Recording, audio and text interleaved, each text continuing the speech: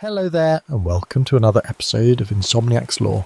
Before we begin, I'm curious, what time is it where you are? Drop a comment and let me know which corner of the world you're tuning in from. If you're enjoying these bedtime tales, don't forget to subscribe to Insomniac's Law for more stories to keep you company during those sleepless nights. Tonight, or whatever time it may be for you, we'll embark on a deeply emotional and utterly unique journey. A second chance romance about memory, identity, and the power of love. Our novel is titled The Love We Rewrote, a story with a tapestry of devotion, heartbreak, and ultimate renewal. Olivia Hayes could swear she heard music, strange disjointed notes echoing in the distance. Then came the bright lights, too bright to be real, flashing in rhythmic bursts. She tried to open her eyes, yet everything seemed underwater, muffled and surreal. When reality sharpened, she was met by the sterile smell of disinfectant and the monotonous beeping of hospital machines. A doctor's gentle voice coaxed her from the fog. "Olivia, can you hear me?" She nodded slowly, head pounding. She became aware of how dry her throat felt, how parched her lips were. She asked for water, and the nurse at her bedside quickly obliged. Taking a sip, Olivia looked around, her gaze landing on a man standing in the corner. He had a mixture of relief and heartbreak etched across his handsome features. She recognised him, sort of. That was Nathan Carter, her writing partner of many years. Why did he look so devastated? In hushed tones, the doctor explained that Olivia had been in a car accident. A patch of black ice on a rain-soaked road had changed everything in a blink. Thankfully, nothing was permanently damaged in her brain or body, yet the trauma had caused temporary retrograde amnesia. The last few years of her life were hazy at best, erased at worst. Nodding along, Olivia tried to process the magnitude of it all. She recalled writing, book signings, and late-night brainstorming sessions with Nathan. Yet something was off. There were glimpses of deeper intimacy swirling in her thoughts. She dismissed them as confusion from the medication, or perhaps random images from the dreamlike state she'd been in. When the doctor left, Nathan approached, tears threatening to spill. "Olivia," he whispered, holding her hand. "I'm so glad you're awake." His gesture seemed more intimate than casual colleagues would share. He squeezed her hand as though she were everything he'd ever needed in this life. But she only remembered him as a trusted friend and collaborator, not someone she'd share such a significant bond with. She pulled her hand away gently, feeling her heart ache, without fully understanding why. "Thanks for being here," she replied softly. I guess we have a lot to talk about." He tried to smile. "We do." A few days later, the hospital discharged Olivia into Nathan's care. He was insistent she come back to the place they apparently shared. Yet the moment she set foot in that home, a charming craftsman filled with warm light and shelves overflowing with books, it felt foreign. The walls were adorned with photographs she didn't recall taking, images of Nathan and her laughing at the beach, celebrating a bestseller release, cutting a wedding cake. A wedding cake? They were married, husband and wife. The concept struck her like a jolt of lightning. The intangible closeness she had felt in the hospital room now glowed from every photo on the wall. Every corner of this house reminded her of a deep love she'd lived, one she currently couldn't feel. She'd lost 5 years, and in those 5 years she had apparently fallen in love, said "I do," and built a life with Nathan. She wasn't prepared to stay there. Overwhelmed and feeling almost like a trespasser in what should be her sanctuary, Olivia asked if she could stay elsewhere while she recuperated. Nathan's face fell, but he respected her decision, offering to arrange a short-term rental for her, or even a hotel if she preferred. She chose the safety of a hotel room, a neutral space that wouldn't barrage her with memories she couldn't quite grasp. Nathan helped her settle in, brought her groceries, made sure she had everything she needed, like a doting husband would. Yet every time she saw hope sparkle in his eyes, she felt like she was letting him down. She wanted to recall the past. She wanted to feel that rush of emotion, that bond that, according to everyone else, was so powerful. But it wasn't there, at least not in a way she could name. The entire situation weighed on her heart, and ironically, she felt guilty that she didn't return his obvious adoration. One evening, Nathan stopped by with dinner, Thai takeout from a little place Olivia once loved but no longer remembered. He handed her the noodles with a wistful smile, then set 2 cups of jasmine tea on the small table by the hotel window. Rain drizzled outside, painting the glass in tiny silver streaks. "Liv," he began, using the nickname that used to roll so naturally off his tongue. "I have an idea." She noticed the tension in his jaw. He clearly had rehearsed this moment, probably terrified she'd dismiss him. She sipped her tea, gave a curt nod for him to continue. "You and we're novelists. We've built our lives around writing romance stories." He paused, measuring her reaction. "What if we co-write a new story? A love story about a woman who forgets everything, including her love." She blinked, feeling a current of unspoken meaning. "That sounds interesting, but why now?" Nathan's gaze flickered to the window where the reflection of the 2 of them blurred in the rainy glass. "'Cause maybe telling a story that parallels what you're going through could help. You might not remember the details yet, but you still know how to create a narrative, how to fill in the blanks of a character's heart." Olivia found her curiosity piqued. She wasn't sure if this was some covert strategy for him to jog her memory, or truly just a creative exercise. Yet it was something to hold on to, something that made her feel useful again, rather than simply a patient living in a void of recollection. After all, writing had been her life's purpose long before she even knew Nathan. If there was one skill she trusted within herself, amnesia or not, it was storytelling. "All right, let's do it," she said, her voice steadier than she felt. She offered a small smile. "But if this is going to be a serious project, let's approach it like we always do. Outlines, character arcs, all of it." Relief flooded Nathan's features, and a genuine grin replaced the lines of worry. "Deal." He left shortly after, promising to return the next day with notebooks, sticky notes, and the outline they'd begin together. She said goodbye, not missing the longing in his eyes when she didn't invite him to stay. When the door closed, Olivia sank onto the bed, the soft hum of the air conditioner filling the space. Her gaze drifted to the half-eaten Thai food, suddenly unappetizing. Part of her felt excitement at the thought of writing again, while another part recognized that even if the story they wrote was fiction, it was probably truer to her life than she could imagine. She had no idea how far into her own past this project might take her, but in her heart, a tiny seed of hope took root. Maybe, just maybe, she could learn to love him again, or at least discover why she once did. The next morning, Olivia woke early in the hotel's crisp white sheets, an unfamiliar ceiling greeting her. She stared at the subtle pattern of the wallpaper, letting her mind wander. Though the doctor called her amnesia temporary, no one could predict how or when her memories might return. She had to live each day in uncertainty, straddling the line between the known and unknown. Still, if there was one thing she was sure of, it was her passion for writing. So when Nathan knocked on her door promptly at 9, she welcomed him in with a mix of caution and genuine anticipation.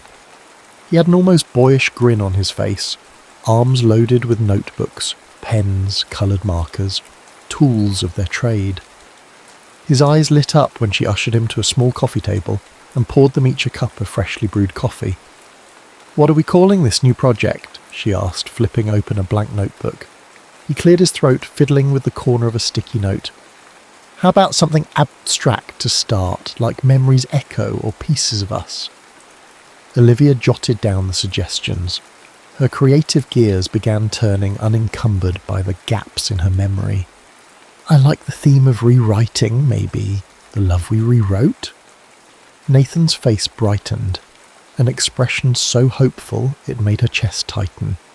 She had no idea that the title she casually tossed out was, in fact, an echo of his deepest dream, to rewrite their love story in real life. They started outlining. Nathan gently guided Olivia to scenes that were suspiciously detailed. How the female protagonist first locked eyes with the male lead in a dusty old bookstore. How he'd found a rare edition of her favourite novel and presented it to her. How they'd spent long nights writing side by side until they fell asleep with pages scattered around them. Olivia found herself drawn to these moments, curious as to why they felt so genuine, as if she could almost remember the smell of old paper and the warmth of a steaming mug in her hand. As they moved through the plot, Nathan would occasionally ask, "Does any of this ring a bell? Any sense of déjà vu?"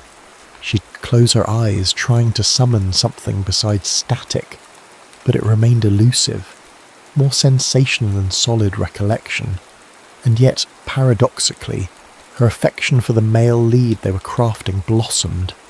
She saw the character's unwavering devotion, his gentle humour, and the subtle gestures that spoke volumes. While Olivia told herself she was simply building a fictional hero, she couldn't deny she was weaving in more of Nathan's essence than she realised. By lunchtime, their table was strewn with coloured tabs and scribbled notes. Olivia's stomach growled, and Nathan, ever attuned to her needs, suggested they pick up sandwiches from the deli around the corner. Walking there under a mild sun, Olivia was struck by how effortlessly she and Nathan navigated conversation. It felt familiar. So many things about him felt easy. The way he matched her pace, the way he listened, the way his eyes crinkled at the corners whenever she made a wry comment. Despite the ocean of lost memories between them, the present moment felt like a gentle tide pulling them closer. They ate at a small park bench. Nathan kept glancing at her ring finger, bare because the hospital staff had removed her wedding band for safety. She noticed but stayed silent, unsure how to address the quiet sorrow in his eyes. He finally asked, voice quiet, "How are you coping with everything?" She took a sip of lemonade, pondering the question. "I feel adrift, like I'm supposed to love you, but I can't remember how, and it's not fair to you." "Hey," he said softly, "it's not your fault. None of it. I just want to be here for you." In that moment, beneath the leafy shade, she found herself wishing she had the memories that would make saying "I love you" second nature. But for now, all she could offer him was the uncertain present. Later that week, as they worked on their novel in Nathan's study, the same cosy office he insisted she use any time she felt comfortable, Olivia noticed a small wooden box tucked away on a higher shelf. It seemed unassuming, but something about the worn edges and the faint smell of old paper piqued her curiosity. When Nathan stepped away to answer a phone call, she reached for it. Inside, she discovered a stack of letters tied together with a blue ribbon. Each letter was addressed to Nathan Carter, and they were written in an elegant script she instinctively recognised as her own handwriting. Her heart thudded. These were love letters, some typed, some scrawled in pen. She flipped through them, glimpsing lines like, "You're the best part of my every day," and "Even if I forget everything, promise me you'll remind me of us." She stopped at that line, reading it again and again. "Even if I forget everything, promise me you'll remind me of us." Had she somehow predicted her own fate? Or maybe it was just a metaphorical expression. Regardless, the emotion behind the words was so raw, she felt a prickling behind her eyes. She quickly placed them back into the box just as she heard Nathan finishing his call. When he returned, she couldn't keep the tremor from her voice. "Nathan, I found these letters." His gaze flew to the box, and for a moment he looked almost guilty. "I didn't want to push them on you," he explained quietly. "I thought it might be too much." Did I really write them? Looks like my handwriting, but I can't remember these lines. They're so personal. He took a deep breath. Yes, you did. Back in college at first. Then throughout the years. You loved writing letters, even when we saw each other every day. She swallowed a lump in her throat. There was a longing in her chest, a phantom sensation like a missing puzzle piece. They're beautiful, she whispered. I just don't know how to process them. Nathan stepped closer, resting his hand atop the box. Whenever you're ready to read them all, I'll be here. His voice caught. Liv, if you never remember, that's okay. I just want you to know how it felt when you wrote them, that you always believed in us. She nodded, tears slipping down her cheeks. So much love on these pages, so many hopes, and she was the author of it all, yet it felt like reading a diary of someone else's life. Overwhelmed, she closed the lid, promising herself she would dig deeper when her heart could handle it. They wrapped up their writing session soon after. Olivia left feeling both closer to and more distant from Nathan than ever. The knowledge of those letters warmed her soul, but it also highlighted the painful chasm between the woman she once was and the woman she was now. Driving back to her hotel, she thought about the line from one of those letters. Even if I forget everything, promise me you'll remind me of us. She wondered if that version of herself had foreseen a day when love wouldn't feel so effortless, when memory would need to be rekindled like a dwindling flame. Perhaps she had always known that love can slip through the cracks of time, but it can also be rediscovered, if only one holds on to hope. The weekend arrived with a flurry of obligations surrounding their newly released novel, an event that Olivia had helped plan before the accident, though she had no memory of it. Nathan suggested she skip it if it felt too overwhelming, but she insisted on going. She might not remember writing this particular novel, but she still valued her career and readers. The bookstore hosting the event was a familiar haunt, or so she was told.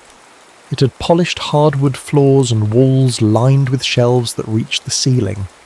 A cosy reading nook featured plush chairs and a small stage at the back. Stepping inside felt like being in the presence of countless stories waiting to be shared, a place that had once been her second home. Nathan escorted her in, carefully guiding her through the small crowd of fans who recognized her immediately. She wore a polite smile, fielding praises about the book she couldn't quite recall writing. Nathan, ever attuned, tried to steer the conversations gently, knowing how disorienting this could be. Eventually the microphone was passed to them for a short Q&A. Nathan took the lead, explaining that Olivia had been through a personal challenge that might limit her engagement. One devoted reader raised her hand and asked a question that struck Olivia to the core. Your character's love stories always feel so authentic and deep. Can you tell us about the real-life inspiration for such emotional depth? Nathan hesitated, staring at Olivia for a moment. She felt her chest tighten, aware that she was expected to say something but uncertain what. Before she could muster a reply, Nathan spoke, his voice softer than usual, but resonating with unmistakable sincerity. Every love story we write is real, he began, and I mean that in the sense that these stories come from moments lived, moments of pain, joy and resilience. Olivia and I, we've shared an incredible journey, both professionally and personally. He paused, his eyes searching hers as if seeking permission to reveal more. She gave a tiny nod, her pulse pounding. I think the best way to answer, Nathan continued, is to say that life has a way of weaving fiction and reality together until you can't see the seams. Sometimes you live a story so powerful it pours onto the page. Even when you're not sure you can hold on to it, it finds a way to be told. The small crowd listened intently, a hush descending in the space. Olivia felt a subtle trembling in her stomach. Then, to her horror, tears sprang to her eyes. She hurried off the small stage, ignoring sympathetic looks and hushed whispers. Nathan caught up with her near the store's back exit. "Olivia! I need air," she choked out, pushing the door open and stepping onto the sidewalk. She drew in a deep breath, leaning against a brick wall. "I'm sorry, He shook his head. "Don't apologise." She glanced up at him, tears still clinging to her lashes. "All this time I thought maybe you were exaggerating our love, or that it was a typical romance I could read in any novel. But it's real. And I don't know how to handle that because I can't feel it the way I should." Nathan wrapped his arms around her, hesitating for a moment before he pulled her close. She didn't resist. She let the warmth of his body ground her. There in the back alley, amid the faint chatter of the bookstore and the hum of distant traffic, she realised something important. Love stories aren't always about what has been felt, but what could still be felt if given the chance. But that realisation also brought the panic. She gently pushed Nathan away, tears in her voice. "I just need time," she whispered, "to figure out what I'm supposed to do next." He nodded, his voice cracking. "Take all the time you need." The following week was a blur of silence for both of them. Olivia avoided calls from well-meaning friends and co-workers, retreating into her own thoughts. She reread the final chapters of their previously released novels, searching each word for clues about who Nathan truly was, about what made their bond so unbreakable. Her heart tightened with every heartfelt scene, every carefully crafted page, as if she was reading a prophecy about her own life. Eventually she called him. The conversation was brief but pointed. "Meet me at the park near my hotel?" she asked. "Of course, he said, voice brimming with cautious hope. They met at dusk. The sky was painted in lavender and rose hues. The lights in the park flickered on as the sun dipped below the horizon. Olivia wore a long coat, hugging it tightly around her, as though shielding herself from more than just the autumn chill. "I read our novels," she said, breaking the awkward silence. "All of them, front to back." Nathan swallowed, hands in his pockets. "Yeah?" "Yes. And I notice a pattern. The heroines are always so deeply loved, and they love in return fiercely. I used to think we just had a knack for capturing the romance people crave, but now I see it was our story. Yours and mine, wasn't it?" He nodded, a ghost of a smile on his face. "We never wrote a single scene that wasn't somehow grounded in reality. Even the heartbreaks had roots in our real arguments and misunderstandings. But the happy endings, those were ours too." Olivia glanced away, tears making the world glisten. "I wish I could remember all those moments, but so far nothing has clicked. I know how disappointed you must be, waiting for me to snap out of it." "I'm not disappointed. I'm just sad for what you lost." His eyes reflected a quiet torment. "But sadness and disappointment aren't the same thing. I still have hope." She took a step closer, closing the distance. "What if I never remember? What if this is who I am now? A woman with half a life missing?" Nathan exhaled shakily. "Then I'll choose you in this new life. Even if you don't remember me, I'll learn who you are today. If it means I have to fall in love with you all over again, I'm ready to do that." His words burst something inside her, some final barrier. She let out a sob and he caught her in his arms. The two of them stood there under the dim glow of a street lamp, holding each other. It wasn't an immediate spark of old passion, nor did her memory flood back, but she felt a trembling undercurrent of possibility. Eventually, they sat on a park bench, the quiet hum of nighttime offering a gentle lullaby. She told him she needed a fresh start. She couldn't flip a switch and be the old Olivia, but maybe she didn't have to. Maybe a second chance romance doesn't require the same first love. It can grow from a new seed, nurtured by the memories he shares and the experiences they create anew.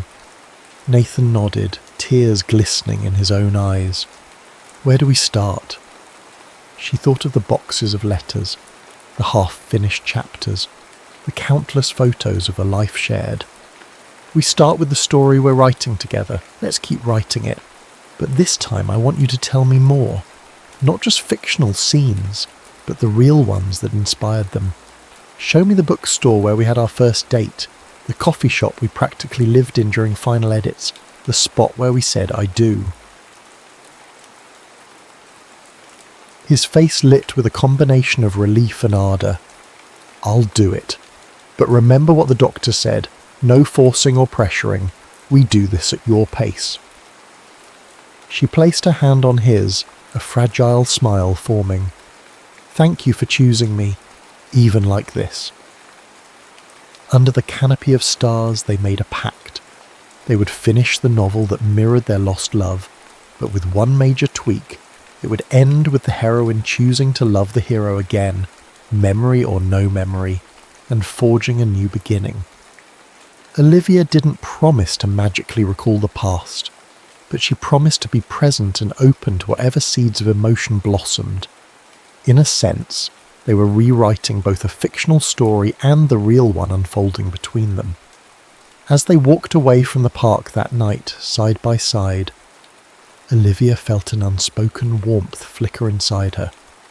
Love isn't always about remembering every detail. Sometimes it's about standing at the edge of the unknown and trusting the hand you hold beside you. Over the next few weeks, Olivia and Nathan fell into a new rhythm, part memory hunt, part daily life. They met each morning to write. Pages upon pages came forth, detailing a heroine who had lost her past and a hero determined to guide her back to love. Yet this fictional couple's journey was intricately entwined with Olivia and Nathan's real struggles. In the evenings, they visited places steeped in their history. One night they ventured into the old bookstore where Nathan allegedly first asked her out. The place smelled of aged paper and faint vanilla from a candle behind the counter.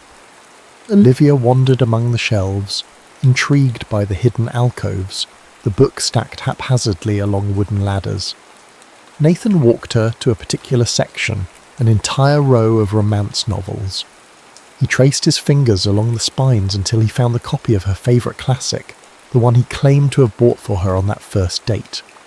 Carefully, he pulled it out, a well-worn paperback with a doodled note on the inside cover. It read, "Property of Olivia Hayes." So she never forgets how this story started. She felt a tingle at those last words. She brushed a fingertip across the ink, half expecting her brain to spark with recognition. Instead, it stayed quiet, but her heart swelled. The trust and devotion behind that message echoed through her, reminding her that the past might be lost, but she was free to embrace the tenderness of the present. Afterward, they grabbed coffee at a nearby cafe. The barista recognised them and asked how they were doing, mentioning it had been a while since he'd seen Mr. and Mrs. Carter. Olivia felt a flutter in her chest at being addressed that way. She wasn't quite comfortable wearing the identity of Mrs. Carter yet, but there was a small sense of warmth in hearing it all the same. When they got back to her hotel, Nathan hesitated at the threshold. She caught his hand before he could leave. "Would you like to come in for a while?" she asked, voice soft.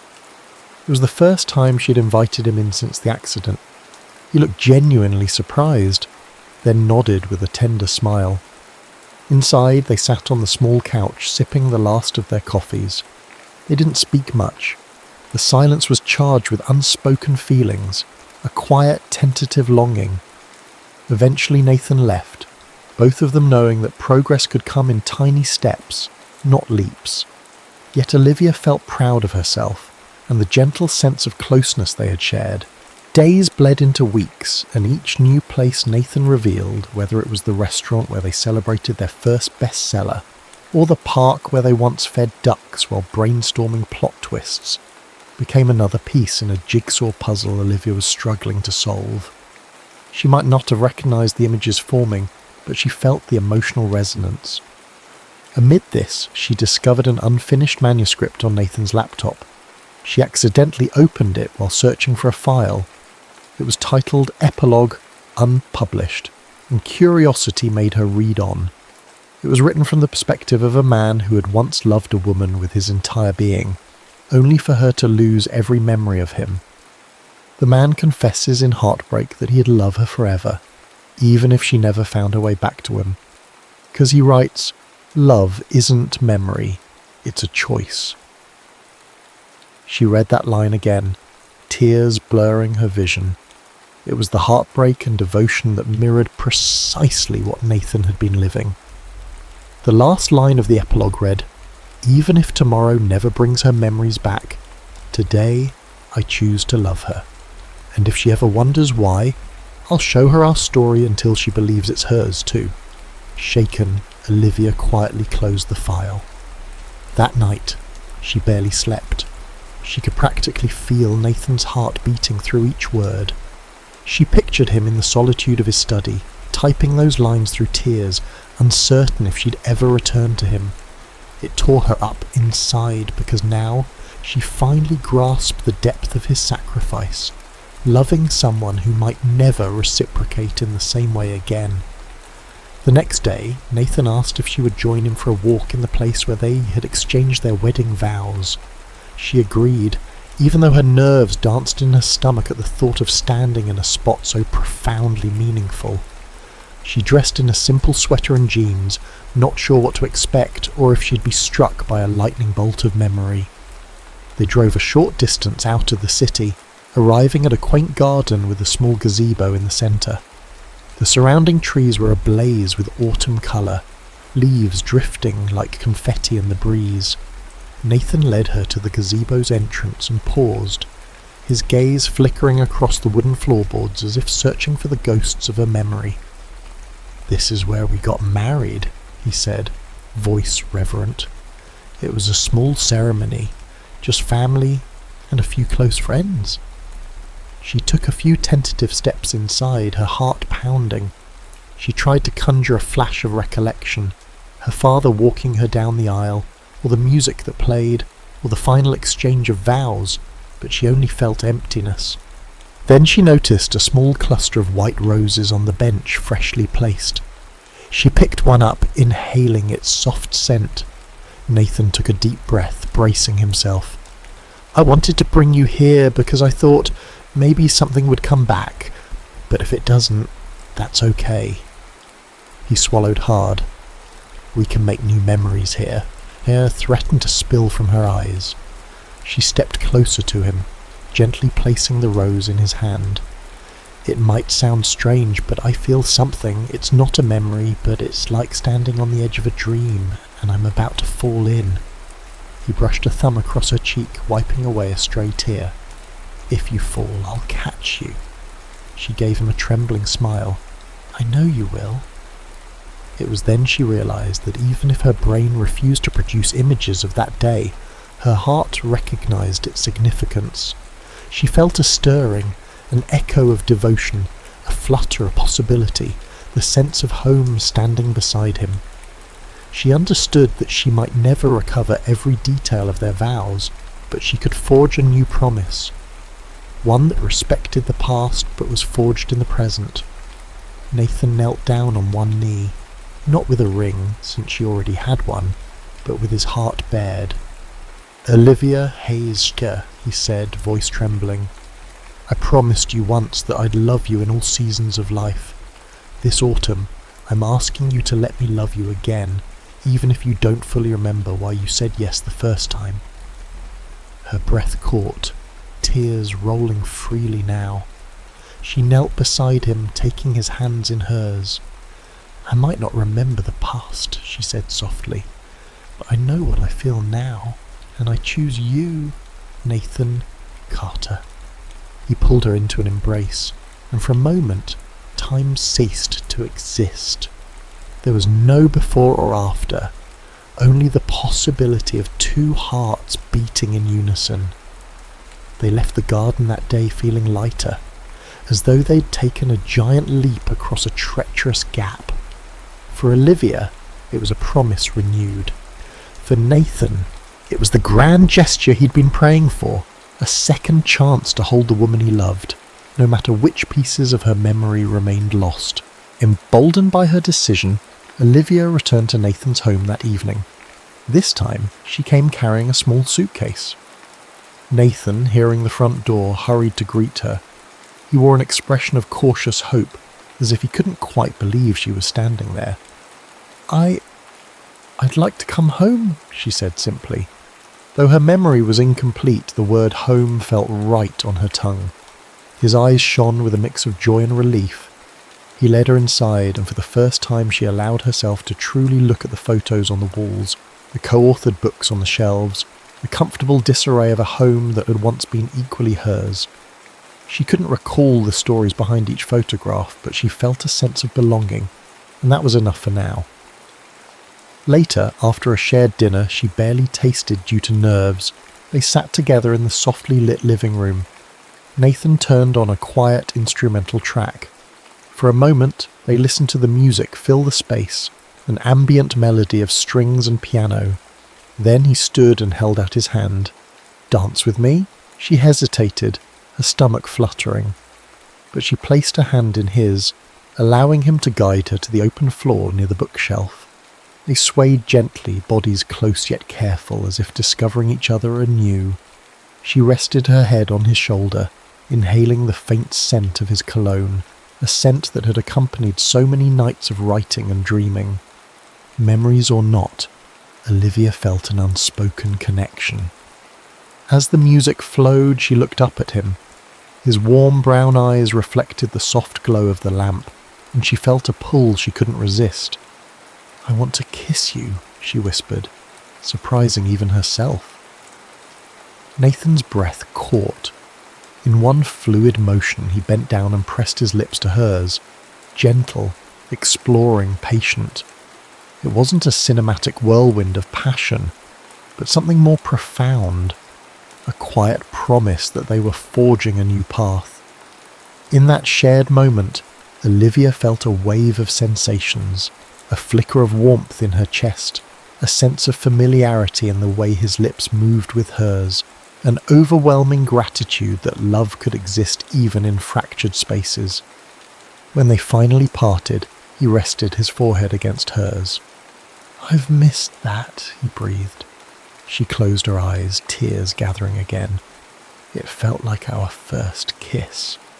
"In some ways, it was," he replied, cradling her face in his hands. "And I hope it's the first of many more." They continued to sway, letting the remnants of the music guide their footsteps. In that tender embrace, Olivia realized she had chosen him again, not out of obligation or memory, but out of genuine affection that was blossoming anew in her heart. 12 months can change many things. For Olivia, it was a year of rediscovery. Some memories returned in small fragments, fleeting images of old vacations, favourite songs played during long road trips, the sensation of running through the rain to catch a taxi with Nathan. Other memories remained elusive, but she no longer despaired over what was missing. She cherished what she was creating now. Their new novel, The Love We Rewrote, was finally complete. It was a story about a woman who forgets the love of her life and slowly rediscovers him through the very pages they write together. It ended on a note of hope. Sometimes you have to choose love not because you remember it, but because your heart recognizes what's true in the present. The official launch party was held at the same bookstore that had hosted their previous events. This time Olivia felt no dread. She had spent the past year walking the aisles, soaking in the smell of books, forging new and deeper connections with Nathan. Their relationship had evolved, not exactly returning to its old self, but becoming something that blended the best of the past with the promise of the future. They stood side by side at the podium, facing a crowd of excited readers. Questions poured in. How much of this new novel is based on real events? Do you believe in second chances at love? Where do you find your inspiration? Olivia answered with genuine honesty. This book is deeply personal. It explores the idea that love isn't defined solely by what we remember, but by the choices we make day after day. Our inspiration comes from life itself, its unexpected detours, its heartbreaks, and its redemptions. Nathan chimed in, eyes shining. Sometimes the greatest love stories are the ones we have to rewrite for ourselves. Their audience applauded, perhaps unaware of just how literal that statement was. When the Q&A ended, fans lined up for signed copies. Olivia and Nathan scrawled their names and short personal notes on each title page, exchanging grateful smiles with every reader. This was more than just a promotional event. It was a testament to the journey they'd undertaken together, both on and off the page. Eventually the crowd thinned. A woman with kind eyes approached last, her copy of the novel clutched to her chest. She leaned in conspiratorially. "I followed your work for years, and I have to say this one really spoke to me. It reminded me that no matter what life throws at us, love can always find a way. Thank you." Olivia felt a lump in her throat. "Thank you for reading," she managed, her voice thick with emotion. Nathan squeezed her hand under the table, a silent affirmation that he felt it too. That night, back at their shared home, no longer an uncertain place but a cherished sanctuary, they curled up in the living room. Boxes of fan letters and unsent manuscripts surrounded them, a testament to their creative passion and the lives they touched. They reflected on how far they'd come.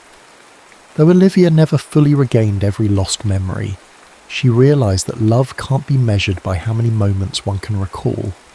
It flourishes in the here and now, shaped by every choice to nurture it. Nathan pulled out the old wooden box of letters, the ones Olivia had once found so overwhelming. She no longer feared the weight of those words. Piece by piece they read them together, smiling at her old jokes, tearing up at her heartfelt confessions. Each letter was a time capsule of devotion, and even if she couldn't recall writing them, she felt them resonate in her heart. Finally, she handed the last letter to Nathan. "Read it out loud," she requested. "Please," he obliged, clearing his throat. "Even if I forget everything, promise me you'll remind me of us."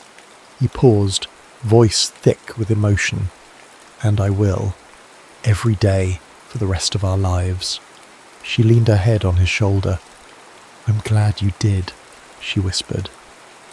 In the quiet hush of their living room, they sat surrounded by their written words, proof that stories can bridge the gap between past and present. Their journey had been unconventional, fraught with heartache and uncertainty. Yet in the end, the amnesia couldn't erase the truth of what they shared. They discovered that love, at its core, is both a memory and a choice.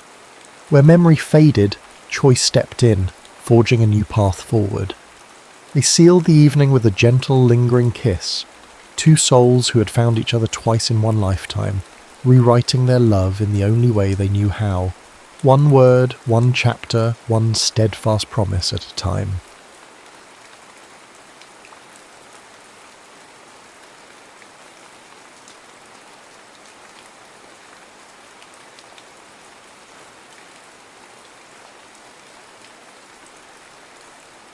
Paris in 44.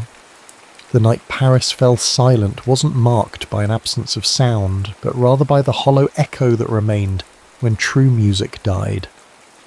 Margot Duval knew this distinction intimately as she stepped onto the small stage at Le Papillon Noir. The club's air hung heavy with cigarette smoke and cologne that couldn't quite mask the scent of fear. German officers occupied the front tables, their uniforms stark against the dimly lit backdrop, while Parisians huddled in shadows, drinking not for pleasure but for momentary escape.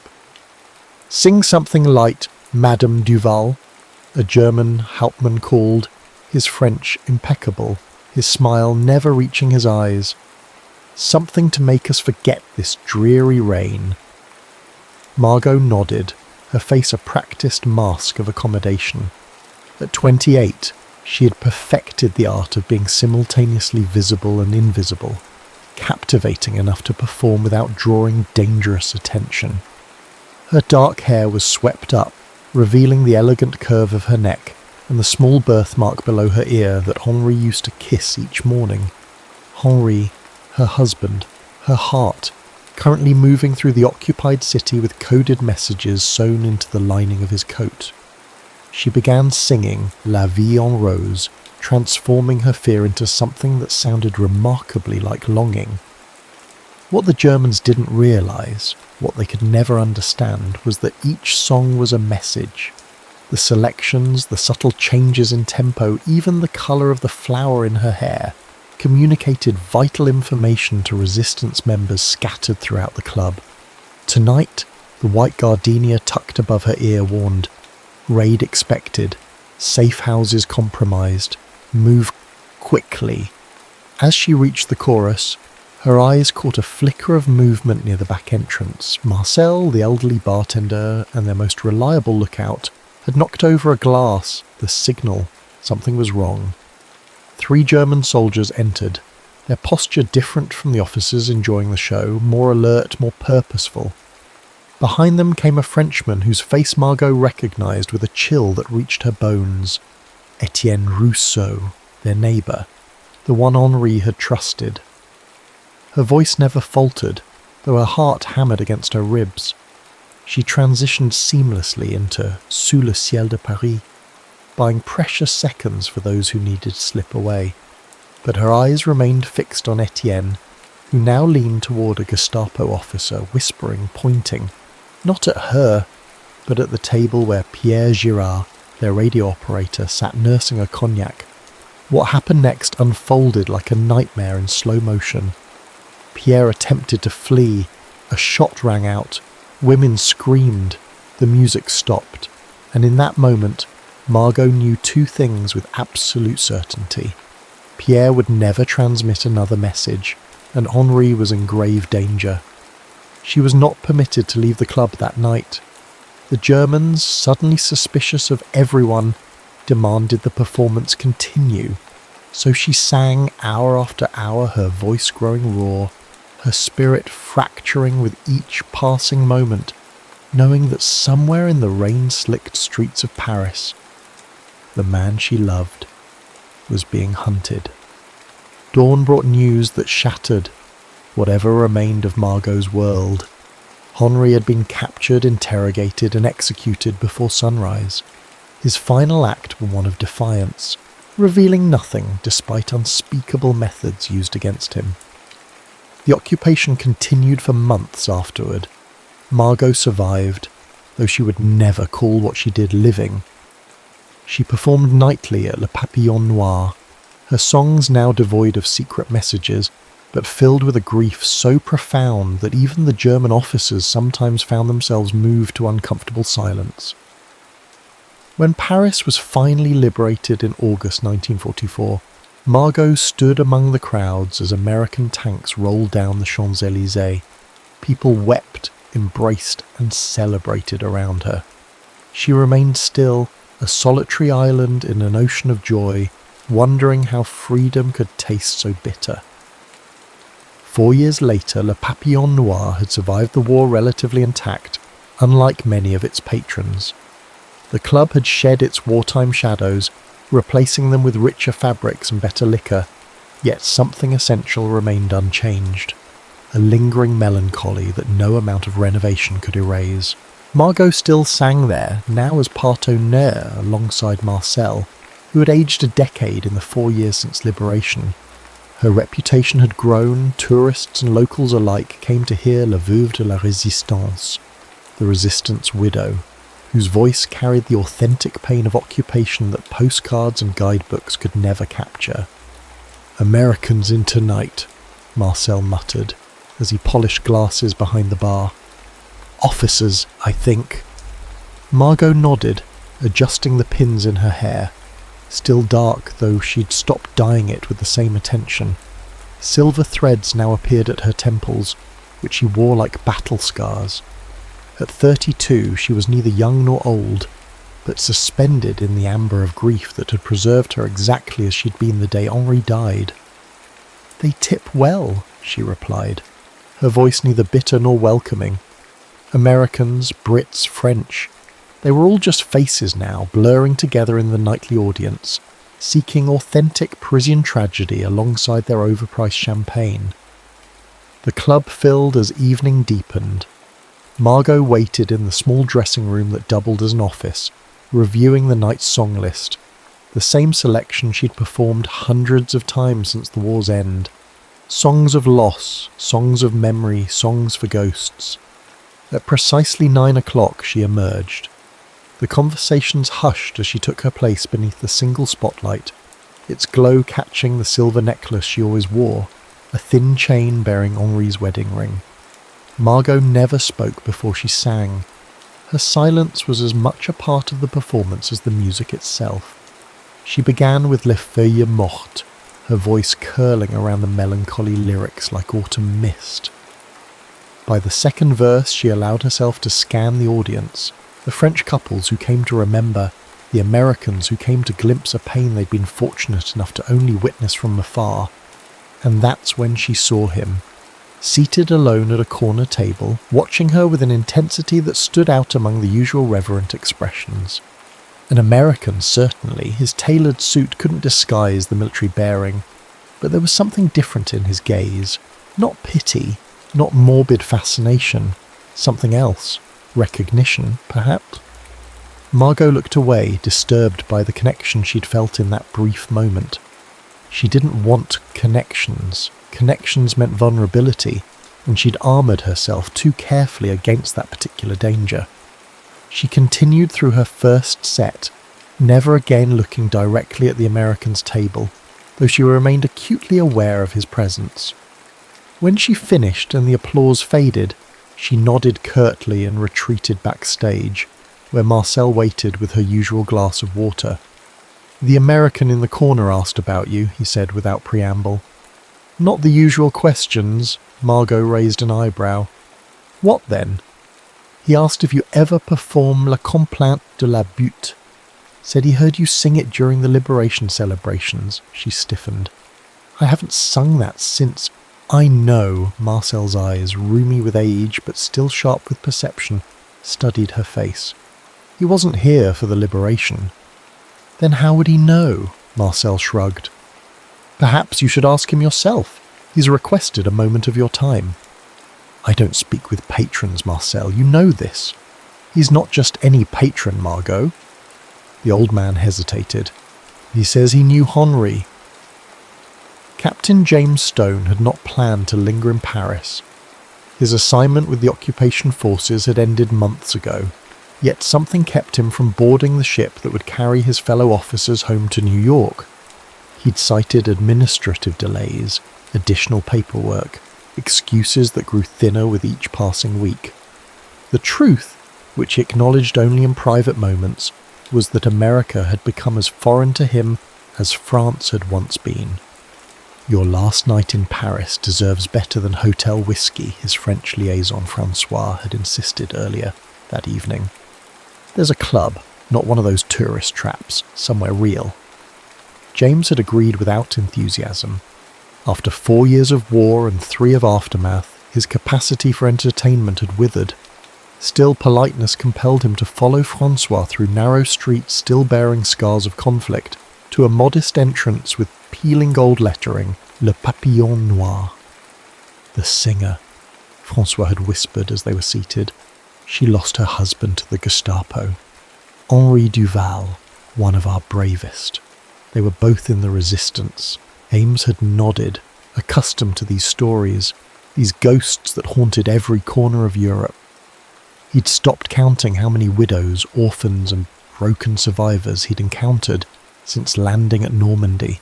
Then Margot Duval had stepped onto the stage, and James forgot about his departure, his fatigue, and the persistent North Atlantic chill that seemed lodged in his bones. Her voice, rich, wounded, defiant, cut through his practiced detachment like a blade through gauze. Francois leaned over. "They say she never smiles, never speaks except to sing." But James wasn't listening anymore. His mind had travelled back to August 26, 1944, the day Paris was liberated. He'd been among the American forces entering the city, overwhelmed by the delirious crowds. Amid the chaos, he'd found himself separated from his unit near Montmartre. Disoriented and struggling with his rudimentary French, he'd followed the sound of singing to a small square where a dark-haired woman stood on the steps of Sacré-Cœur, leading a crowd in La Complainte de la Butte. Her voice, though raw with emotion, had soared above the square. For those few minutes, James had forgotten the war, the dead he'd left behind on beaches and fields across Europe. He'd forgotten Lieutenant Michael Hayes, his closest friend whose body lay buried in Belgian soil. He'd forgotten the farmhouse outside Bastogne where he had held a dying boy no older than 18 who had cried for his mother in German-accented English. That woman had been Margot Duval. He was certain of it. When her set ended and she disappeared backstage, James excused himself from Francois and approached the wizened bartender. "Does Madame Duval ever perform La Complainte de la Butte?" he asked, his French careful but clear. The old man's eyes narrowed with suspicion. "No, not for many years." "I heard her once," James continued, "during the liberation. At Sacré-Cœur, something shifted in the bartender's expression. You were there?"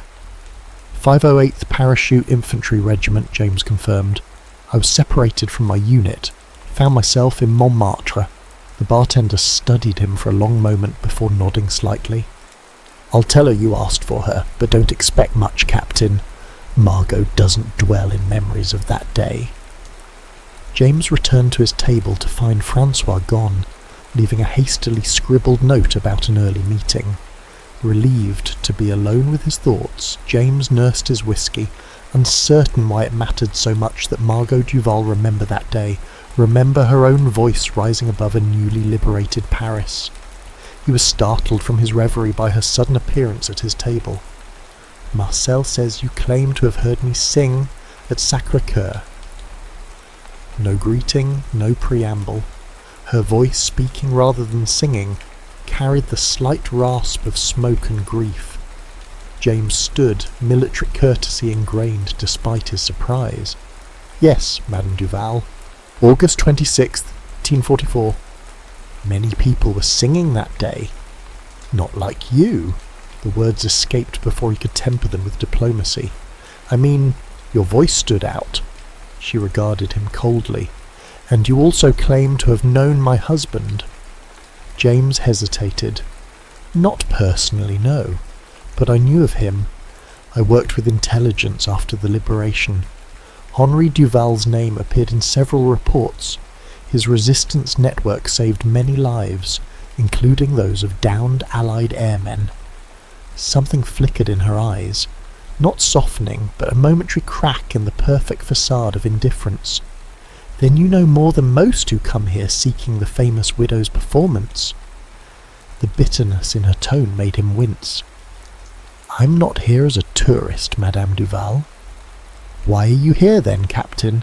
"Stone. James Stone." He met her gaze directly. "I don't know exactly. I'm leaving Paris tomorrow. Perhaps I wanted to hear the voice that made me believe, even briefly, that something beautiful had survived." Margot's expression remained impassive, but she didn't immediately walk away. After a long moment, she spoke again, her tone slightly less frigid. "Did something beautiful survive for you, Captain Stone?" The question struck him with unexpected force. Had anything beautiful survived? His parents' farm in Connecticut still stood. His younger sister still wrote letters filled with news of hometown weddings and births. The world continued its relentless forward motion, but beauty, that had become as foreign as peace. "I'm still looking," he admitted. She nodded once, as if his answer confirmed something she'd already suspected. "Enjoy your last night in Paris, Captain." She turned to leave, then paused. "The song you mentioned, it speaks of love found and lost on the hill of Montmartre. It doesn't belong in this club anymore." "Because it speaks of love?" Her eyes met his again, darker now with something like warning. "'Cause it speaks of hope, and hope, Captain Stone, is the cruelest ghost of all. She walked away then, straight-backed and elegant, leaving James with the distinct impression that he'd just experienced something rare and precious, a genuine moment in a city that had begun selling manufactured authenticity to guilt-ridden visitors and victory-drunk victors alike. He had no intention of seeking her out again. His ticket for the SS America was in his breast pocket, departure scheduled for noon the following day. Their brief exchange would become just another fragment of memory, filed alongside countless others from a war that had consumed a quarter of his life. Yet the next evening found him once again at Le Papillon Noir, his luggage still at the hotel, his ticket exchanged for a later sailing. Marcel recognised him immediately. "You missed your ship, Captain?" James offered a rueful smile. "Administrative delay." The old bartender didn't bother hiding his scepticism. "She won't be pleased to see you." "I'm not here to disturb Madame Duval," James assured him. "Just for a drink and, if I'm fortunate, some music." Marcel studied him for a moment longer than comfort allowed, then nodded toward a different table than the previous night's, closer to the stage but partially concealed by a decorative screen. "Sit there, less conspicuous." James took the suggested seat, ordered whiskey, and waited. The club filled gradually around him, the patrons a mix of well-heeled Parisians and carefully dressed foreigners. By now he could distinguish between those who came for Margot's voice and those who came for her legend. The former sat quietly, expectantly. The latter spoke too loudly about the war, their roles in it, their profound understanding of French suffering. When she appeared, the familiar hush descended. She wore black again, though a different dress, simpler, with a high neckline and long sleeves despite the warm June evening. Her hair was arranged differently too, swept to one side and cascading over her right shoulder. She looked, James thought, like a woman dressed for a private mourning rather than a public performance. She began without announcement, her first song unfamiliar to James, something slow and melancholy in French that made several older patrons dab discreetly at their eyes. Her gaze swept the room as she sang, and when it passed over his table, James saw the brief narrowing of her eyes, the almost imperceptible tightening of her jaw. She'd noticed him. What happened next would later seem to James like a moment of madness on her part. Midway through her set, without warning or explanation, Margot Duval began singing La Complainte de la Butte. The reaction was immediate. Marcel dropped a glass. An elderly French couple gasped audibly. A woman at a nearby table began to weep silently. But it was Margot herself who commanded James's complete attention. As she sang about the windmills of memories and the steep paths of love, her voice took on a quality he hadn't heard before, something raw and almost violent in its vulnerability. She stared directly at him throughout the song, her eyes both challenge and confession. When the final note faded, the club remained utterly silent for 3 heartbeats before erupting in applause more emotional than polite. Margot acknowledged it with the barest incline of her head, then walked, not backstage as usual, but directly to James's table. "You didn't leave," she said, the accusation clear in her tone. "No." He didn't offer an explanation. "That song was not an invitation, Captain Stone." "I didn't take it as one." She studied him with narrowed eyes. "What do you want from me?" The directness of the question deserved equal honesty. "Conversation, perhaps, nothing more." "I don't converse with patrons." "Then I won't be a patron." He placed enough francs on the table to cover his drink and stood. "Good evening, Madame Duval." He was halfway to the door when her voice stopped him. "Jardin du Luxembourg. Tomorrow, 10 o'clock. James turned, but she was already walking away, her back straight, her head high, leaving him to wonder if he'd imagined the invitation, and what exactly he'd set in motion by coming back to Le Papillon Noir. The next morning dawned clear and unseasonably warm. James arrived at the Luxembourg Gardens 20 minutes early, choosing a bench near the grand fountain where children pushed miniature sailboats across the water with long sticks. He'd slept poorly, his mind churning with questions about Margot Duval's unexpected invitation and his own inexplicable decision to delay his return home. At precisely 10 o'clock she appeared on the path as punctual as a military operation. She wore a simple navy dress and carried a small parasol against the June sun, her dark hair secured at the nape of her neck. Without the dramatic lighting of Le Papillon Noir, James could see the fine lines around her eyes, the slight hollowness in her cheeks that spoke of years of grief. She sat beside him without greeting, her gaze fixed on the children and their boats. "My husband proposed to me here," she said after a long silence. "January 39. There was snow on the ground and Henri convinced the guard to let us in even though the gardens were closed. He said he couldn't wait until spring." James remained quiet, understanding that she wasn't seeking a response. "We had 8 months before the war began," she continued. 8 months of marriage before everything changed. "A lifetime in war years," James offered quietly. She glanced at him, a flicker of surprise crossing her features. "Yes, exactly that." They sat in silence again, watching as a small boy wailed when his red sailboat capsized. His mother quickly righted it, soothing him with soft words. "Why did you come back to the club last night, Captain Stone?" Margot finally asked. James considered several possible answers before settling on the truth. "Your voice reminded me of something I thought I'd lost."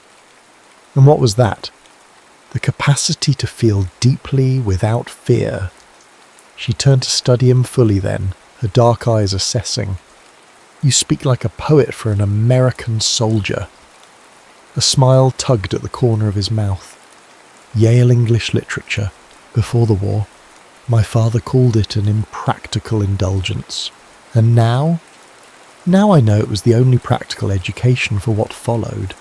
Poetry makes sense of senselessness, Madame Duval." She looked away again.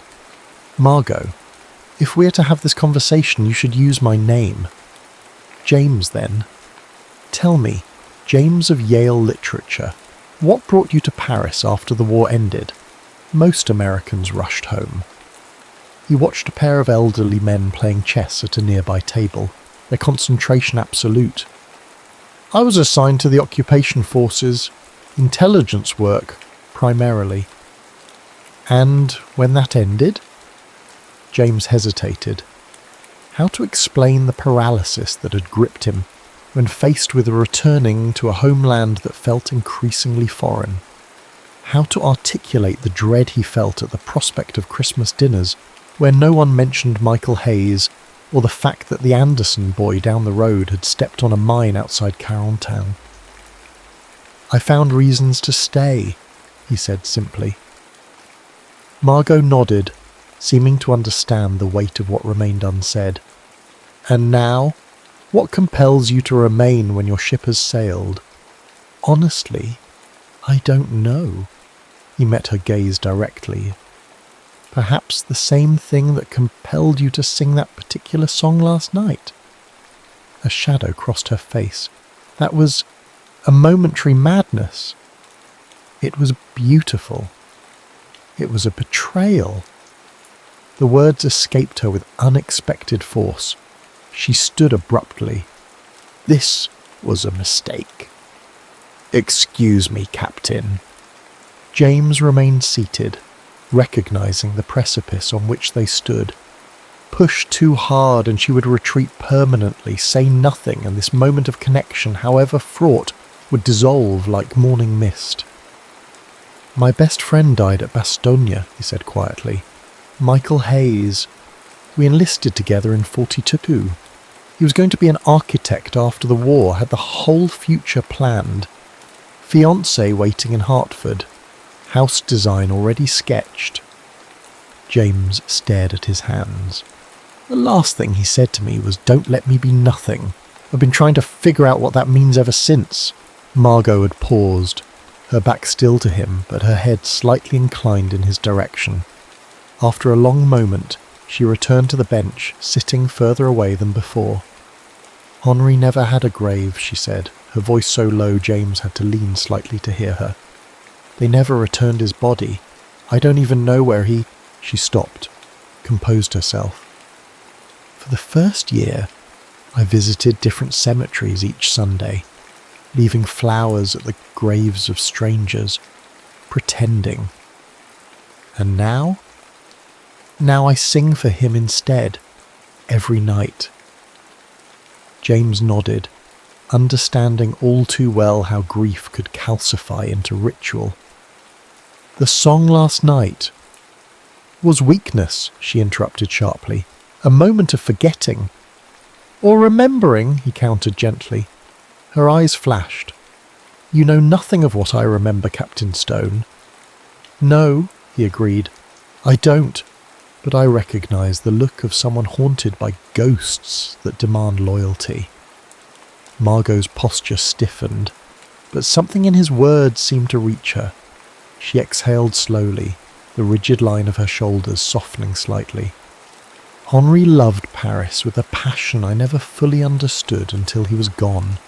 He fought not just against the Germans, but for every cobblestone, every cafe, every ridiculous argument over philosophy in smoke-filled rooms." Her voice grew distant. "He died for the Paris of his imagination, romantic, defiant, eternal. Now you guard that vision for him. Wouldn't you? For your Michael?" James considered this.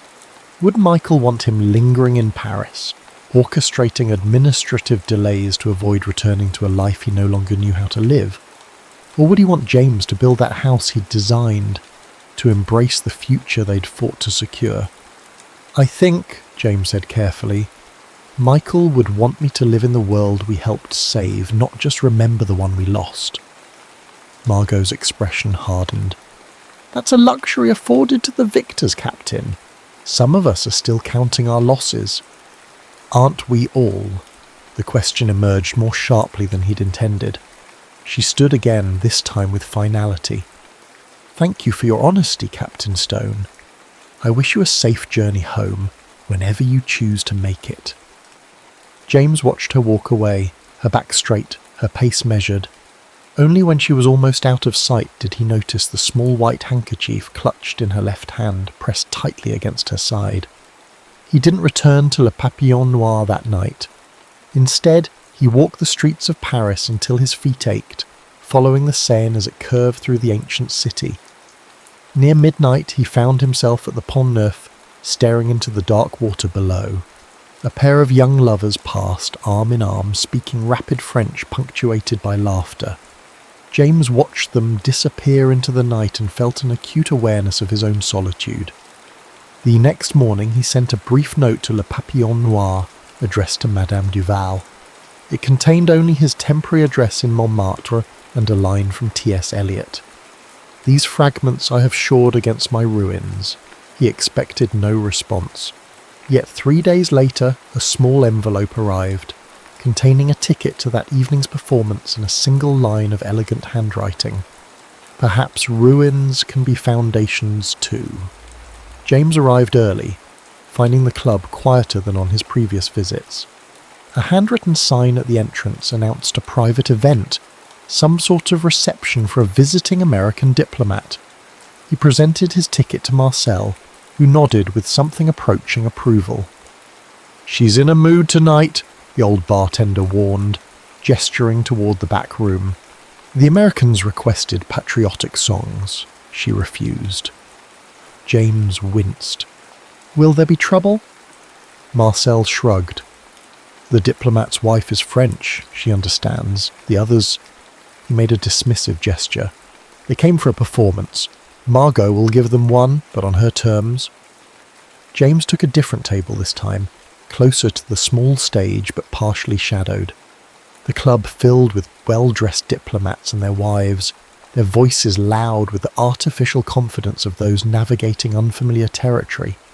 Several spoke about Margot as if she were an exotic exhibit, the widow of a resistance hero, and tragically authentic, phrases that made James's jaw tighten.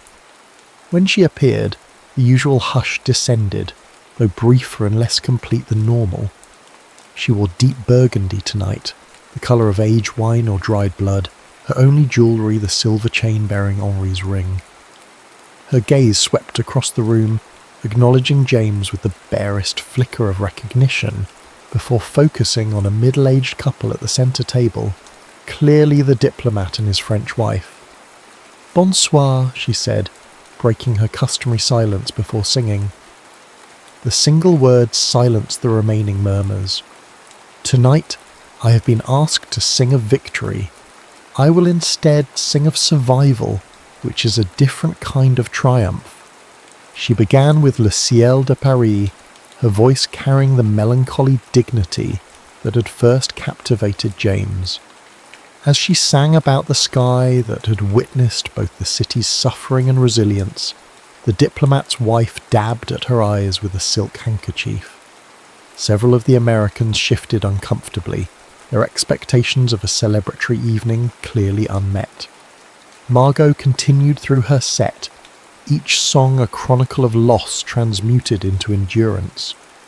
She avoided the most overtly mournful pieces from her repertoire, James noticed. But neither did she offer the romanticised Paris that the tourists had come to consume. This was Margot at her most defiant, refusing both complete despair and false comfort. When she concluded with "Non, je ne regrette rien," the applause was genuine if somewhat subdued. The diplomat rose to his feet, leading a standing ovation that seemed to surprise Margot herself. She acknowledged it with a deeper bow than usual, then disappeared backstage. James remained seated as the crowd dispersed, some heading to other nightclubs, others returning to their hotels. Marcel approached his table with a glass of cognac. "She asks if you would wait," the bartender said, placing the drink before James. "She must speak with the Americans first. Protocol."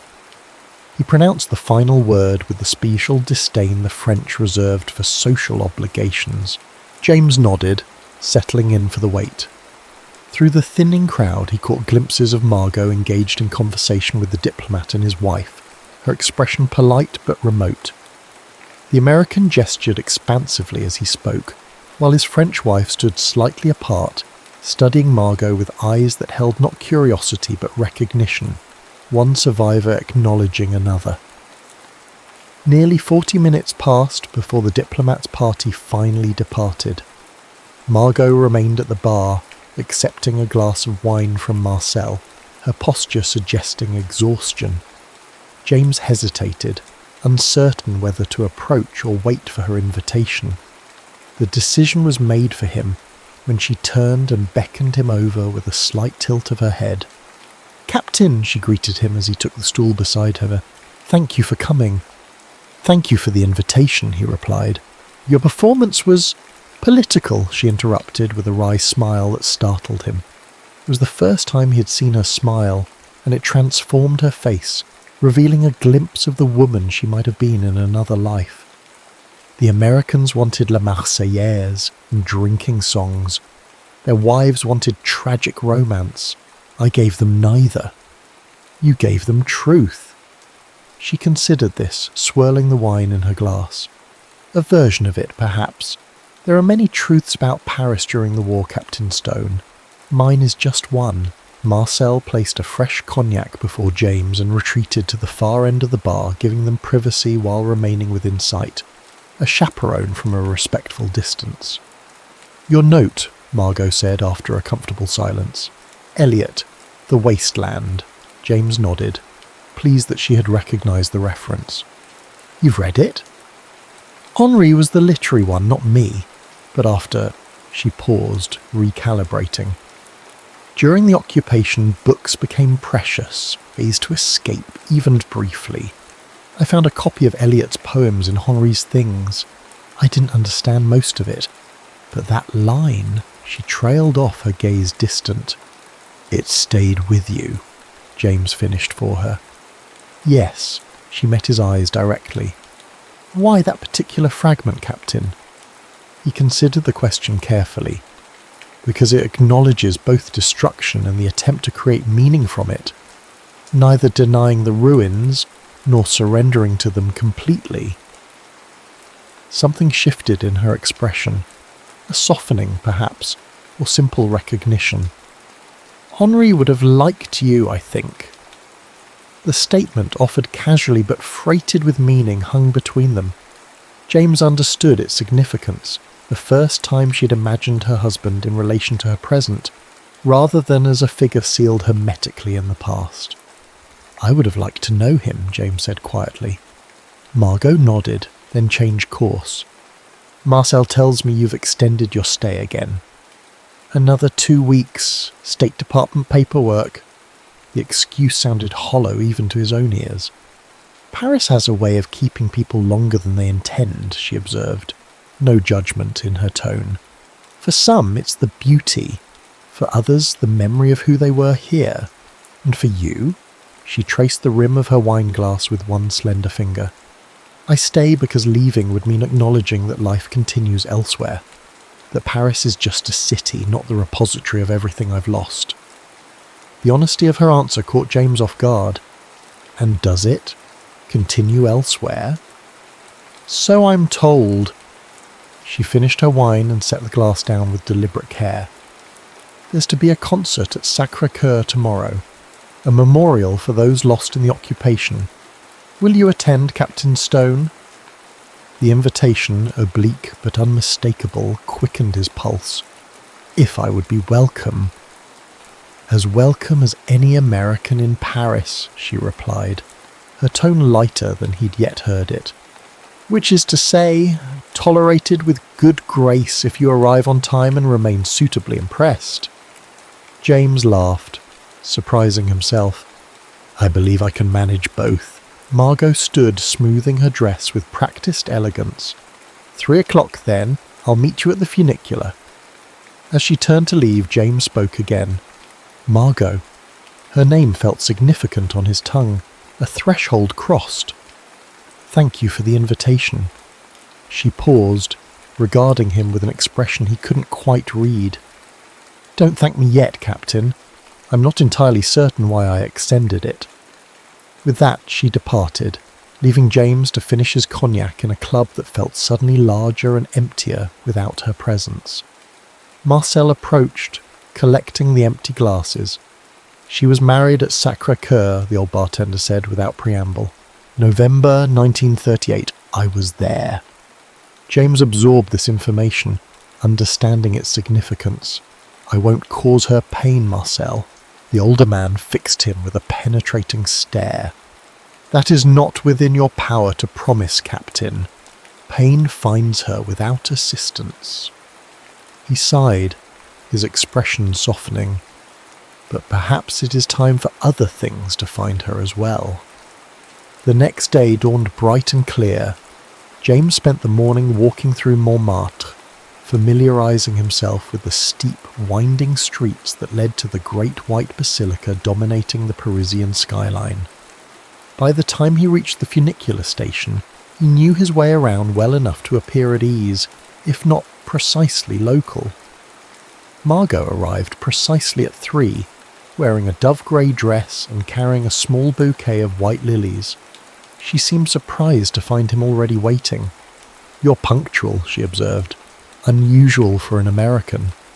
Military habit, he replied, falling into step beside her as they boarded the funicular that would carry them up the steep hill. Difficult to break. They rode in comfortable silence, standing slightly apart in the crowded car. James noticed how the other passengers gave Margot subtle, respectful nods of recognition. Not the kind offered to a nightclub singer, but to someone whose suffering had somehow become part of the collective memory of the city. At the top they emerged into bright sunshine. The panoramic view of Paris spread before them like a living map. The dome of Sacré-Cœur gleamed brilliantly white against the blue sky, its Byzantine architecture incongruous yet perfectly at home atop the artistic heart of Paris. A modest crowd had gathered on the steps, mostly older Parisians, many wearing small resistance pins or other subtle markers of their wartime allegiances. Margot moved among them with quiet familiarity, exchanging brief embraces and murmured greetings. James remained slightly apart, conscious of being an outsider at what was clearly a gathering of shared memory. "Margot," an elderly woman called, approaching with outstretched hands. "You've brought the lilies again." "Of course, Madame Fournier," Margot replied, surrendering half her bouquet. "For Pierre, as well as Henri." The old woman's eyes welled with tears.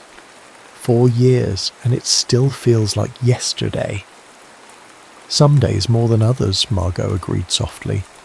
James watched this exchange from a respectful distance, understanding that he was witnessing a ritual of grief that had been enacted many times before. What struck him was not the sorrow, he had seen plenty of that across Europe, but the quiet solidarity among these survivors.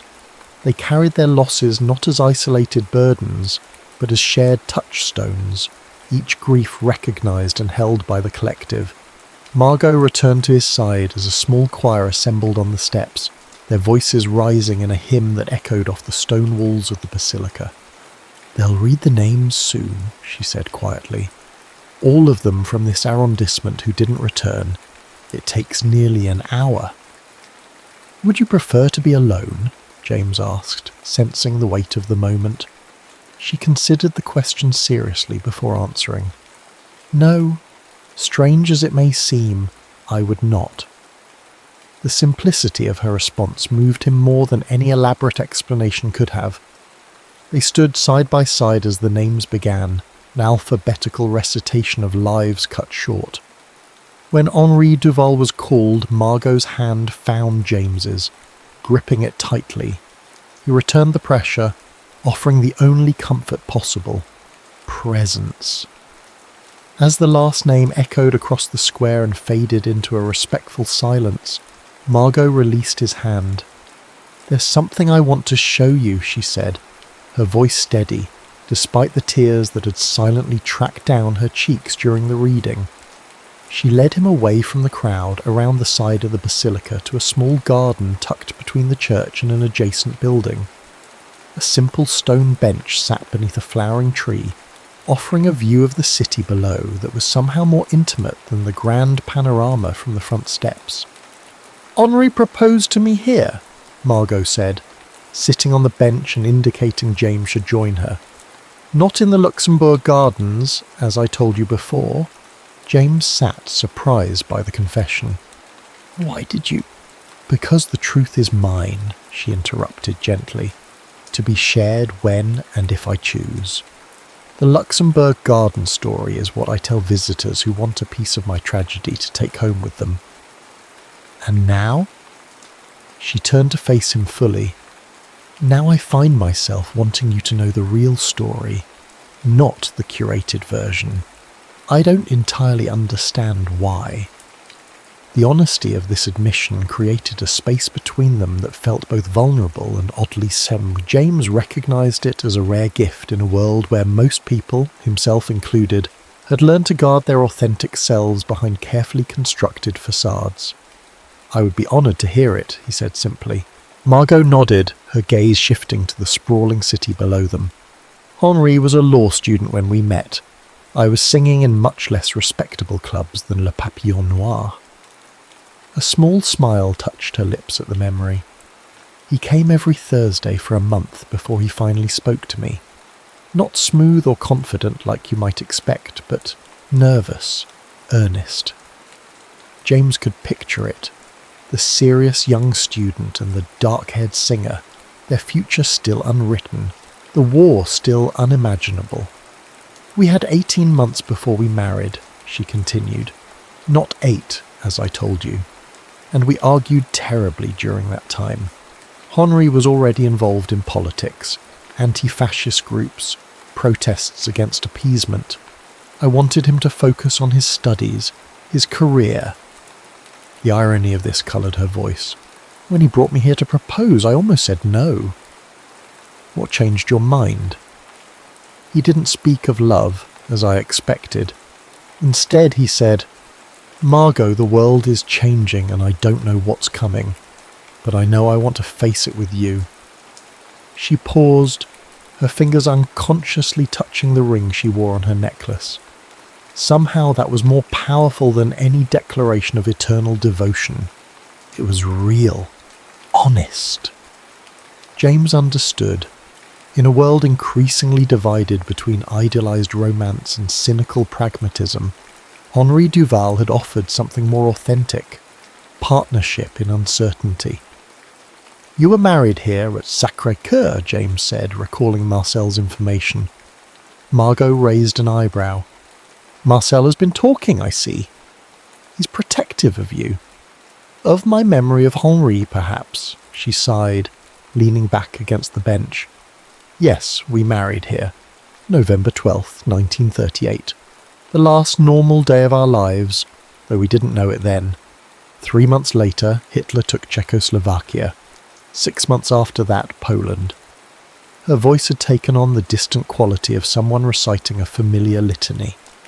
By June in 40, the Germans were in Paris, and Henri was already working with the early resistance. Our apartment became a meeting place, then a document forgery site, then a safe house for those escaping to the unoccupied zone. "And you?" James asked gently. "Were you involved from the beginning?" "Not as Henri was. I continued singing. Clubs still operated during the occupation, especially those frequented by German officers. It provided perfect cover for gathering information." A shadow crossed her face. "And forced me to smile at men who were hunting my husband." The quiet courage this had required humbled James. That must have been unbearable. "One bears what one must," she replied with Gallic pragmatism. "We all found ways to resist. Some took up arms, others, like me, weaponized our ordinary lives." She turned to look at him directly. "What about you, James? What did you leave behind when you came to war?" The question, unexpected but fair, made him realize how little of himself he had revealed. "Nothing as compelling as your story. A small town in Connecticut. Parents who still farm the same land my grandfather worked. A teaching position at a boys' school that probably won't be held much longer. No wife, fiancé. There was someone before the war." He shrugged, the memory distant now. "Elizabeth. We'd known each other since childhood. Everyone expected us to marry eventually. And now she's married to my cousin David, who stayed home with flat feet and a heart murmur." He was surprised to find the fact no longer stung. "They have a son. They named him James, which I found either touching or horrifying depending on the day." Margot's laugh was unexpected and wonderful. A brief, bright sound, quickly contained but genuine. The war made ghosts of the living as well as the dead. "Yes," James agreed, grateful for her perfect understanding.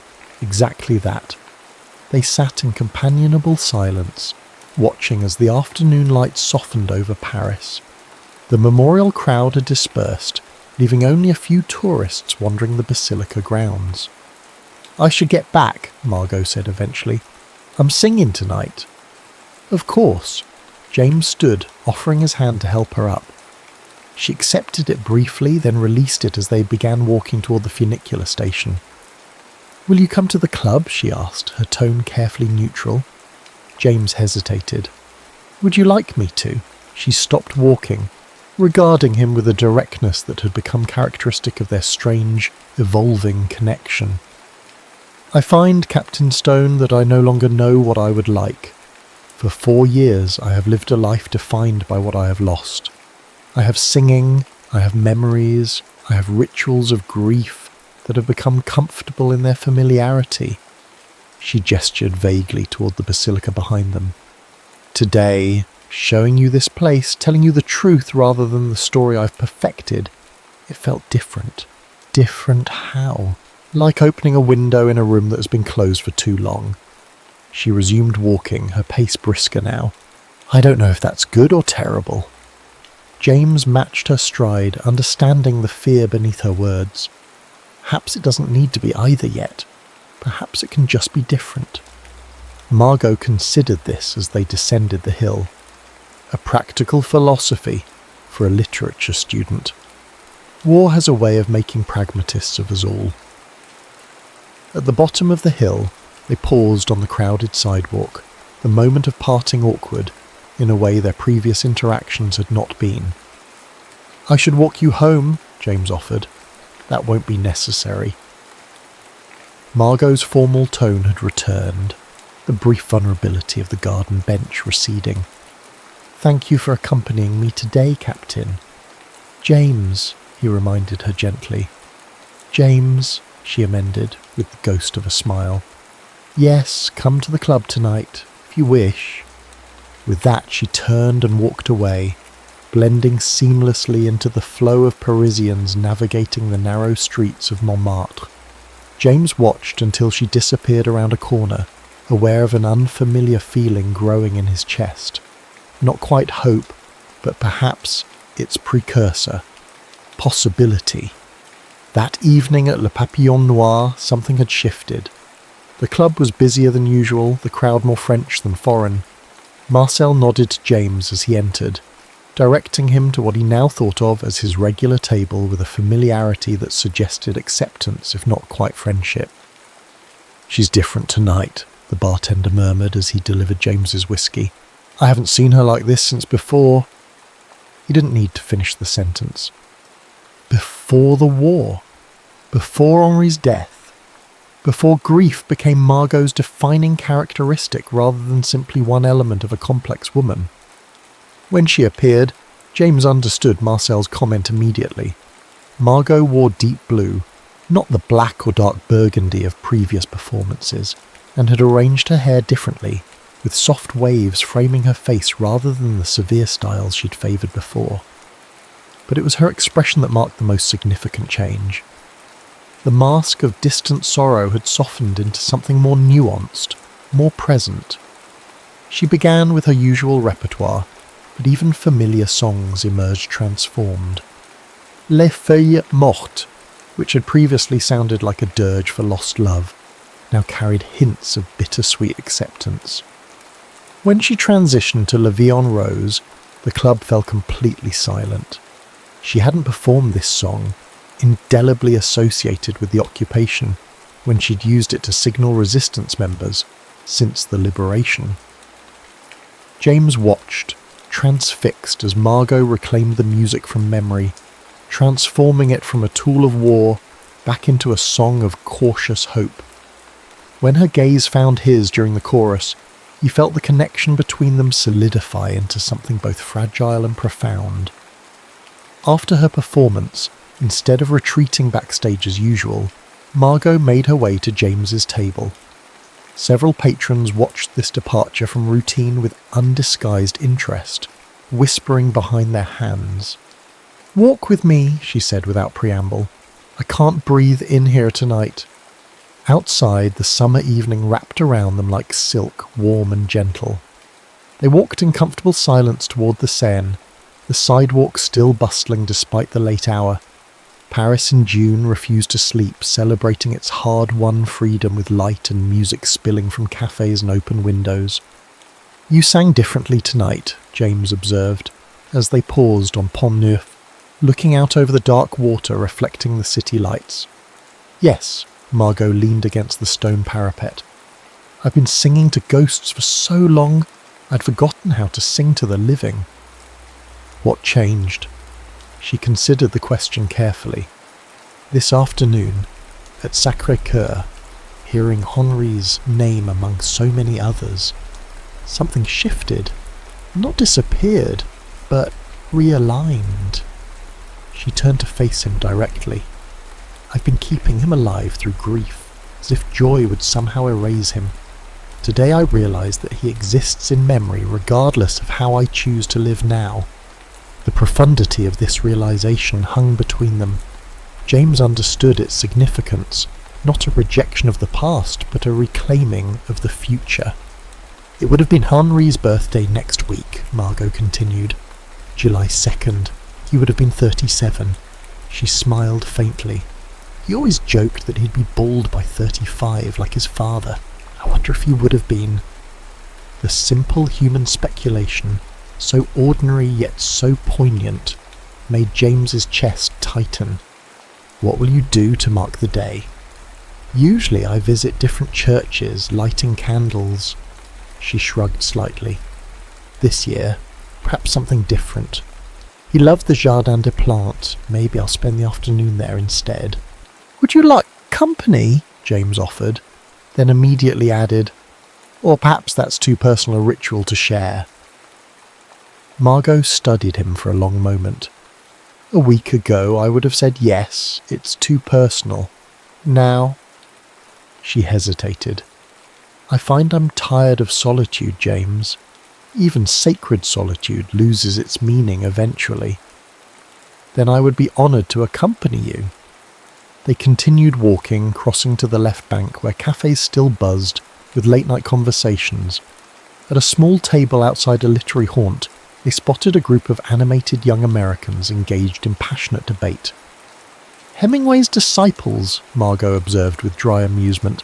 "They all come to Paris thinking they'll write the next great novel." "And some of them might," James replied, watching the earnest young men gesturing with cigarettes and coffee cups. "The war gave them plenty to write about, if little time to develop the craft." "Were you going to write before, with your Yale literature degree?" James considered the abandoned ambitions of his pre-war self, distant dreams that now felt like artifacts from another life. "I had notions of becoming a poet, if you can believe it. Published a few things in college literary magazines. Nothing remarkable. And now I understand I never had anything worth saying." He smiled to soften the bleakness of the statement. "Perhaps someday." They continued along the riverbank, their conversation flowing more easily now, touching on books they'd read, music beyond what Margot performed, the gradual healing of Paris itself as rationing eased and colour returned to the once grey city. "Will you go back to America?" Margot asked as they turned back toward Montmartre. "Eventually, I mean." The question hung between them, weighted with implications neither was ready to articulate. "I should," James replied carefully. "My parents aren't young. The farm needs attention. But I'm not the same man who left Connecticut in '42. He searched for words to explain the disconnection he felt from his former life. "I'm not sure I belong there anymore."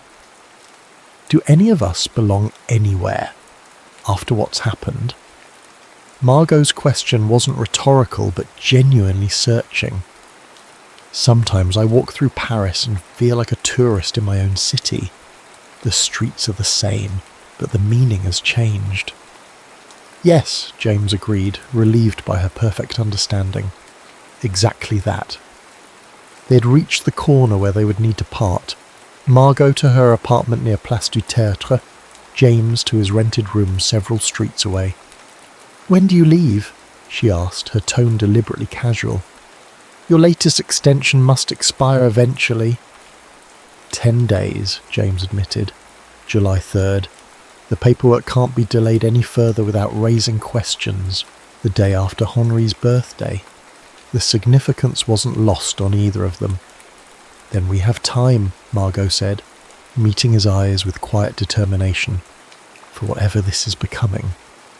She extended her hand, which James took, feeling the delicate strength in her fingers. Instead of shaking it formally, he raised it to his lips in the continental manner, a gesture that felt both old-fashioned and perfectly appropriate. "Good night, Margot." "Good night, James." The next week passed in a series of shared moments that gradually formed a new pattern in both their lives. Each afternoon James would meet Margot for walks through different quarters of Paris, Montmartre, Saint-Germain, the ancient islands at the city's heart. In the evenings he would sit at his now customary table at Le Papillon Noir, watching as Margot's performances evolved from memorials into celebrations, her audience responding with increasing warmth to the transformation. They spoke of everything and nothing, their childhoods, books they'd loved, foods they missed during rationing. They carefully avoided discussing James's imminent departure, treating it like a horizon that would never actually be reached. On July 2nd, Henri's birthday, they met at the entrance to the Jardin des Plantes. Margot carried a small package wrapped in brown paper and a single white rose. She wore a simple summer dress patterned with tiny blue flowers, and for the first time since James had known her, she had left Henri's ring at home. They walked through the botanical gardens in companionable silence, Margot occasionally stopping to identify a plant or recall a memory. Henri always stopped here to smell the lavender, or we argued about politics beneath that tree. Eventually, they reached a secluded bench beside a small ornamental pond. Margot sat and carefully unwrapped her package, revealing a well-worn copy of Baudelaire's Les Fleurs du Mal. This was Henri's, she explained, opening to a bookmark page. He carried it constantly. It was one of the few possessions returned to me after... She paused, composing herself. After he was taken. James sat beside her, close enough to offer support, but not so close as to intrude on the sanctity of the moment. He loved this poem especially, Margot continued, indicating the marked page. L'invitation au voyage. He used to read it aloud when we walked here. She traced the printed words with gentle fingers.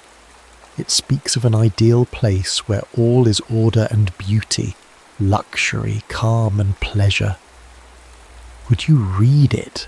James asked softly. Margot hesitated, then nodded.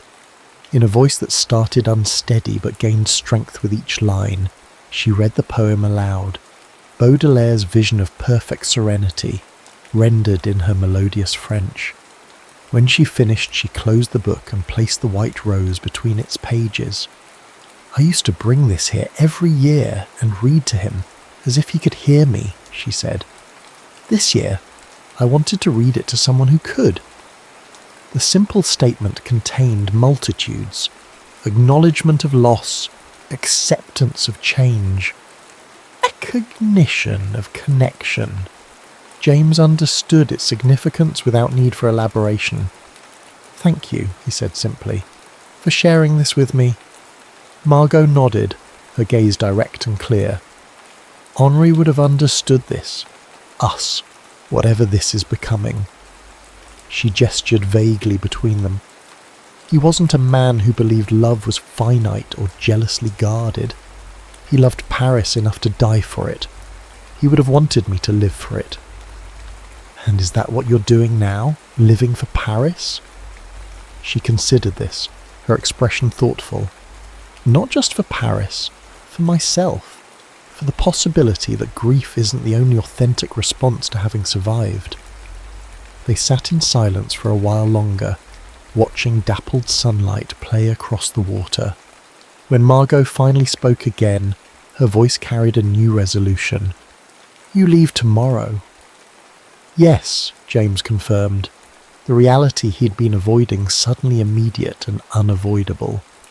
The SS America, noon departure. Will you come back to Paris? The question was direct, without artifice or coyness. James had asked himself the same thing repeatedly over the past week, weighing practical realities against newfound connection.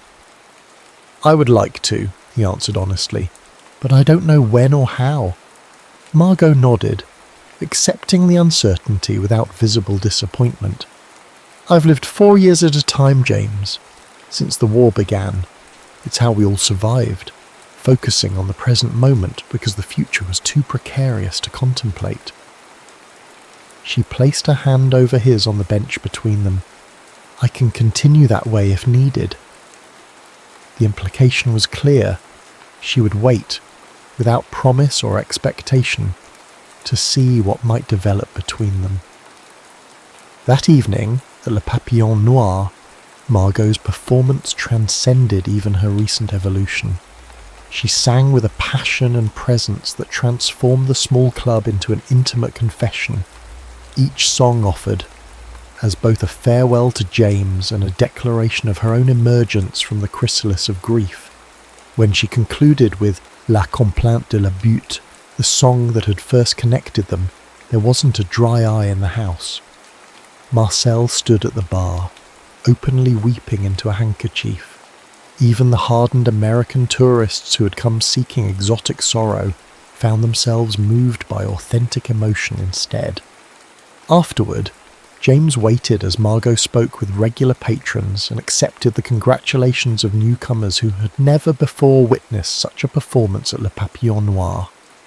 When she finally made her way to his table, her eyes shone with a mixture of triumph and vulnerability. "Walk me home?" she asked simply. The streets of Montmartre were quiet as they climbed the winding paths toward Place du Tertre. They walked arm in arm now, physical contact no longer fraught with significance but comfortable, natural. "Will you write?" Margot asked as they approached her building. "When you return to America?" "If you'd like me to." "I would." She turned to face him fully, her expression serious. "Not promises or declarations, James. Just connection. Something to remind me that the world extends beyond Paris, beyond memory." "I can offer that," he agreed, understanding her need for both honesty and hope, a balance as delicate as everything between them had been. They stood before her door, the moment of farewell upon them. James had rehearsed this in his mind throughout the day, what he would say, how he would leave things between them. But standing there in the gentle Paris night, words seemed suddenly inadequate. Margot solved the dilemma by rising on tiptoes and kissing him lightly on the cheek. "Au revoir, James Stone of Yale literature," she said softly. "Until we meet again." He caught her hand as she began to turn away. "Margot." Her name was both question and answer. "May I call on you if I return to Paris?" She smiled then, a genuine smile that reached her eyes and illuminated her entire face. "I would be disappointed if you didn't." With that, she disappeared into her building, leaving James alone on the cobblestone street, filled with a curious mixture of regret and anticipation. The next morning dawned oppressively hot, the July sun beating down on Paris with unusual intensity. James completed his packing methodically, his ticket to New York secured in his breast pocket, his affairs in order. He had decided against asking Margot to see him off at the station. Such farewells were either trivial or devastating, with little middle ground. As he settled his hotel bill and arranged for a taxi to Gare du Nord, a messenger arrived with a small package addressed to him in familiar handwriting. Inside he found a book, not Henri's Baudelaire, but a slim volume of T.S. Eliot's poetry. A bookmark had been placed at the wasteland, and a single line underlined. "These fragments I have shored against my ruins." Below it, Margot had written in a graceful hand, "Foundations, not ruins." There was no note, no message beyond this perfect echo of their first real connection. James placed the book carefully in his inside pocket, close to his heart, and proceeded to the waiting taxi. Gare du Nord bustled with the usual chaos of a major transit hub. Travellers rushing to make connections, families saying farewells, porters manoeuvring unwieldy luggage through the crowds. James navigated it all with the mechanical efficiency of a man trying not to think too deeply about his action. He checked his trunk, confirmed his reservation, and made his way to the designated platform where the train to Cherbourg awaited. From there, he would board the ship that would carry him across the Atlantic, back to the life he had left behind, a life that now seemed both distant and constraining. As he stood on the platform watching other passengers board, James was struck by the symmetry of it all. He had come to Europe to help liberate Paris, among other objectives. In the process, he had found himself equally imprisoned and liberated by the experience. Now, returning home, he wondered which would prove more lasting, the damage or the healing, the ruins or the foundations. A whistle blew, indicating 5 minutes until departure. James picked up his small valise and moved toward the train, his mind already adjusting to the reality of leaving Paris behind. "Captain Stone!" The voice, familiar, urgent, cut through the station noise like a blade. James turned to see Marcel pushing through the crowd, his elderly frame moving with surprising speed. Marcel? What? She's coming, the old bartender gasped, out of breath from his evident rush to the station. She changed her mind, asked me to tell you to wait. James felt a surge of something like electricity through his chest. Where is she? Marcel gestured vaguely toward the station entrance. Taxi, traffic. She sent me ahead to make sure. He broke off, wheezing slightly. The final boarding whistle sounded. The conductor began checking tickets as passengers made their last-minute entries into the carriages. Your ticket, monsieur. A uniformed man approached James expectantly. James hesitated, looking from the waiting train to the crowded concourse. There was no sign of Margot. Monsieur, we are departing. Marcel clutched James's arm. She is coming, Captain, I swear it. The decision crystallized in an instant. James handed his ticket to the conductor. I'll be right back, he said firmly. Please hold the train. Impossible, monsieur. We run on schedule. 1 minute, James insisted, already backing away. Just 1 minute. He turned and pushed against the flow of travellers, Marcel following behind as quickly as his aged legs would permit. They reached the main concourse, scanning the crowds for Margot's familiar figure. And then he saw her, running through the station, her dark hair loose around her shoulders, wearing the blue flowered dress from the previous day, clearly having rushed out without concern for her appearance. Their eyes met across the crowded space, and for a moment, everything else faded into insignificance. Then Margot was moving again, weaving through surprised travellers with single-minded determination. When she reached him, she was breathing hard. Her composure, that careful mask she had maintained through years of occupation and grief, completely abandoned. I couldn't let you go, she said simply. Not without. The rest of her explanation was lost as James pulled her into his arms, finally giving in to the emotion that had been building between them for weeks. When their lips met, it was neither desperate nor tentative but sure, a promise rather than a farewell. The final whistle pierced the moment. Over Margot's shoulder, James could see his train beginning to move, slowly pulling away from the platform. Your ship, Margot murmured, drawing back slightly. Your ticket. There will be other ships, James replied, surprising himself with the certainty he felt. Other tickets? But your family, your responsibilities, will still be there next month. He smiled, feeling lighter than he had in years. Or the month after. Margot's expression shifted from concern to dawning hope. You're staying? If you'll have me, James said simply. Not forever, perhaps, but for now, until we figure out what this is becoming. Her answer was another kiss, this one witnessed by an amused Marcel and a dozen curious strangers in the bustling station. When they finally separated, Margot was smiling with an unreserved joy that transformed her face entirely. What now? She asked, laughter in her voice for perhaps the first time since the war. James took her hand, intertwining their fingers with deliberate care.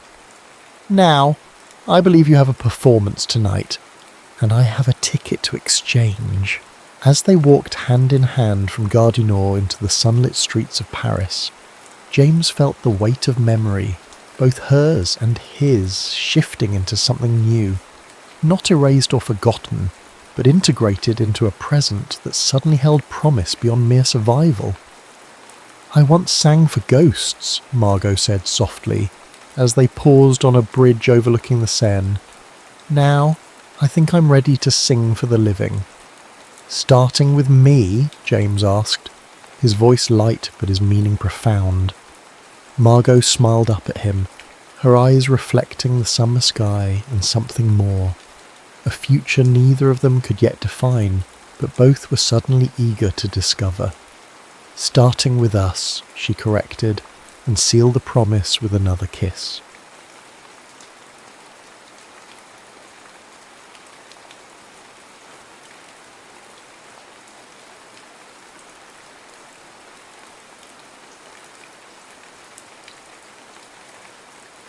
Natalie Carter didn't believe in signs. At 38, she'd constructed her life with the precision she brought to her architectural designs, clean lines, purposeful spaces, and absolutely no room for superstition. Her corner office overlooking Chicago's skyline was a testament to her rational approach to existence. 20 years of hard work had earned her a partnership at one of the city's most prestigious firms. She had a sleek downtown condo, a small circle of loyal friends, and enough frequent flyer miles to circumnavigate the globe 3 times over. What she didn't have was an explanation for the numbers. It started 3 months ago. She'd wake at night, inexplicably alert, eyes drawn to her bedside clock, 11:11. She'd check her phone during lunch, 11:11, receipt totals, hotel room numbers, subway car identifiers, all 11 to 11 or some variation thereof. Even this morning her coffee had cost exactly 11 double. "You were just noticing it because you're looking for it," her assistant Marcos had said when she pointed out the barista's timestamp on her cup. "It's like when you buy a blue Honda and suddenly see blue Hondas everywhere, except Natalie wasn't looking for it. The numbers were finding her." She swiped through her emails, determined to focus on the Henderson proposal due tomorrow. The building was her most ambitious design yet, a sustainable mixed-use tower that would redefine the Chicago riverfront. Her thumb paused mid-scroll. The client's last message had arrived at 11:11 a.m. "Enough," she muttered, tossing her phone into a desk drawer. She needed fresh air. 15 minutes later, Natalie stood at the railing of the Michigan Avenue Bridge, watching tour boats slice through the river below.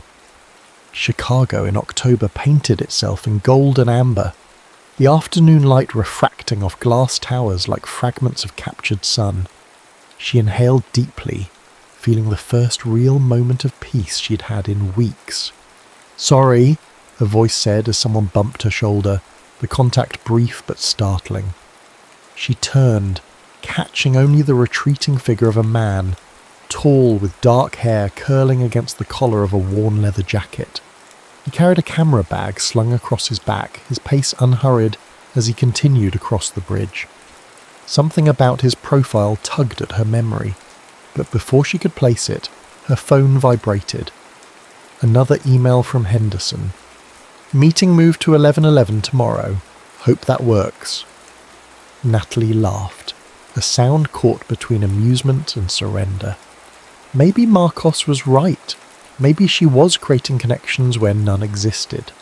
But as she watched the stranger with the camera disappear into the crowd, an inexplicable feeling settled in her chest, as if she'd just missed something important.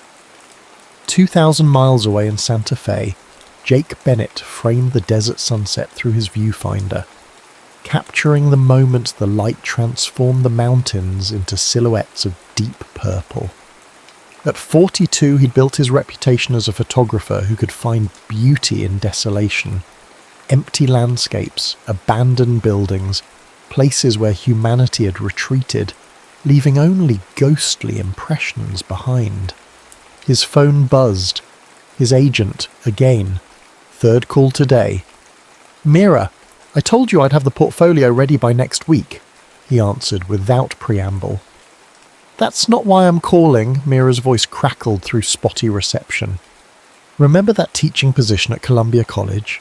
The one you said you weren't interested in?" Jake readjusted his tripod, watching the colours deepen over the mesa. "I'm still not interested." "Well, they're interested in you. Dean called personally, said they'd accommodate your travel schedule, let you structure the advanced photography seminar however you want." Mira paused. "It's in Chicago, Jake. You could have a home base again." Home, the word felt foreign after 15 years of perpetual motion. Airports, hotels, short-term rentals, the impermanence had suited him. Until recently. "I'll think about it," he said, knowing Mira would hear the reluctance in his voice. "Do more than think. You've been wandering long enough, Jake. Even nomads need somewhere to return to." After they hung up, Jake checked his watch, a habit formed from years of calculating exposure times and golden hours. 11:11 p.m. Again. Every day for the past 3 months, the same numbers kept appearing. On hotel room doors, flight times, timestamps on his photographs. At first, he dismissed it as coincidence. Then it became unsettling. Lately, it had begun to feel like a countdown, or perhaps a summons.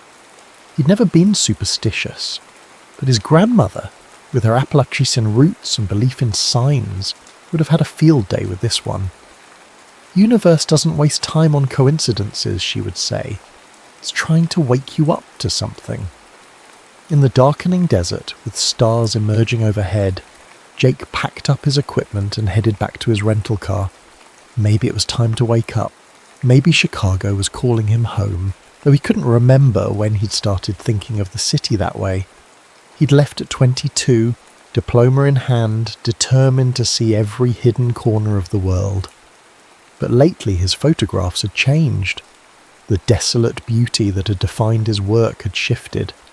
His most recent images contained evidence of human presence, a forgotten glove on a park bench, footprints along a shoreline, lights in distant windows, as if he was no longer content with emptiness.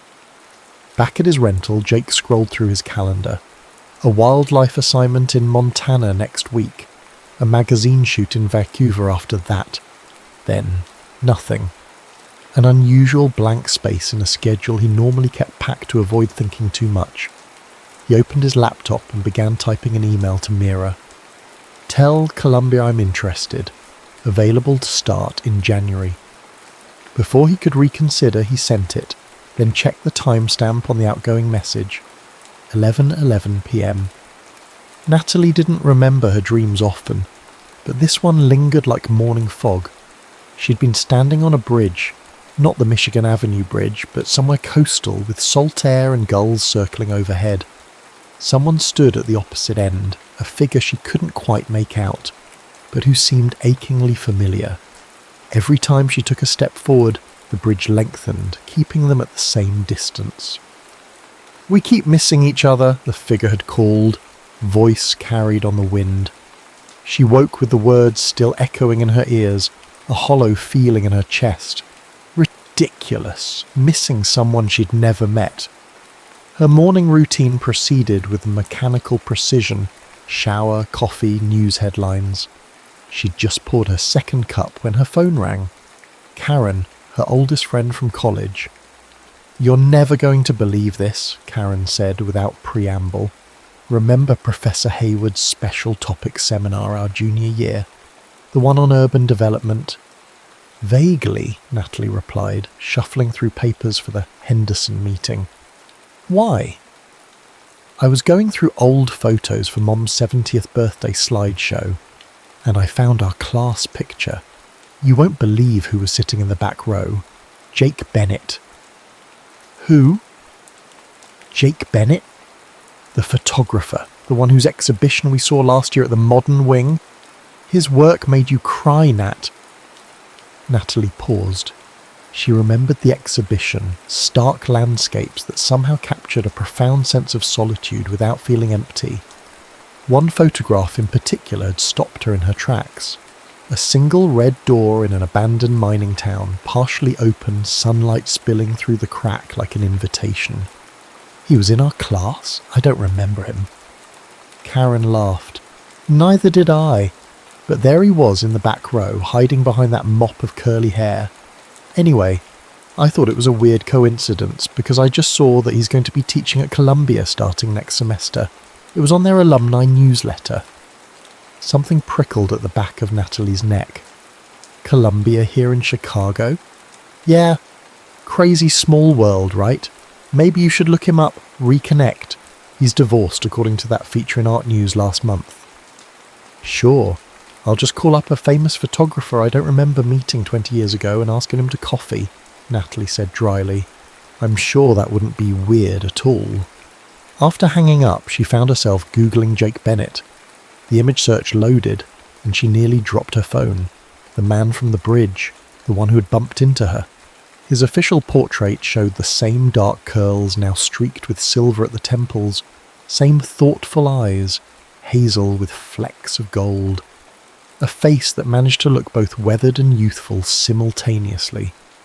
Coincidence, she told herself firmly. A city of 3 million people was bound to produce random encounters. But as she gathered her things for the Henderson meeting, her rational mind couldn't quite signer the whisper that had followed her from her dream. We keep missing each other.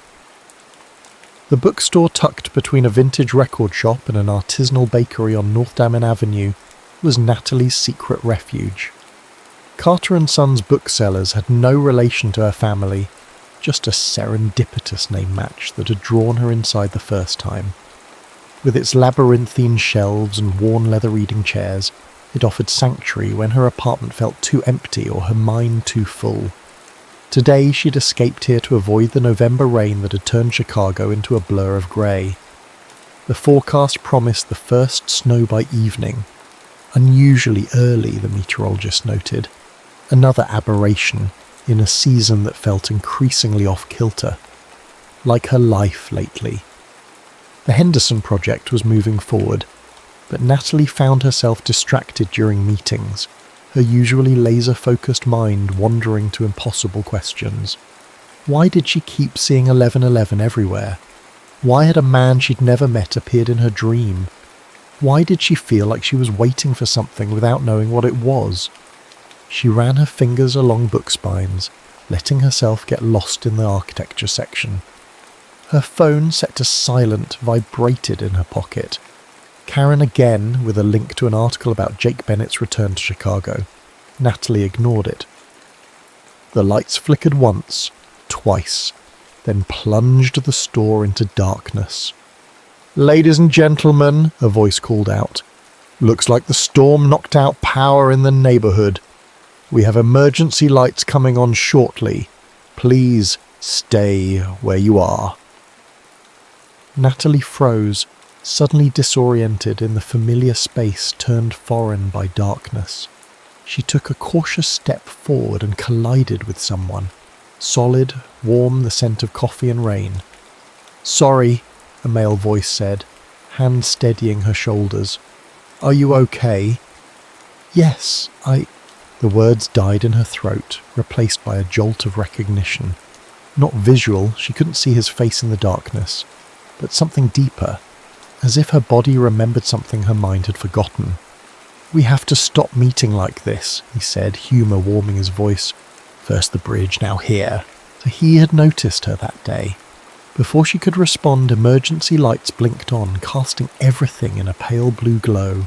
The man standing before her was indeed Jake Bennett, looking more approachable in person than in his professional photographs. Worn jeans, a navy sweater with a hole in one elbow, glasses pushed up on his head. "You remember me?" she asked, suddenly aware of his hands still resting lightly on her shoulders. He dropped them quickly, looking embarrassed. "I noticed you that day on the bridge. You seemed, peaceful. I almost asked if I could photograph you, but that would have been weird." He extended his hand. "Jake Bennett. Natalie Carter." She accepted the handshake, trying to ignore the strange familiarity of his palm against hers. "Actually, I recently found out we were in the same class at Northwestern 20 years ago. Urban Development with Professor Hayward." His eyes widened. "No way! I barely attended that class. Always sat in the back."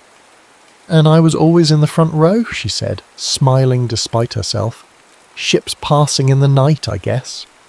The overhead lights suddenly blazed back to life, making them both blink. Around them, other customers resumed their browsing as if nothing unusual had occurred. But something had shifted. A door cracked open that Natalie hadn't realised was there. "Listen," Jake said, running a hand through his hair. "This might sound strange, but would you want to grab coffee? I just moved back to Chicago after 15 years away and I could use a friendly face." Logic said to politely decline. She had meetings, deadlines, a carefully structured life that didn't include spontaneous coffee with strangers who weren't really strangers. "I'd like that," she heard herself say. The coffee shop they chose was crowded with people escaping the rain, but they managed to find a small table by the window.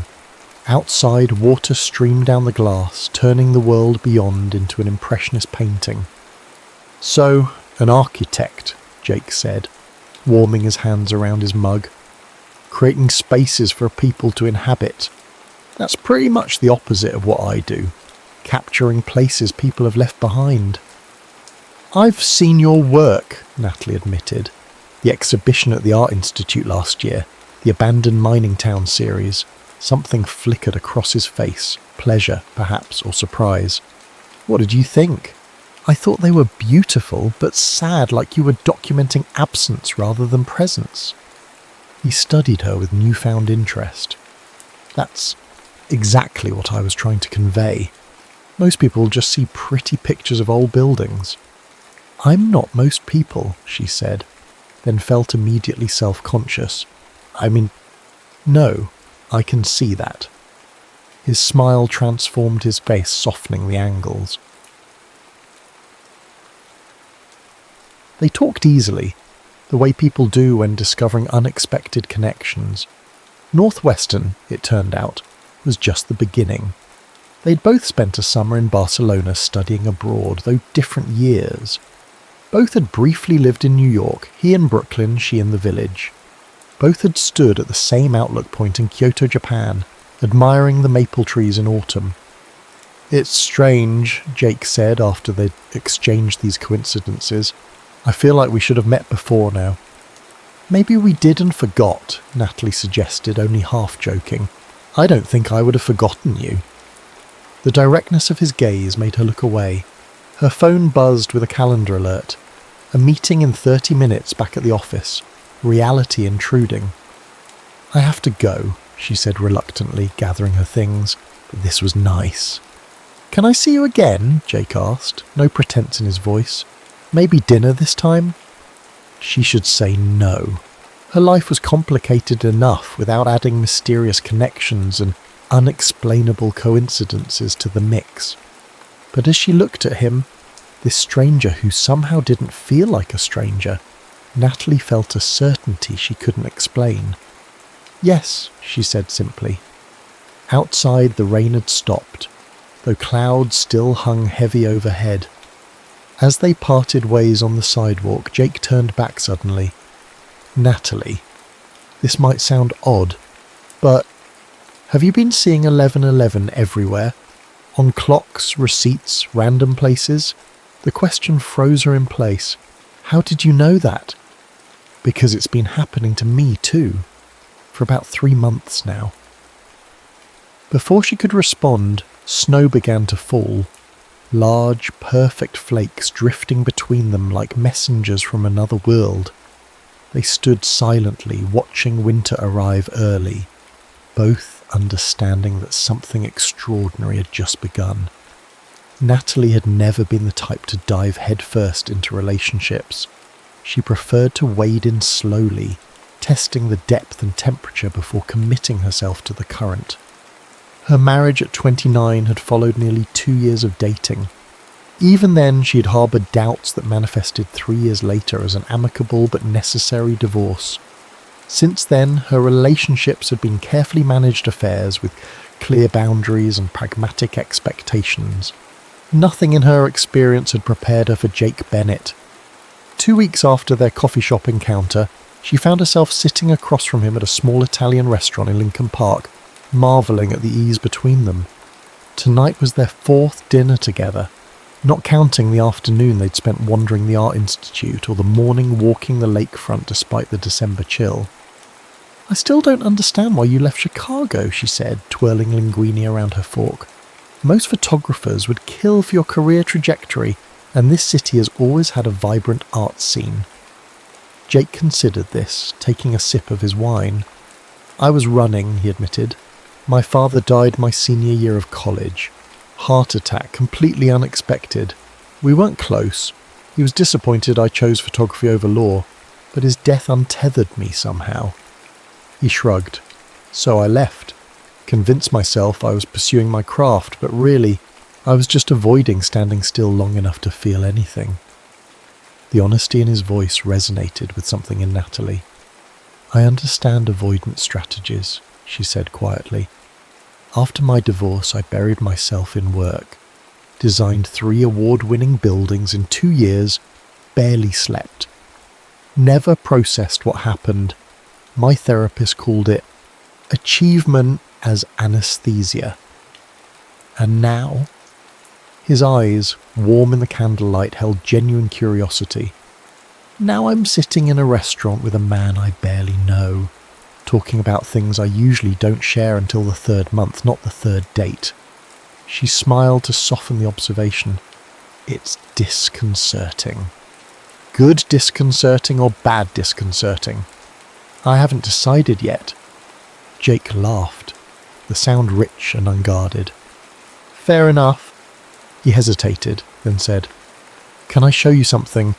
You'll think I'm crazy, but it feels important. He retrieved his phone, scrolled through his photo gallery, and handed it to her. The image showed a New Year's Eve celebration in Times Square. Crowds in winter coats, confetti falling like snow. New Year's 2015, he explained. I was on assignment for National Geographic. Spent 4 hours in that crowd capturing the celebration. Okay, Natalie said, unsure what she was meant to see. Look at the right edge of the frame by the hot dog vendor. She zoomed in and her breath caught. There, partially turned away but unmistakable, was her own profile. Younger, with longer hair, wearing the red wool coat she'd loved, until it had finally worn out 2 years ago. That's me, she whispered. I was there with my college roommate. We decided on a whim to drive to New York for New Year's. We were literally 10 feet apart, Jake said softly. 8 years ago. Natalie stared at the photo, a strange vertigo washing over her. This could still be coincidence, she said, but her voice lacked conviction. There's more. Jake took the phone back, opened his notes app and began reading. October 18th, 2011. Lake Geneva. Small coffee shop near the water. Woman in blue sweater reading architecture magazine at corner table. Her hand trembled slightly as she set down her fork. I used to have a cottage in Lake Geneva. Spent every October there working on designs. August 3rd, 2017. Chicago O'Hare. Delayed flight to San Francisco, woman sleeping against window in gate K12, blueprint tube beside her. I was presenting at a sustainable design conference in San Francisco that year, she said, voice barely audible. Jake set down his phone. I kept these notes over the years, random observations, potential photograph subjects. Never took pictures of any of these women, just noticed them. It wasn't until I went through my old journals last week that I realised, I think they were all you, Natalie. The restaurant around them continued its symphony of clinking glasses and murmured conversations, but Natalie felt suspended in a pocket of impossible stillness. Logic and reason, her lifelong companions, offered no explanation for the evidence before her. What does it mean? She finally asked. I don't know. Jake reached across the table, his fingers lightly touching hers. But I think we've been orbiting each other for years, missing each other by minutes, sometimes seconds. Until now. She turned her hand over, allowing their palms to meet. Until now, he echoed. Later, standing outside her apartment building, snowflakes catching in her hair, Natalie made a decision that felt both reckless and inevitable. She kissed Jake Bennett under the golden glow of a street lamp, feeling a sense of homecoming so profound it brought tears to her eyes. When they finally broke apart, Jake looked down at his watch and smiled. 11:11 p.m, he whispered. Of course it is. Over the next month they pieced together their parallel lives like detectives, assembling evidence of a beautiful conspiracy. Each discovery, a concert they'd both attended in 2009, a delayed flight they'd shared without knowing in 2016, a comment from Karen that she'd actually tried to introduce them at a gallery opening 4 years ago, only to have Natalie leave early with a migraine, added to the growing certainty that something extraordinary was happening. Jake moved into a loft in Wicker Park, close enough to Columbia to commute easily when his teaching position began in January. Natalie helped him unpack, bemused by his minimalist possessions, mostly camera equipment and books, after years of transient living. "You know what's strange?" she said one evening as they sorted through his collection of photography volumes. "I don't see 1111 anywhere anymore, not since we started dating." Jake looked up from the shelf he was organising. "Just once after our first kiss. It's like it served its purpose."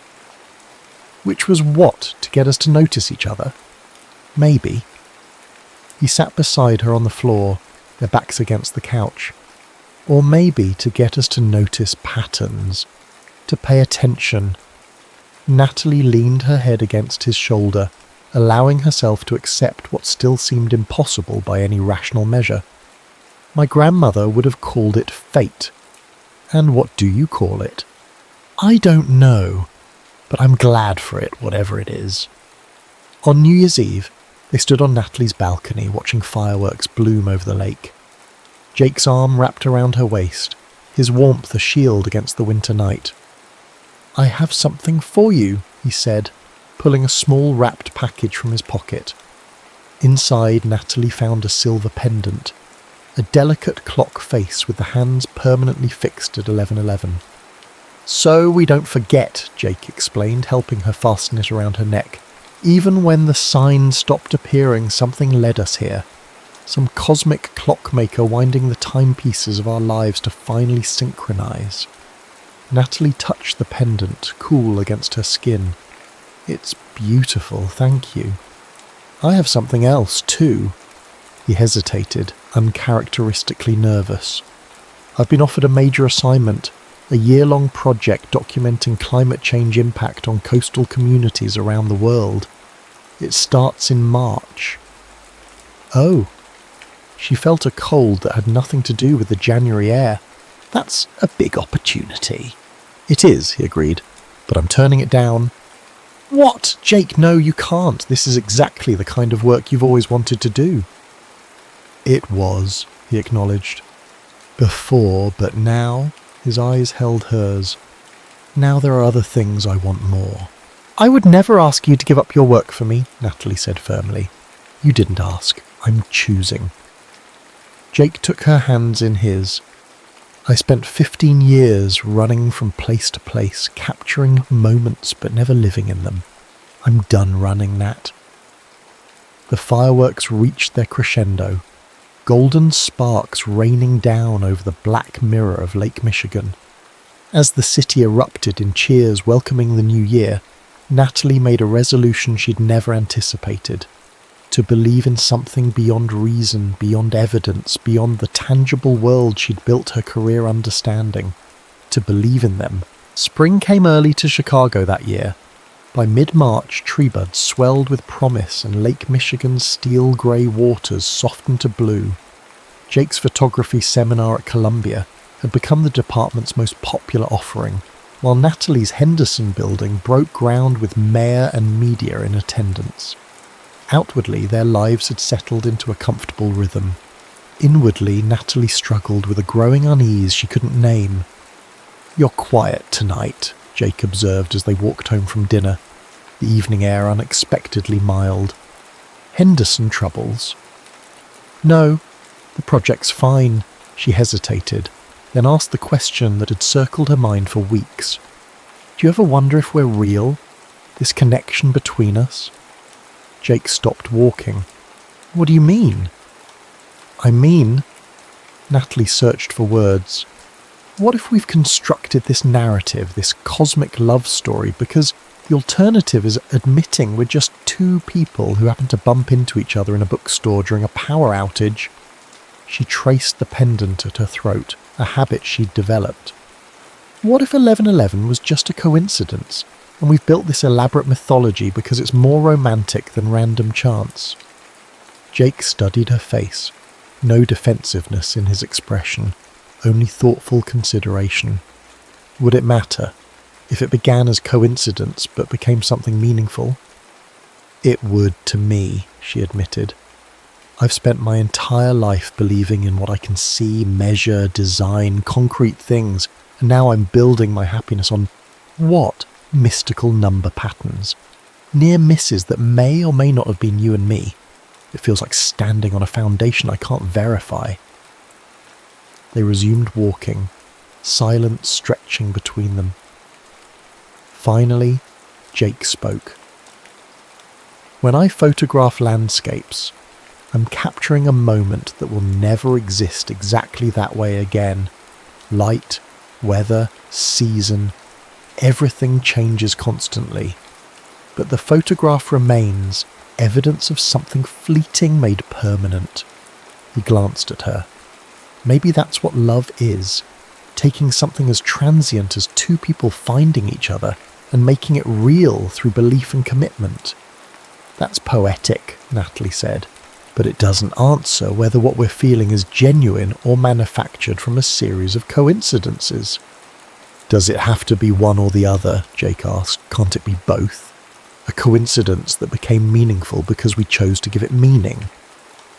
But Natalie, trained to see the world in blueprints and load-bearing calculations, found herself craving certainty. The more she examined their relationship, its rapid intensity, the ease that seemed almost unnatural, the more she questioned its foundation. 2 days later, she cancelled dinner plans, claiming work demands. The next week, she suggested taking some space to think. Jake accepted her retreat with a grace that only made her question deepen. Shouldn't he fight harder if what they had was so extraordinary? In her empty apartment, Natalie removed the 1111 pendant and placed it in her jewellery box. She worked late, attended a conference in Seattle, resumed her pre-Jake routine with determined focus. When her mother called to ask about that photographer you were seeing, Natalie responded with deliberate vagueness. We're taking a break. But in quiet moments, in the elevator ascending to her office, waiting for coffee to brew, lying awake at 3 a.m, Natalie found herself listening for something she couldn't name, a clock ticking somewhere just beyond hearing, a countdown resuming. You're miserable, Karen declared, setting down her mimosa with unnecessary force. Their monthly brunch had become a tradition over 20 years of friendship through marriages, divorces, career shifts, and life's unpredictable turns. I'm busy, Natalie corrected, picking at her uneaten Belgian waffle. The Henderson project is entering a critical phase. Bullshit. Karen's bluntness was why Natalie loved her. You're hiding in your work because you're scared. Of what? Of being happy. Of believing in something you can't control with your architect's precision. Karen softened her tone. Nat, I've known you since we were 18. I've never seen you look at anyone the way you looked at Jake. Why are you running away from that? Natalie traced the condensation on her water glass, forming patterns that disappeared as quickly as she created them. What if it's not real? What if we convinced ourselves of this cosmic connection, and 5 years from now, we wake up next to each other and realise we're strangers who fell for a pretty story? That's a risk everyone takes, Karen said gently. There are no guarantees in love, whether you meet through mysterious number patterns or a dating app. I need some kind of proof, Natalie admitted. Something beyond coincidence and feeling. Karen studied her friend with exasperation and affection. For someone so intelligent, you can be remarkably dense. Love isn't a building, Nat. You can't ensure structural integrity with the right materials and calculations. It's a leap of faith. Always has been, always will be. After brunch, instead of returning home, Natalie found herself walking without destination. The April afternoon embraced the city in golden light, trees along the boulevard unfurling tender green leaves. She ended up at the Chicago River, standing on the same bridge where she'd first encountered Jake 6 months ago. Leaning against the railing, she watched tourist boats glide beneath, guides pointing out architectural features she could name in her sleep. The city she loved, built on precise measurements and careful planning, yet still capable of surprising beauty. Her phone vibrated with a text from an unknown number. Look up. Natalie raised her head and gasped. Above the buildings opposite the river, a massive digital billboard had been commandeered to display a single image. A photograph of her on the bridge that day in October, face tilted toward the sun, eyes closed in rare serenity. Below it, a simple message. 11:11, when time stood still. She turned around, searching the crowded bridge, and found him standing 20 feet away. Jake, camera in hand, watching her with an expression of such open vulnerability that her certainty wavered. "What is this?" she asked when he approached. "Evidence," he said simply. "I took this photograph the day we bumped into each other on this bridge. I never showed it to you because, well, it felt too personal, too revealing, what I felt even then." Natalie looked up at the billboard's end, seeing herself through his eyes. Not just her physical appearance, but something deeper he'd captured. A woman caught in a moment of perfect presence, unaware she was being observed, genuine in a way posed photographs never could be. "How did you get it on the billboard?" Jake smiled. "Well, I have been waiting for the perfect moment, and I know people in advertising. Called in some favours. It's only up for 5 minutes, that's all they could give me." "Why?" "Because I needed you to see what I saw." His voice grew serious. "Natalie, I understand your doubts. I've had them too. But whether fate brought us together or random chance, what matters is what we choose to do now." He reached into his pocket and withdrew a small worn notebook. "This is my journal from 2009. Read the entry for April 21st. With trembling fingers, she opened to the bookmarked page. April 21st, 2009. Chicago lakefront at sunrise. Mist rising off the water. A woman in a red coat standing at the edge, arms outstretched like she's embracing the horizon. I didn't photograph her. Some moments aren't meant to be captured, only witnessed. I wonder what her story is. I wonder if I'll ever know."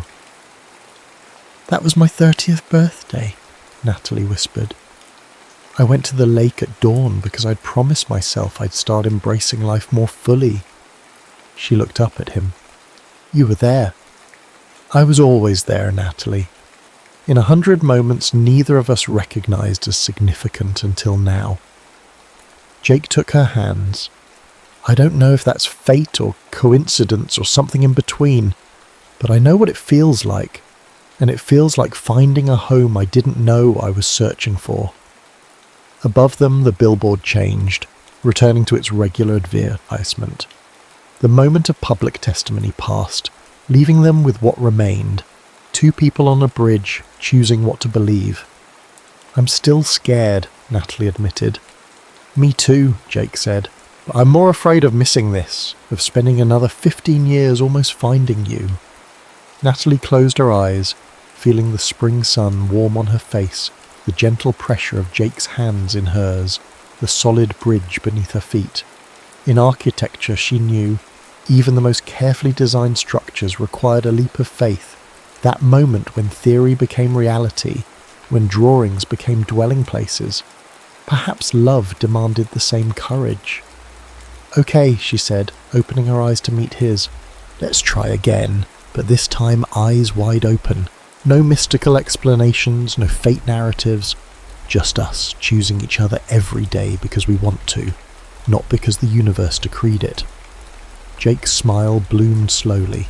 "Just us," he agreed. "Although," he glanced at his watch, "it is 11:11 right now." Natalie laughed, the sound carrying across the water like a promise. "Of course it is." Summer in Chicago arrived with a vengeance. Humid days where the air hung like warm syrup and nights alive with street festivals and outdoor concerts. Natalie and Jake moved through these months with tentative joy, rebuilding what had briefly fractured in spring.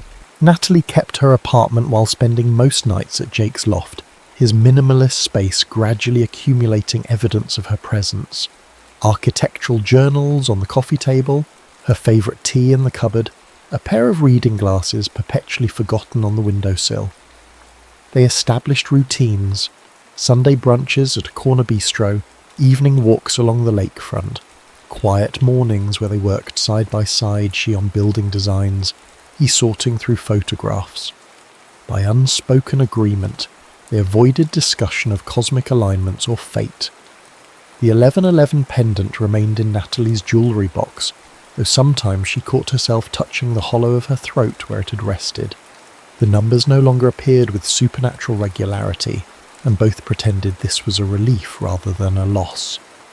"I've been thinking about that lighthouse," Jake said one evening, as they sat on his balcony, watching fireflies blink in the small park across the street.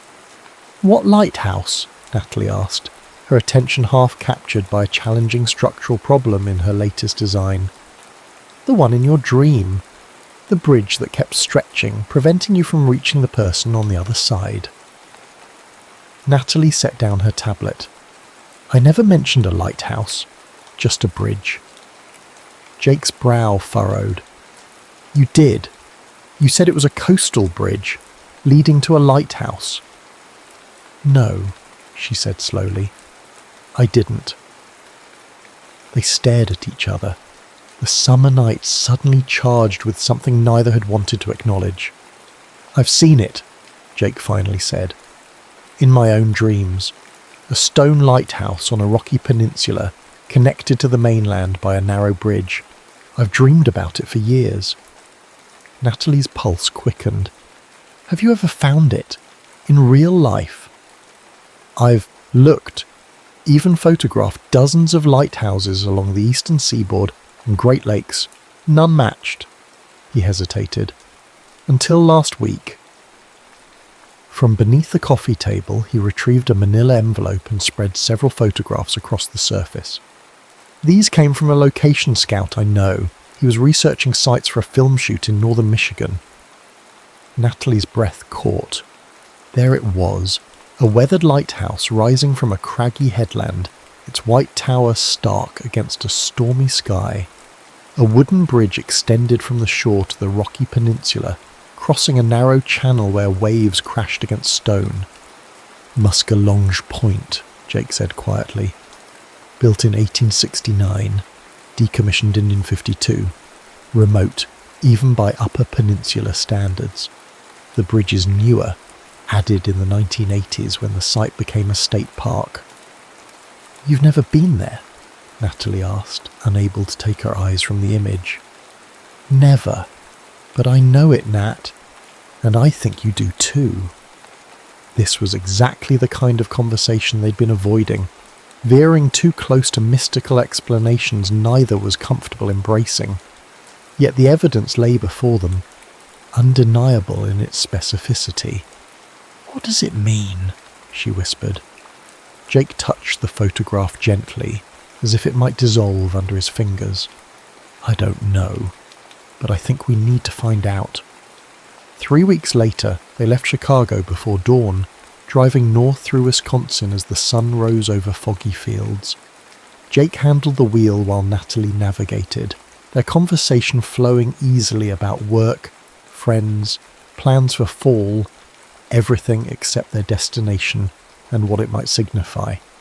By mid-afternoon, they crossed the Mackinac Bridge into Michigan's Upper Peninsula, the vastness of Lake Superior soon appearing to their left, a limitless blue stretching to the horizon. The roads narrowed, civilization thinned, until they were travelling through dense forest broken occasionally by glimpses of the greatest of the Great Lakes. "It should be just ahead," Natalie said, checking the map on her phone. Reception had grown spotty over the last hour, the signal bars dwindling as they ventured further from populated areas. The park entrance appeared suddenly, a modest sign announcing Muscalonge Lake State Park. They followed the winding road through pine forest until it ended in a small parking area facing the lake. The lighthouse stood half a mile away across a rocky headland, connected by the wooden bridge from the photographs. "It's exactly as I dreamed it," Jake said softly.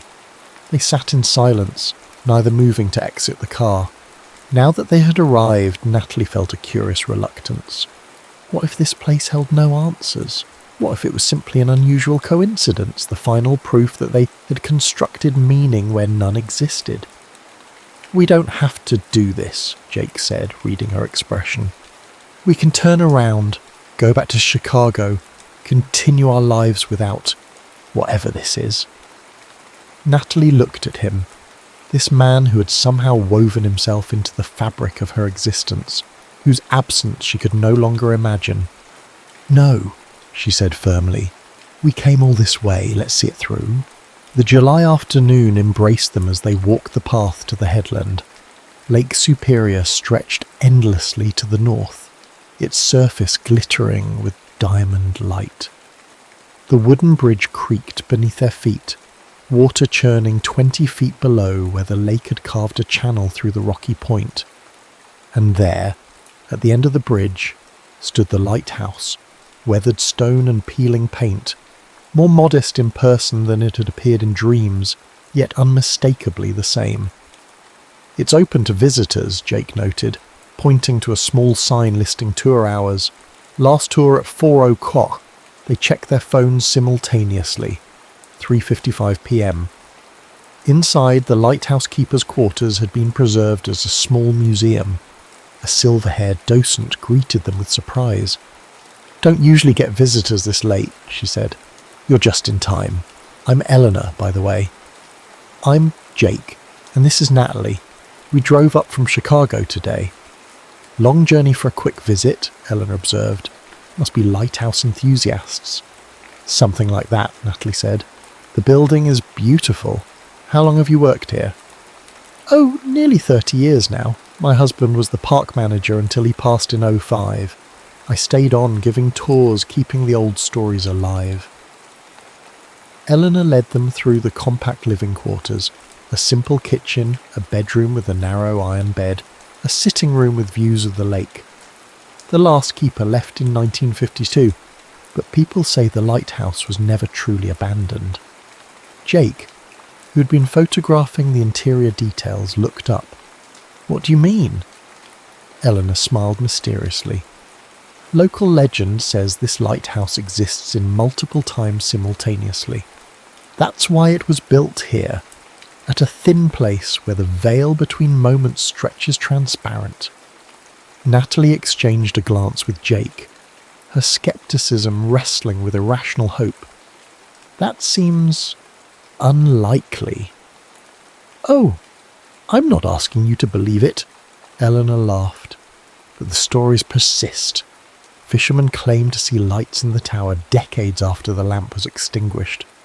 Visitors report meeting people here who couldn't possibly be present. And then there's the clock." She led them up the narrow spiral staircase to the lamp room at the top of the tower.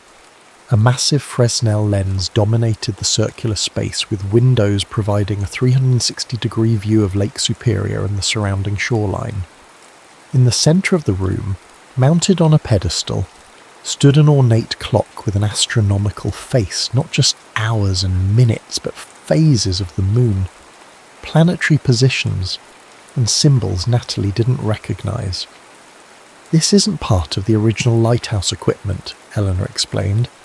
"It appeared sometime in the 1920s. The keeper at that time claimed it simply manifested one morning. No record of its delivery, no explanation for its presence." Jake approached the clock cautiously. "It's beautiful craftsmanship. It's also perfectly accurate despite never being wound." Eleanor pointed to the mechanism. "No one knows how it works. Horologists from the Smithsonian examined it in the 1970s and found no power source, yet it keeps perfect time." Natalie's attention caught on the clock face. "The hands are showing 11:11. "They always do," Eleanor said. "From this angle, at least." Jake and Natalie moved to stand beside her, viewing the clock from where she stood. The hands clearly showed 4:17 p.m. "That's not possible," Natalie whispered, circling to her original position. From there, the hands unmistakably pointed to 11:11. "Optical illusion?" Jake suggested, his voice uncertain. Eleanor shook her head. Something more interesting, I think. The clock shows different times to different viewers, always has. Some people see their birth time, others see the moment of a significant life event. Wedding, child's birth, parents passing. And some see 11:11, Natalie said softly. Yes, that's quite common. Eleanor studied them with newfound interest. You're a pair then? A pair? Jake asked.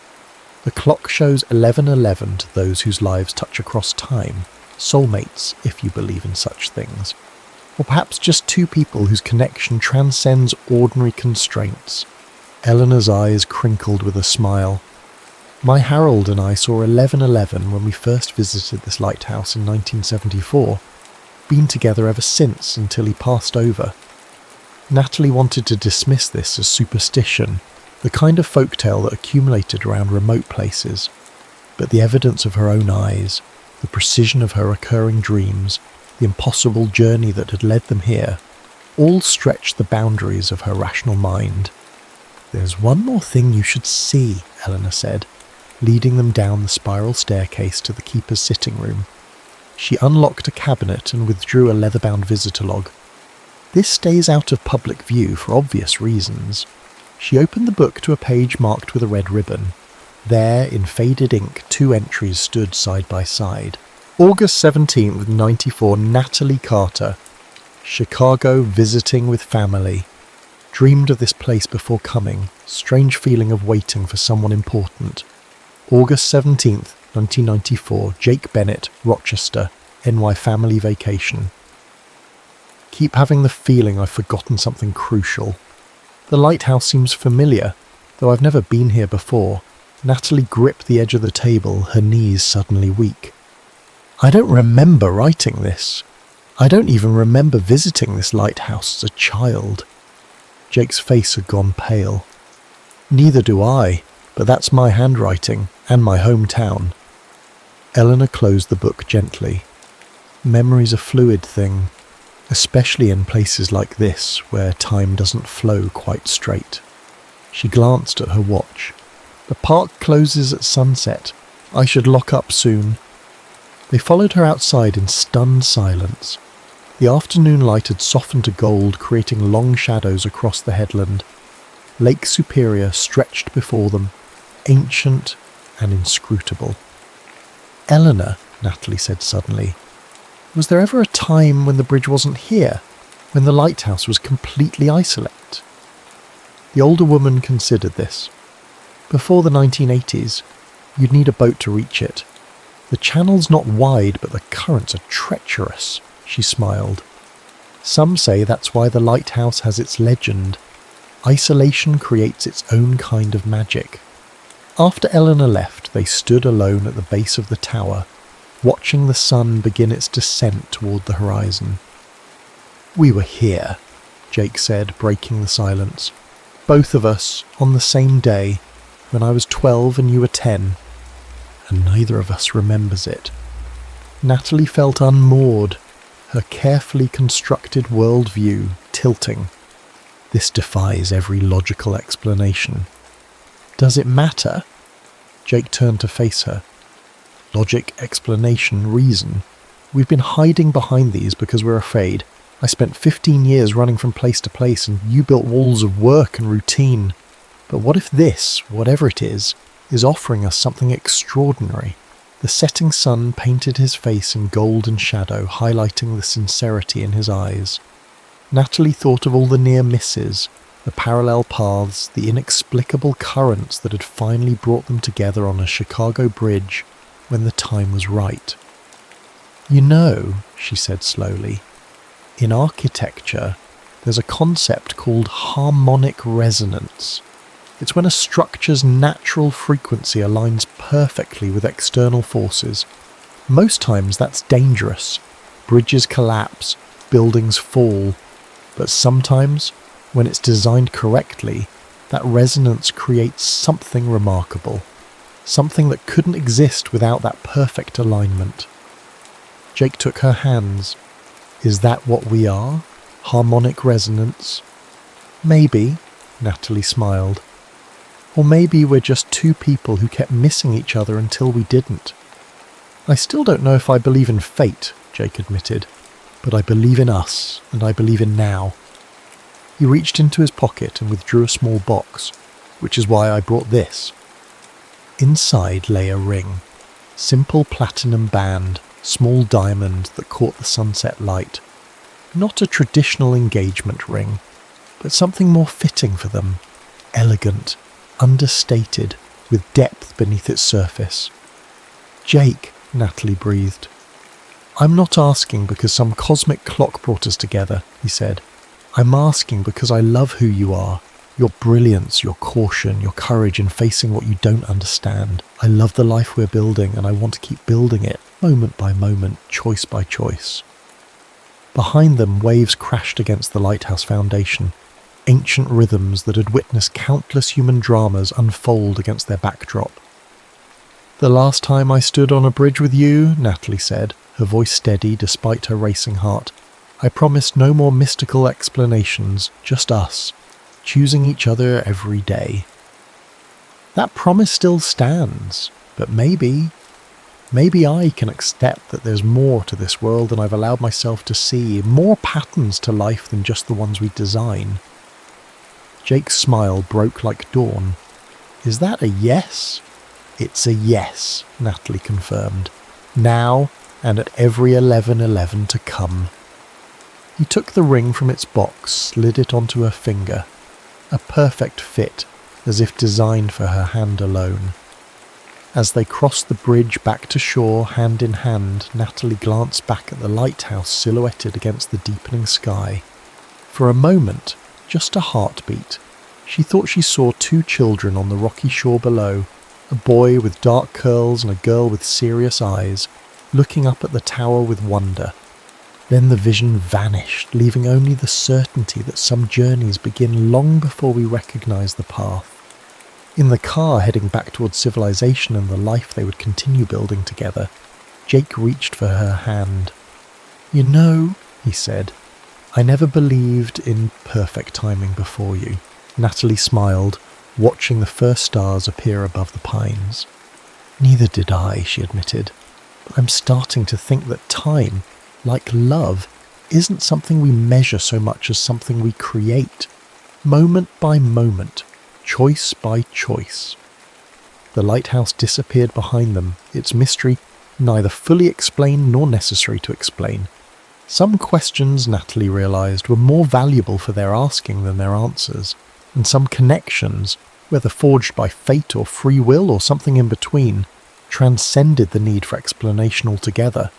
All that mattered was that after years of near misses and parallel paths, they had found each other at exactly the right moment, and every moment since had confirmed what both now accepted, that out of all the possible lives they might have lived, they had somehow found their way to the one where they existed together.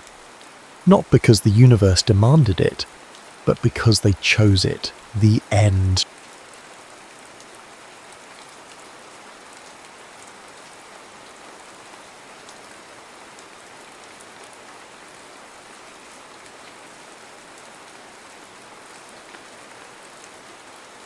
Charlie Sinclair wiped flour-dusted hands on her apron and surveyed the empty tables of the Sugar Cove with a sigh.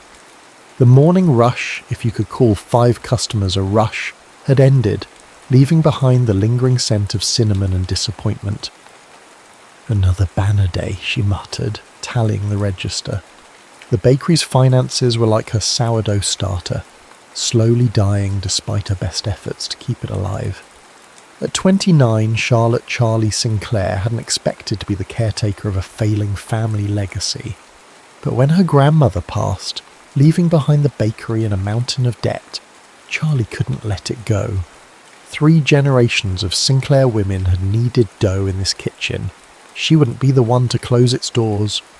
The bell above the entrance jingled and Maeve, her best friend and part-time helper, breezed in. Don't forget about tonight, Maeve said, dropping an embossed invitation on the counter. Charlie glanced at the elaborate calligraphy. The main harvest gala. I'm not going to that stuffy thing. It's for people with trust funds and summer homes. It's for people who want small business grants, Maeve countered. The entire small business development board will be there, including your nemesis. Charlie grimaced. Margaret Whitmore, board chairwoman and self-appointed arbiter of taste in Harbourlight, Maine. The woman who'd called the Sugar Cove quaint but commercially unviable in the town newsletter. Fine, Charlie Lee conceded. But I'm not wearing heels.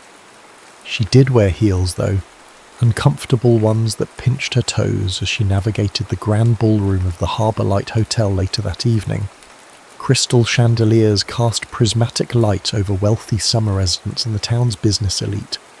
Charlie felt like an imposter in her navy dress, purchased on clearance and altered to hide the security tag she couldn't remove. Clutching a flute of champagne she hadn't touched, Charlie scanned the room for Margaret Whitmore. Instead, her gaze landed on a man she hadn't seen in years but recognised instantly. Logan Whitmore had left Harbourlight for Boston after high school, transforming from the quiet, bookish boy she'd barely noticed into someone who commanded attention without trying. His tailored suit suggested success. The tight set of his jaw suggested discomfort. Charlie ducked behind a column, not ready for small talk with someone who'd escaped this town while she remained tethered to it. She edged toward the corner where Margaret Whitmore held court with the board members, hoping to catch a moment to pitch her business plan. "Logan won't be a bachelor much longer," Margaret was saying to an elegant woman beside her.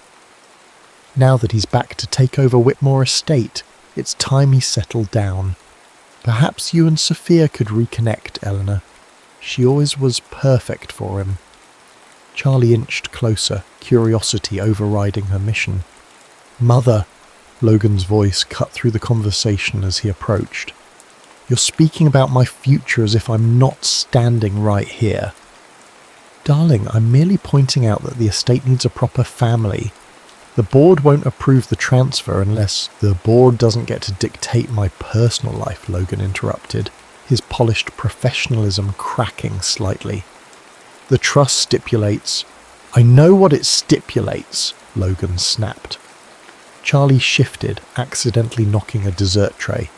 Heads turned, including Margaret's, her gaze sharpening with recognition. "Miss Sinclair," Margaret said coolly. "How unexpected to see you here." "Mrs. Whitmore," Charlie nodded, straightening her spine. "I was hoping to discuss the Sugar Cove's application for the revitalization grant." Margaret's smile thinned. "Ah, yes, the bakery. A charming little place, but not a serious establishment worthy of investment. Businesses we support need proven sustainability and growth potential." Heat rushed to Charlie's cheeks. "The Sugar Cove has been part of this community for..." "Nostalgia isn't a business model, dear," Margaret interrupted. "Now, if you'll excuse us, we were discussing Logan's engagement." "I'm not engaged, Mother," Logan said through clenched teeth. Margaret waved dismissively. "It's just a matter of time. Perhaps an announcement tonight would be appropriate." Logan's gaze darted around the room, landing briefly on Charlie before returning to his mother. Something shifted in his expression, desperation giving way to calculation. "Actually," he said, voice suddenly steady, "I am engaged." He stepped forward, reaching for Charlie's hand. "To Charlie." The silence that followed felt eternal. Charlie froze, champagne halfway to her lips, as Margaret's face contorted in disbelief. "Excuse me?" Margaret hissed. Logan's fingers tightened around Charlie's, a silent plea in his touch. "Charlie and I have been seeing each other quietly. We wanted to keep it private until the right moment." Charlie should have pulled away, should have laughed at the absurdity. Instead, she saw opportunity crystallizing, leverage against Margaret, a chance at that grant, a way to save her bakery. "Well, darling," she managed, voice surprisingly steady, "I guess the cat's out of the bag." The room erupted in excited murmurs. Margaret looked as if she'd swallowed something sour, while Logan's expression remained unreadable. "How wonderful," Margaret finally managed. Later, after enduring congratulations from strangers and suspicious glances from those who knew them better, Charlie cornered Logan on the terrace.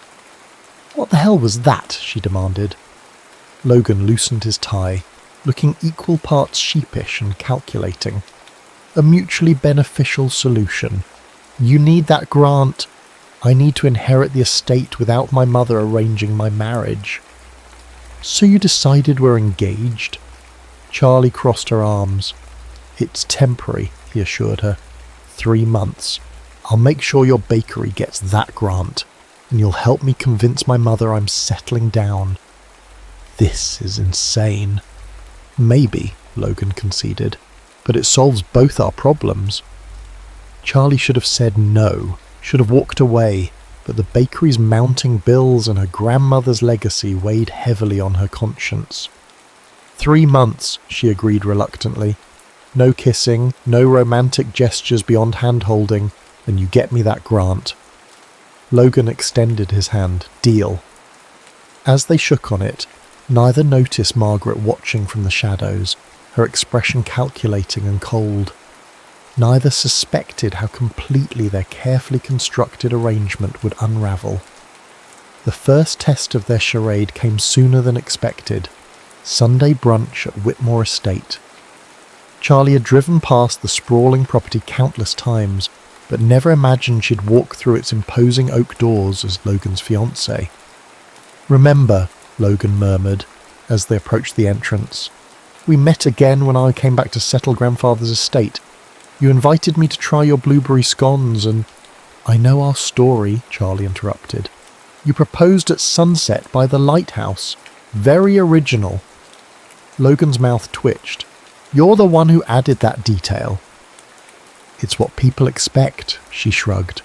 "Nobody would believe you proposed over takeout containers." "I might," he countered, surprising her. Before she could respond, the door swung open. Margaret Whitmore stood framed in the doorway, impeccable in cashmere and pearls, her smile not reaching her eyes. The happy couple arrives at last. The estate's interior matched its imposing exterior. Antique furniture, oil paintings of stern-faced Whitmores, and windows overlooking immaculately maintained vineyards. Charlie felt like an intruder in a museum where touching wasn't allowed. "So," Margaret began once they were seated in the sunroom, tea service arranged before them, "tell me how this relationship developed. Logan hasn't mentioned you once in our weekly calls." "It happened rather quickly," Logan replied smoothly. Charlie nodded, adding, "Sometimes connection sneaks up on you." She reached for Logan's hand, an awkward gesture that became less so when his thumb brushed reassuringly across her knuckles. "And what attracted you to my son?" Margaret's question cut like a blade. "His recent inheritance, perhaps?" "Mother," Logan warned. "Actually," Charlie replied evenly, "I've always admired his hands." Logan's head snapped toward her, surprise evident. "His hands?" Margaret echoed incredulously. Charlie nodded, improvising. "In high school, I watched him play piano at the winter concert. His hands moved with such precision and care. I remember thinking whoever he ended up with would be lucky to have those hands in theirs." She squeezed Logan's fingers lightly. "I never imagined they'd be holding mine."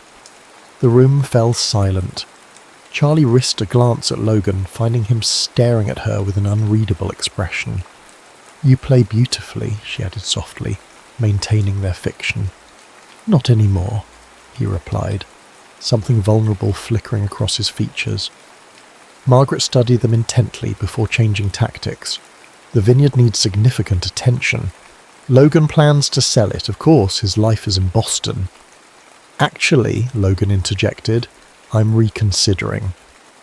This time Charlie's surprise wasn't feigned. According to their agreement, Logan would secure her grant, inherit the estate, sell it quickly and return to Boston. There had been no mention of reconsidering. "The property has potential," he continued. "With the right investment, the vineyard could thrive again, and the main house would make an excellent inn." "An inn?" Margaret scoffed. "Your grandfather would roll in his grave. This estate has been in our family for generations." And it's been declining for the last 2, Logan countered. Change isn't betrayal, Mother.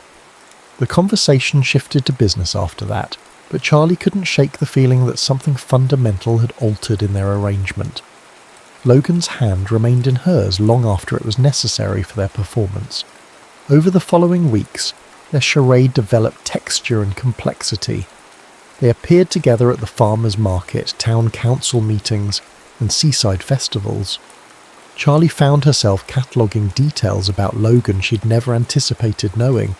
How he drank his coffee, black, no sugar, the way he absent-mindedly rubbed the scar on his left palm from a sailing accident at 12, his habit of reading the last page of a book first to decide if the journey was worth taking. For his part, Logan seemed genuinely interested in the bakery, arriving early some mornings to watch Charlie work. "You don't have to do this," she told him one dawn as she shaped sourdough loaves. "Nobody's watching us here." Logan leaned against the counter, sleeves rolled up, tie absent. "I like watching you sew work. You become something else with dough in your hands. Flowery and sweaty." His smile came easier these days. "Centered, complete," he hesitated. "I've never felt that way about corporate law." "Then why do it?" "It was expected," he shrugged. "Whitmores are lawyers or doctors. We don't run vineyards or inns. Yet here you are, considering both." Their gazes held a moment too long before Charlie looked away, uncomfortable with the genuine connection forming beneath their pretense. Later that week, Logan accompanied Charlie to the lighthouse for the town summer festival. As sunset painted the sky in amber and rose, they stood apart from the crowds, watching waves crash against rocky shores. "We should practice," Logan said suddenly. "Practice what?" "Being convincing," he gestured vaguely. "My mother's still suspicious, and people are watching." Charlie glanced around, noting several townspeople casting curious glances their way. "Fine. What did you have in mind?" Instead of answering, Logan stepped closer, one hand rising to tuck a windblown strand of hair behind her ear. The gesture was gentle, domestic, startlingly intimate. Charlie breathed. "Is this okay?" he asked, voice low. She nodded, unable to articulate why her pulse had quickened. When his lips touched hers, the kiss was tentative, a question rather than a declaration. Charlie responded instinctively, fingers curling into the fabric of his shirt as the pretense momentarily slipped away. They broke apart as fireworks exploded overhead, both looking slightly dazed. "That was," Logan began. "Convincing," Charlie finished quickly, rebuilding the wall between reality and performance. "Very convincing." Neither mentioned the kiss afterward, but something had shifted, leaving Charlie increasingly uncertain about where their arrangement ended and genuine feelings began. A confusion compounded when Ethan Monroe, a celebrated local chef, began frequenting the Sugar Cove. "Your maple bourbon tarts are extraordinary," Ethan told her one morning, leaning across the counter with undisguised interest. "I'm opening a farm-to-table restaurant next month. I'd love to feature your desserts." The offer was professional, but his lingering smile suggested personal interest as well. Charlie found herself flattered by the attention and confused by Logan's obvious irritation when he arrived to find Ethan there. "You two seemed cozy," Logan remarked afterward, jaw tight. "He's a potential business partner," Charlie replied, surprised by his tone. "Is that all?" The question hung between them, laden with implications neither was ready to address. Before Charlie could respond, the bakery door opened again, revealing a stunning woman in designer sunglasses. "Logan," the woman smiled, removing her glasses to reveal perfectly made-up eyes. "Margaret said I'd find you here." Logan straightened. "Sophia, what are you doing in Harbour Light?" "Visiting family," she replied, gaze sliding dismissively over Charlie before returning to Logan. "And checking on old friends. I heard the most surprising news. Charlie extended her hand, forcing a smile. I'm Charlie, Logan's fiancé. Sophia's handshake was brief, her smile tight. Yes, so I've heard. Quite the whirlwind romance. Sometimes you just know, Logan replied, moving to stand beside Charlie, arms sliding around her waist in a gesture that felt both protective and possessive. Charlie should have appreciated his commitment to their charade. Instead, she found herself wondering if he'd hold Sophia the same way once their arrangement ended, if he'd returned to Boston and the life he'd built there, while she remained in Harbour Light with a rescued bakery and memories of pretending. The thought bothered her more than it should have. The coastal storm arrived without warning, transforming afternoon into premature twilight as rain lashed against the Sugar Cove's windows. Charlie was closing early when Logan appeared, rainwater dripping from his hair and jacket. I was meeting with the Historical Society about permits for the vineyard, he explained, accepting the towel she offered.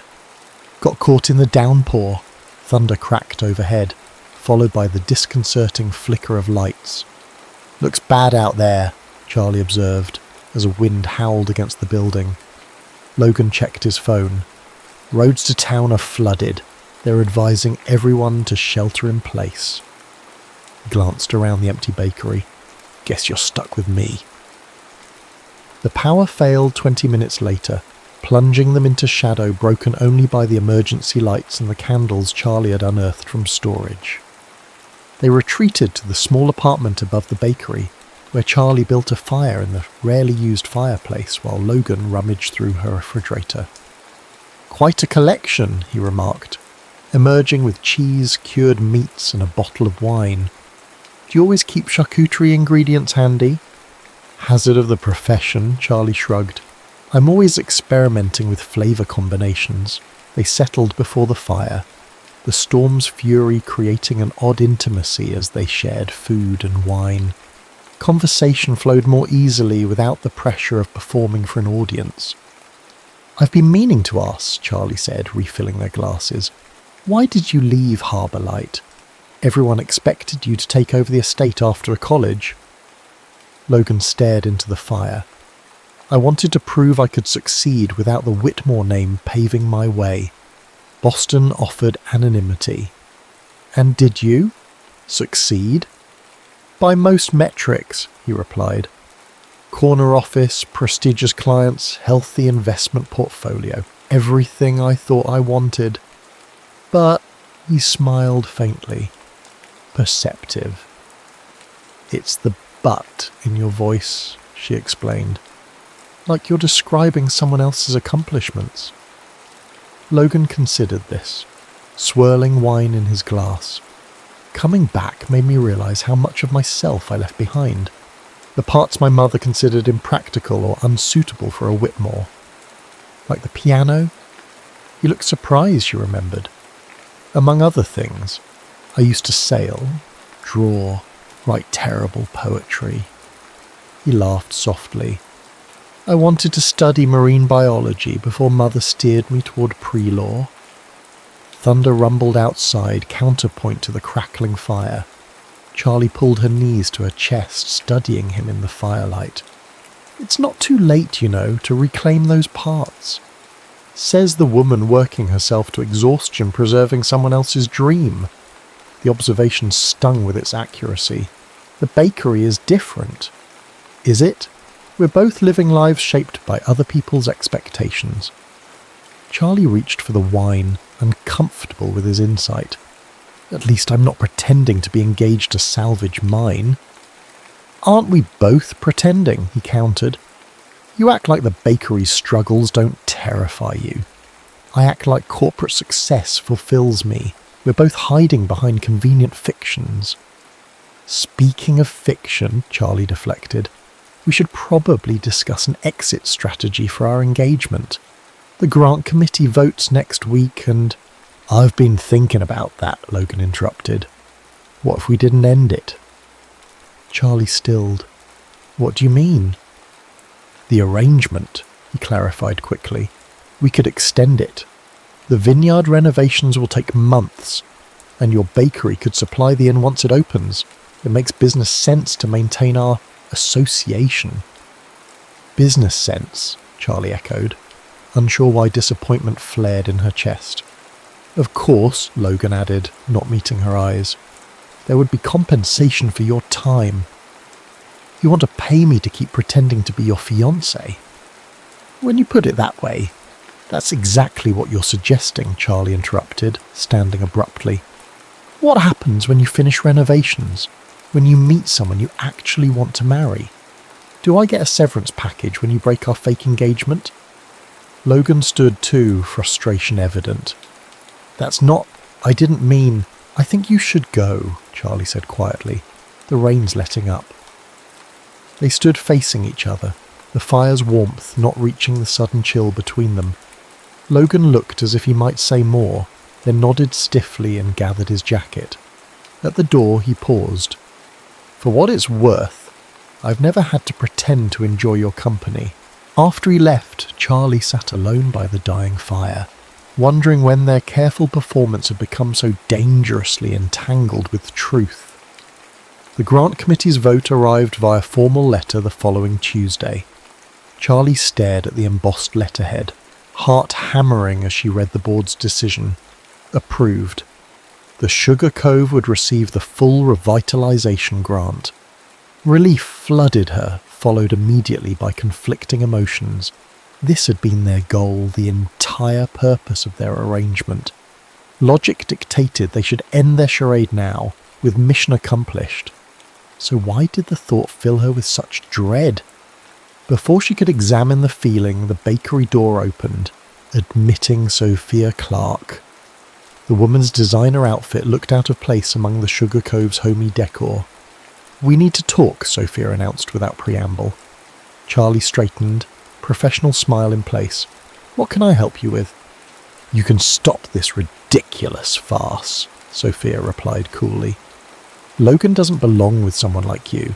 He has obligations to his family, his position. This engagement is clearly some rebellious phase.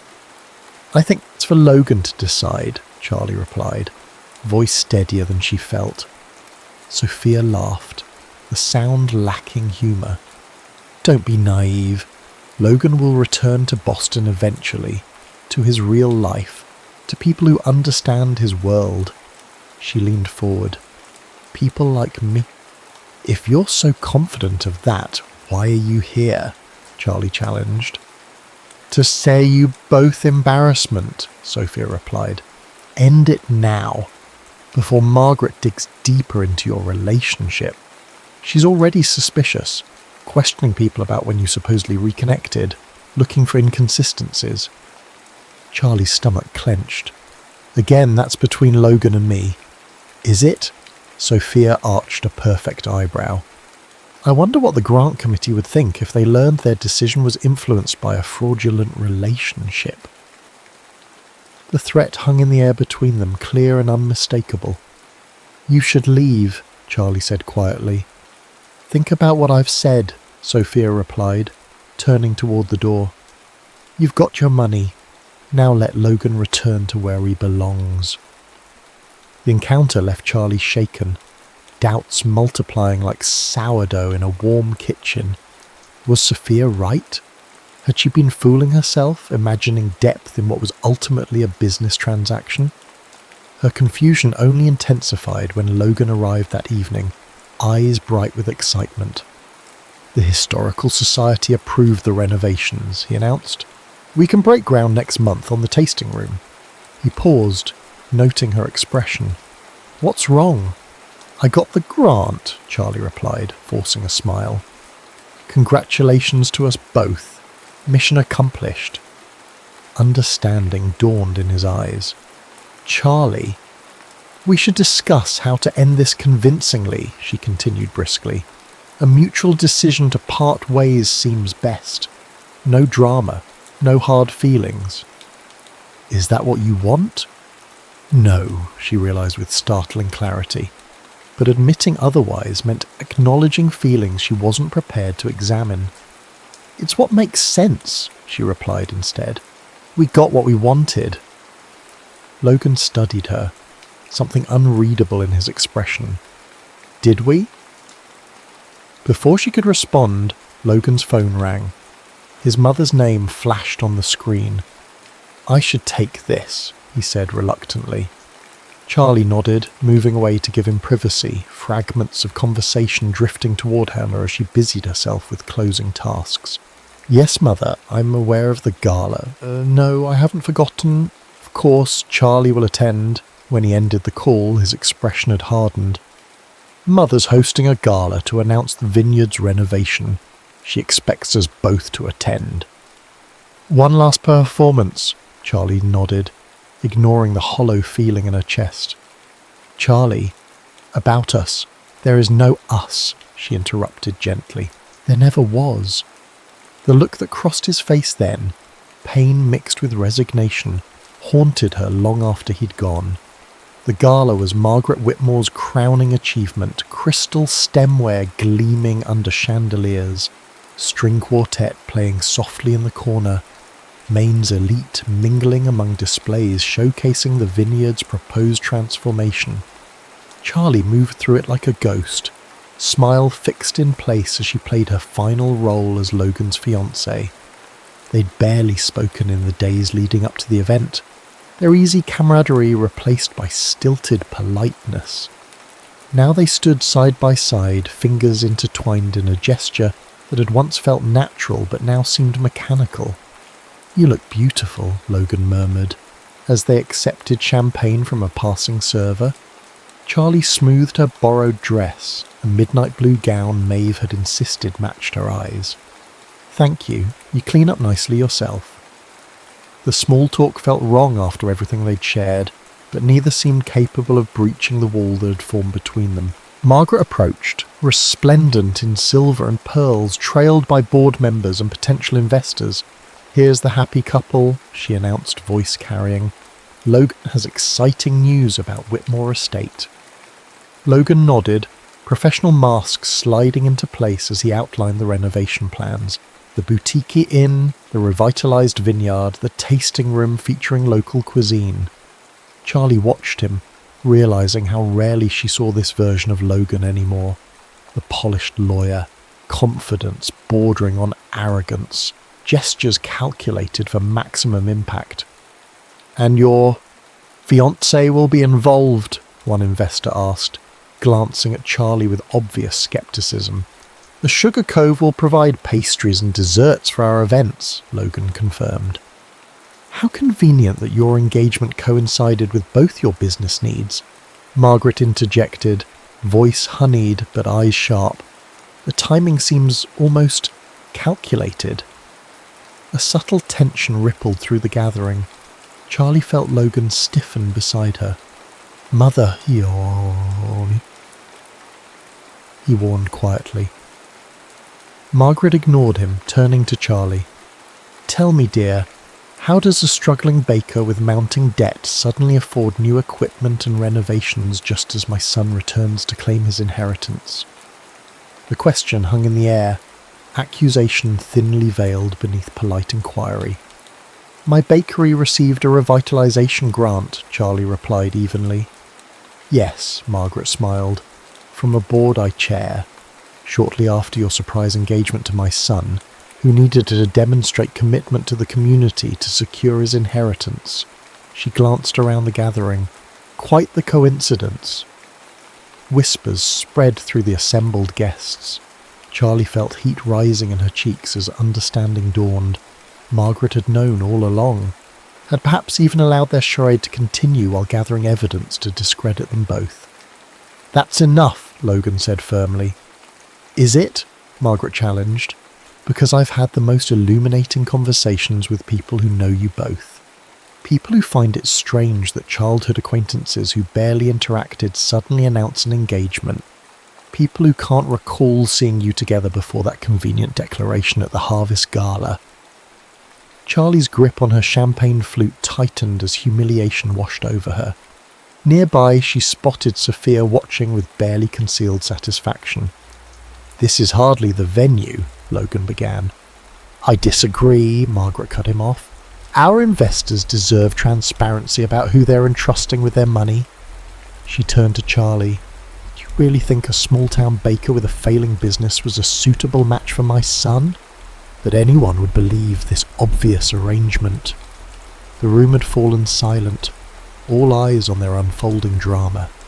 Charlie felt something crack inside her, pride maybe, or the last remnants of hope that this fabricated relationship might somehow transform into something real.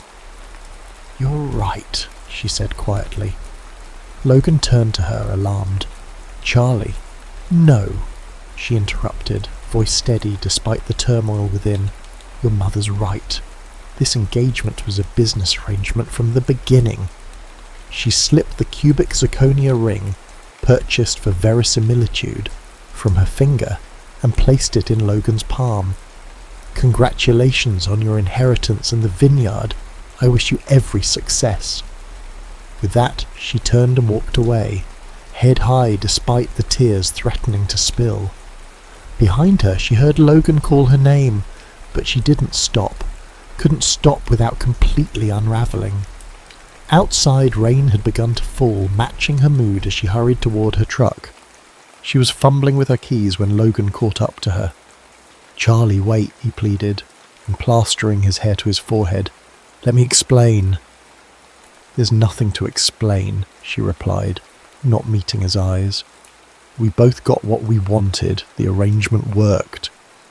"Is that all this was to you, an arrangement?" "Wasn't it?" she challenged, finally looking at him. "You needed a fiancé to secure your inheritance. I needed the grant. Mission accomplished on both counts." "You know it became more than that," Logan insisted. "Did it?" Charlie laughed, the sound brittle. "Because from where I'm standing it looks exactly like what your mother described. A calculated business transaction between two people using each other. That's not fair, isn't it? You never once talked about feelings, Logan. Only business sense. Extended arrangements. Compensation for my time." Rain streamed down his face as he reached for her. "'Cause I was afraid. Afraid you didn't feel what I was feeling. Afraid that once you got the grant, you wouldn't need me anymore." "Need you?"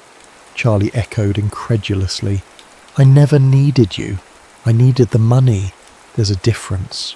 The words hurt to say, more so because they weren't entirely true. But pride and self-preservation demanded armour against the inevitable pain of watching him leave. "I don't believe you," Logan said quietly. "Believe what you want," Charlie replied, pulling away. "I'm done pretending." She climbed into her truck, hands shaking as she started the engine. In the rearview mirror, she watched Logan standing motionless in the rain, looking lost in a way the confident lawyer never had. It should have felt like victory, walking away with her dignity and the grant secured. Instead, it felt like loss, profound and irreparable. The bakery seemed cavernous and empty when she returned, thunderclouds matching her mood as she moved through darkened rooms. On impulse, she retrieved her grandmother's recipe box, seeking comfort in the familiar handwriting and memories of simpler times. Tucked among the index cards was a faded photograph, her grandmother and grandfather on their wedding day, laughing as they fed each other cake, joy radiating from their expressions. Charlie traced their faces, wondering if she'd ever know that kind of uncomplicated happiness. A knock at the door interrupted her reverie. She ignored it, in no mood for company, but the knocking persisted, followed by Logan's voice calling her name. Reluctantly, she opened the door to find him drenched and dishevelled, looking nothing like the polished lawyer she'd first agreed to this arrangement with. "You need to leave," she said flatly. "I will," he promised, "after you hear me out." Against her better judgment, Charlie stepped aside, allowing him entry. He paced her small living room, running hands through wet hair as he gathered his thoughts. "I told them everything," he finally said. Charlie froze. "What?" "After you left, I told everyone the truth. That we started as a business arrangement, that I needed to inherit the estate and you needed the grant." "Why would you do that?" Charlie whispered, horrified. "Because I also told them that somewhere along the way, Pretending to love you became the easiest thing I've ever done, Logan replied, voice breaking. That I fell in love with your determination, your creativity, your absolute refusal to surrender what matters to you. Charlie stared at him, unable to process his words. Logan, I've spent my entire life being what other people expected, he continued. The perfect son, the ambitious lawyer, the responsible heir. With you for the first time I felt like myself. Not a performance, not a carefully constructed image, just me, and you seemed to like that person. I did, Charlie admitted softly. I do. Hope flickered across his features. And why push me away? 'Cause you're leaving, she replied, the fear that had been driving her finally surfacing. You're going back to Boston, to your real life. This, us, was always temporary. That's what I'm trying to tell you, Logan said, crossing the space between them. I'm not going back. I resigned from the firm last week. I'm staying in Harbour Light. I'm staying for the vineyard, for the life I want to build here. He took her hands in his. I'm staying for you, if you'll have me. Charlie searched his face, looking for deception or uncertainty, and finding only sincerity. What about your mother, the inheritance? She can contest it if she wants, Logan shrugged. I don't care anymore. I'd rather have you in a bakery than an estate and a life I hate. The simplicity of his declaration undid her last defences. So what now? In answer, Logan reached into his pocket and withdrew a small circle woven from bakery twine. This isn't a real ring, he admitted. But what I feel for you is real. No audience, no arrangement, no pretense. He knelt, offering the humble circle. Charlie Sinclair, I love you. Not for what you can do for me, but for who you are. Will you marry me, for real this time? Charlie looked at the man before her, soaking wet, offering a ring made of twine, more genuine than he'd ever been in his tailored suits and polished shoes. This wasn't the charming lawyer who'd proposed a business arrangement. This was Logan, vulnerable and honest, offering not security or advantage, but simply himself. Yes, she whispered, tears mingling with laughter as he slipped the makeshift ring onto her finger. But on one condition. Name it, he said, rising to draw her into his arms. No more pretending, not ever. His kiss was answer enough, tender and unhurried, sealed with a promise neither had anticipated when they began their paper-hearted charade. 1 year later. Dawn light filtered through the Sugar Cove's windows as Charlie slid a tray of croissants into the oven. The bakery had transformed over the past 12 months, expanded seating area, gleaming new equipment, and a staff of 3 to handle the increased business. The Sugar Cove wasn't just surviving, it was thriving. You're up early, a voice observed from the doorway. Charlie smiled without turning, recognising Logan's footsteps as he crossed to where she stood. Wedding cake doesn't bake itself. His arms encircled her waist, chin resting on her shoulder, as he surveyed the kitchen. Remind me why we agreed to make our own wedding cake? Because I'm stubborn and you're accommodating, she replied, leaning back against him. And because no other baker in 3 counties could execute my grandmother's blackberry lavender recipe properly. Logan chuckled, the sound vibrating against her back. One of many reasons I love you. A year ago, such casual intimacy would have seemed impossible, their relationship built on calculation rather than affection. Now it felt as natural as breathing, their initially fake engagement having yielded to something far more substantial than either had anticipated. The transition hadn't been seamless. Margaret Whitmore had indeed contested the inheritance, resulting in tense legal negotiations that ultimately ended in compromise. Logan retained ownership of the vineyard and inn, while Margaret maintained control of the family's other business interests. The settlement had come at personal cost, with mother and son still navigating the boundaries of their strained relationship. The town had gossiped, of course, when the truth about their initial arrangement emerged.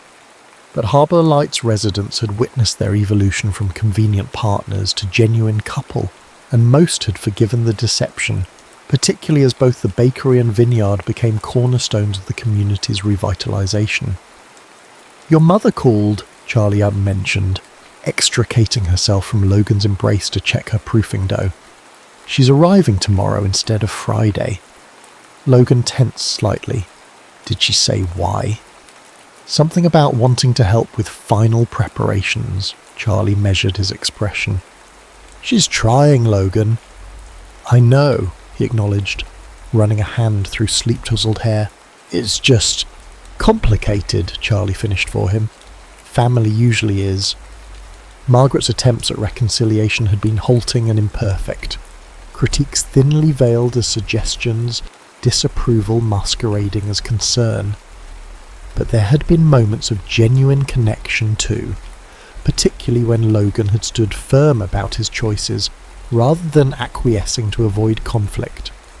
"Speaking of family," Logan said, visibly shifting to lighter thoughts, "Maeve dropped this off yesterday." He retrieved a package from his messenger bag, a worn cookbook tied with blue ribbon. Charlie recognised it immediately as her grandmother's, which had been missing from the collection. "Where did she find it?" Charlie asked, touching the cover reverently. "Apparently your grandmother lent it to Maeve's mother years ago. They found it while preparing for the rehearsal dinner." Charlie untied the ribbon carefully, pages falling open to a recipe marked with a pressed flower, blackberry lavender cake, the very one she planned for their wedding. "She would have loved you," Charlie said softly. "Because I'm charming and handsome," Logan teased. "'Cause you helped save this place," Charlie corrected, gesturing to the bakery around them. "And because you make me happy." Logan's expression softened as he drew her close again. "We saved it together. Partners, remember?" The bell above the door interrupted their moment, announcing the arrival of Ethan Monroe, once a potential rival for Charlie's affections, now head chef at the Vineyards restaurant. "Sorry to interrupt," he grinned, not looking particularly apologetic. "But we got a situation at the Vineyard." Logan frowned. "What kind of situation?" "The flower delivery went to the wrong venue," Ethan explained, "and the rental company brought round tables instead of rectangular ones for the reception." "I'll handle it," Logan sighed, reaching for his jacket. "The photographer's arriving at noon to scout locations. Can you—" "Meet her and show her around," Charlie nodded. "Already in my calendar." Their seamless coordination was the result of months building not just a relationship, but a partnership, each supporting the other's dreams while pursuing their own. The bakery and vineyard had become interconnected ventures, with Charlie's desserts featured at the inn's restaurant and Logan's wines paired with afternoon tea at the Sugar Cove. After Logan and Ethan departed, Charlie returned to her preparations, losing herself in the familiar rhythm of measuring and mixing. The wedding preparations had consumed recent weeks, but beneath the logistical chaos lay quiet certainty. Not the desperate hope that had characterized her past relationships, but confidence in the foundation they'd built together. Later that afternoon, Charlie closed the bakery early and drove to the lighthouse where Logan waited with the photographer. The structure stood sentinel over Harbour Light's rocky coastline, witness to countless storms and celebrations, including their first real kiss a year ago. "This is where it actually began," Charlie explained to the photographer, a stylish woman from Portland who listened attentively. "Not where we pretended it began, but where it really did." The distinction mattered, acknowledging the artificial start while celebrating the authentic connection that followed. Their wedding invitations had playfully nodded to this history. "Join us as we make official what began as pretend." After the photographer departed, Charlie and Logan lingered, watching waves crash against weathered rocks below. "Having second thoughts?" Logan asked, noticing her pensive expression. Charlie shook her head. "Remembering our first real conversation here, how certain I was that our arrangement would remain just that. To be fair, I wasn't exactly forthcoming about my feelings," Logan admitted. I kept hiding behind business proposals and practical considerations. We're quite the pair, Charlie laughed. You couldn't admit you had feelings, and I couldn't admit I wanted you to have them. Logan turned to face her, ocean wind ruffling his hair. And now? Now I'm wondering why we're waiting until Saturday, Charlie replied, surprising herself with the admission. We've already signed the paperwork at the courthouse. The wedding is just ceremony. Charlie Sinclair, are you suggesting we elope? After months of planning? Not elope exactly, she clarified. Just have something that's ours before sharing it with everyone else. Like we did with our relationship, private truths beneath public performance. Understanding dawned in Logan's eyes. A private exchange of vows. Here, Charlie nodded, where it really began. The spontaneity of the suggestion felt right. A decision made in the moment, without calculation or agenda, unlike the arrangement that had initiated their journey. As sunset painted the horizon in shades of amber and rose, they stood facing each other beneath the lighthouse's weathered tower. No witnesses except seabirds and crashing waves. I didn't prepare anything, Logan admitted. Neither did I, Charlie replied.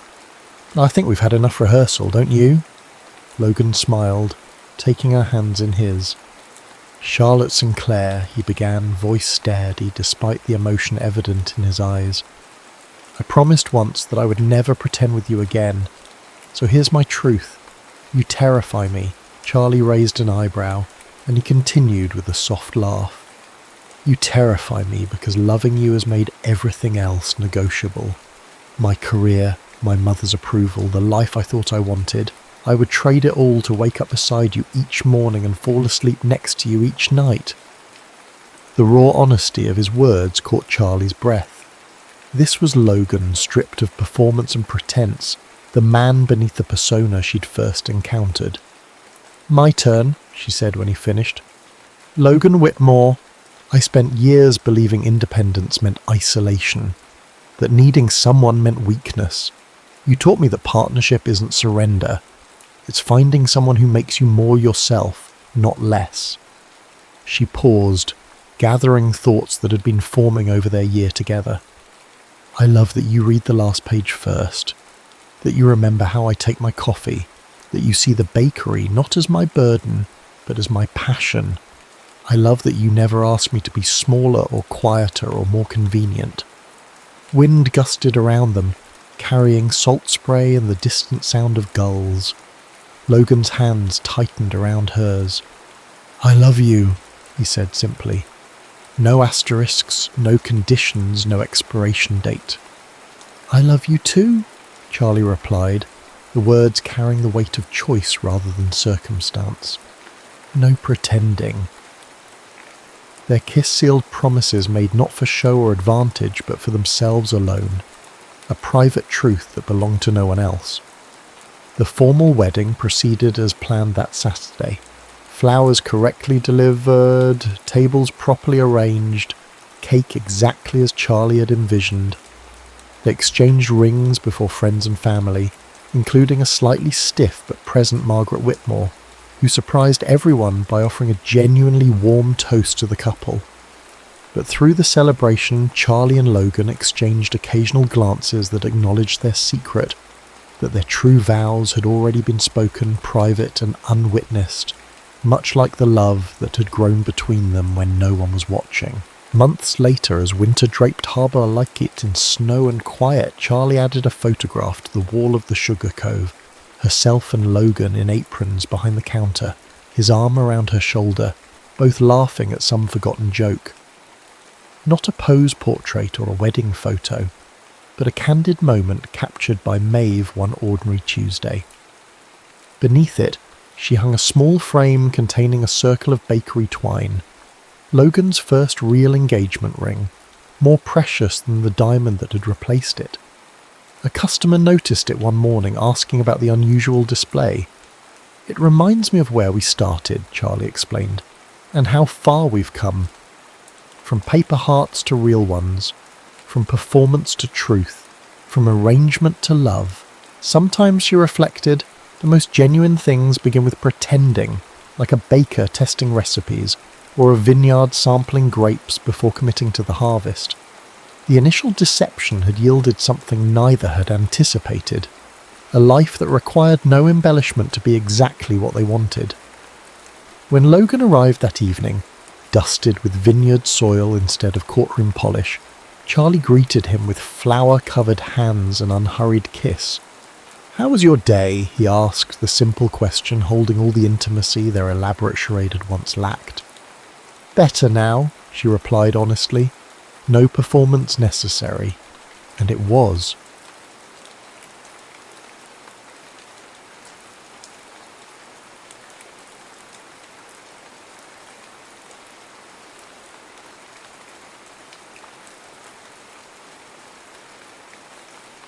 Princess Eleanor of Valmere stood at her bedroom window, watching servants scatter rose petals across the palace courtyard for tomorrow's engagement ceremony. 21 years of preparation had led to this moment, her betrothal to Duke Anton of Marburg, a man whose letters were as stiff as the high collars he favoured. "Your Highness," her lady-in-waiting Marguerite said from behind, "the seamstress needs you for a final fitting." Eleanor sighed, her breath fogging the leaded glass. "Tell her I'll be there shortly." But she remained motionless, studying her reflection in the window. The woman staring back wore a carefully composed expression, betraying nothing of the turmoil beneath. Eleanor had been raised to be the perfect royal vessel, her posture impeccable, her manners flawless, her opinions calibrated to the exact requirements of diplomacy. The crown that awaited her might as well have been a cage. "Princess," Marguerite prompted again. "What do you think it's like out there, Marguerite?" Eleanor asked suddenly. "Beyond these walls, among ordinary people?" Marguerite's face softened with concern. "I wouldn't know, Your Highness. I've been in palace service since I was 12. "Neither of us knows," Eleanor murmured. "That's rather the tragedy, isn't it?" Later that evening, as courtiers laughed too loudly at her father's jokes and ladies whispered behind fans about Duke Anton's imminent arrival, Eleanor slipped away.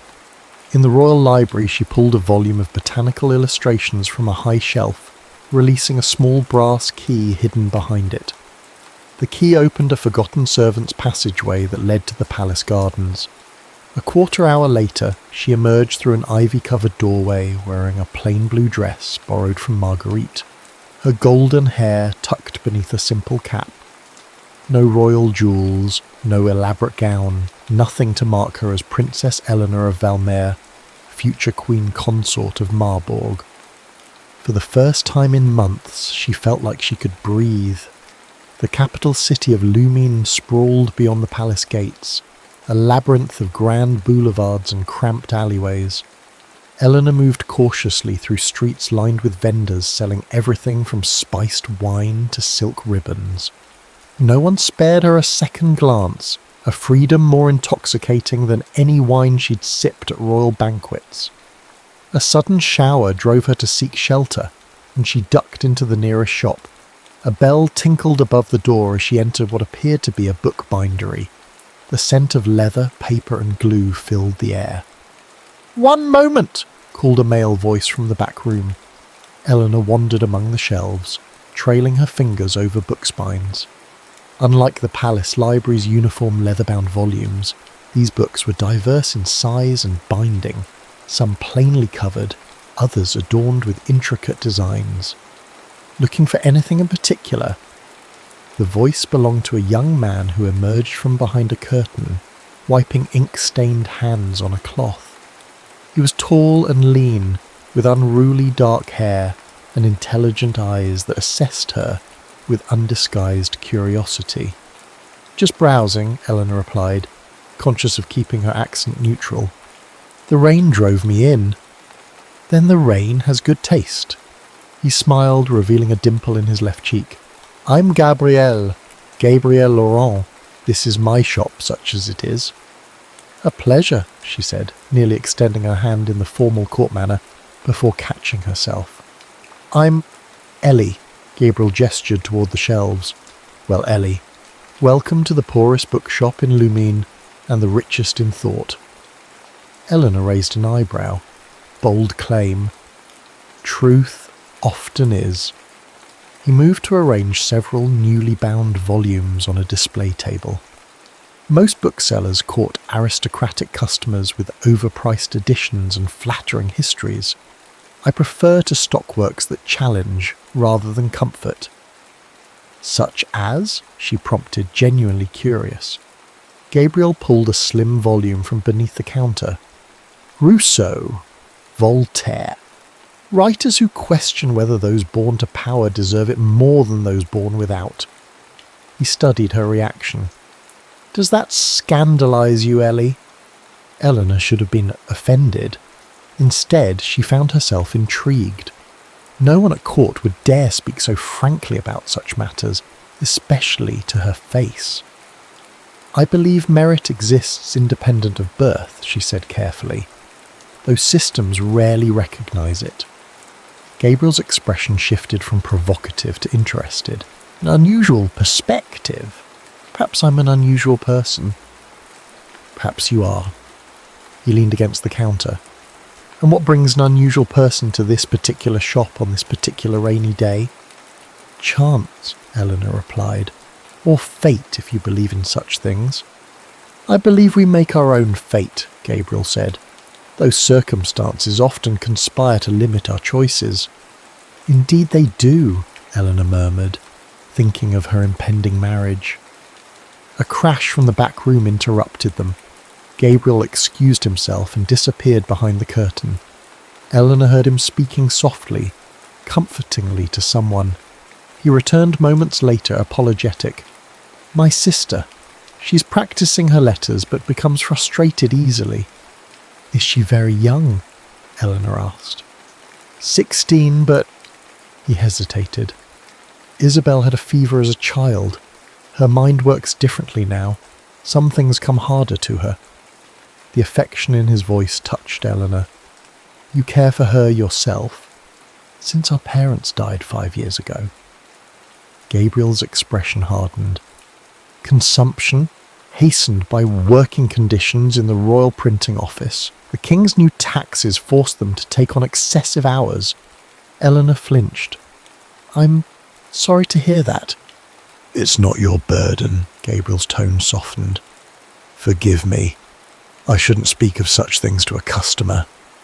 I asked, Eleanor said, then added without thinking, and I'm not yet a customer. Gabriel laughed, the sound unexpectedly warm. A distinction I hope to remedy. Perhaps this? He selected a small leather-bound book of poetry. These verses speak of worlds beyond our own experience, something I suspect might appeal to you. The rain had stopped, but Eleanor lingered, leafing through the volume. In the palace, poetry was recited at formal occasions as a demonstration of culture. Here, in this small shop with its smell of leather and ink, words seemed alive in a different way. I'll take it, she decided, reaching for the coins in her borrowed dress pocket. Their fingers brushed as he handed her the wrapped purchase.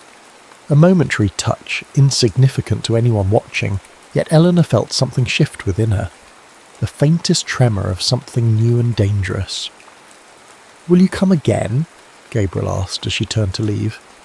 Eleanor paused at the door, knowing she should say no. Instead, she heard herself reply, perhaps when it next rains. The palace seemed more suffocating than ever when she returned. As ladies fussed over her evening toilette, Eleanor's thoughts remained in that small bookshop, with its forthright proprietor who spoke of merit and questioned birthright, unaware he had been challenging a princess to her face. That night, in the privacy of her bedchamber, Eleanor unwrapped the poetry book.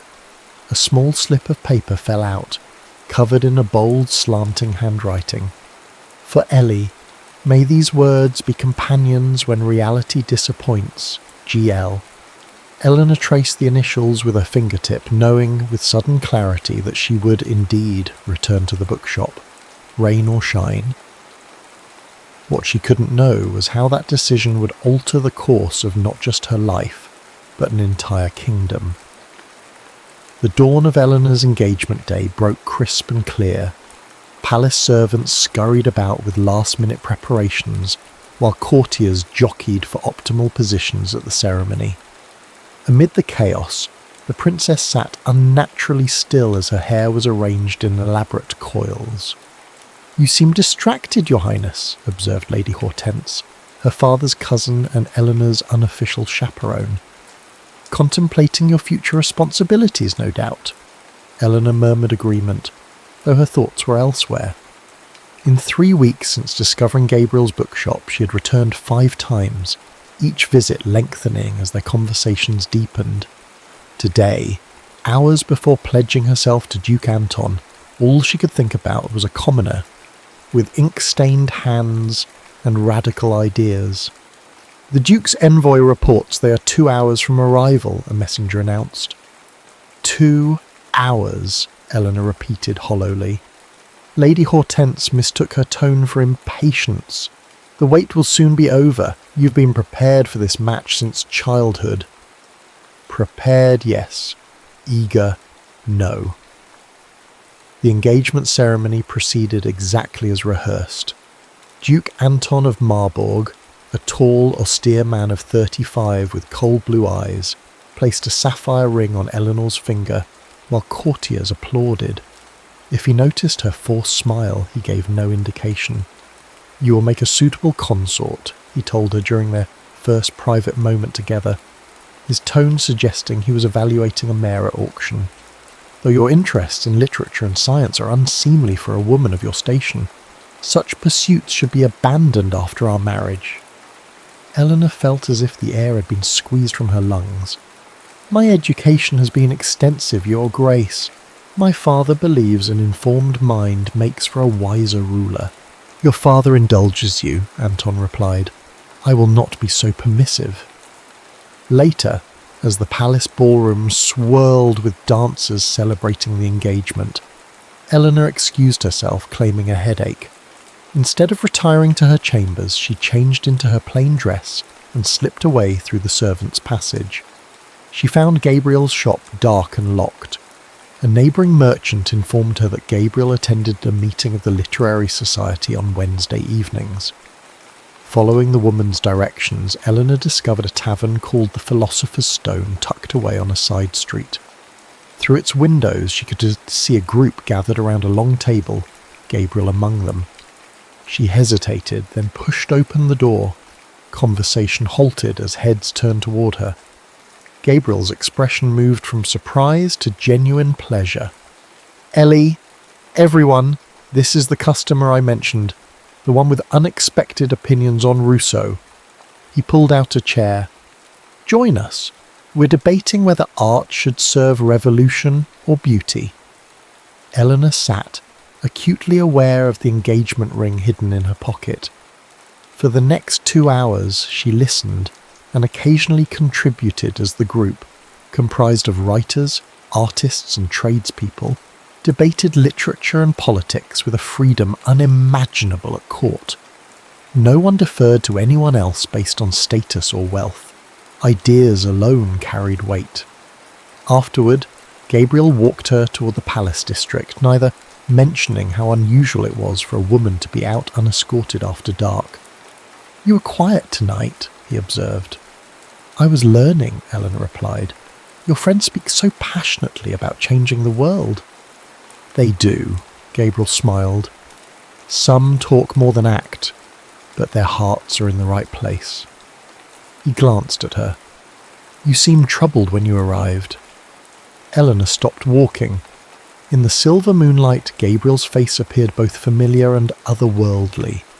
3 weeks of conversations had created a dangerous intimacy between them. Dangerous because it was founded on a lie.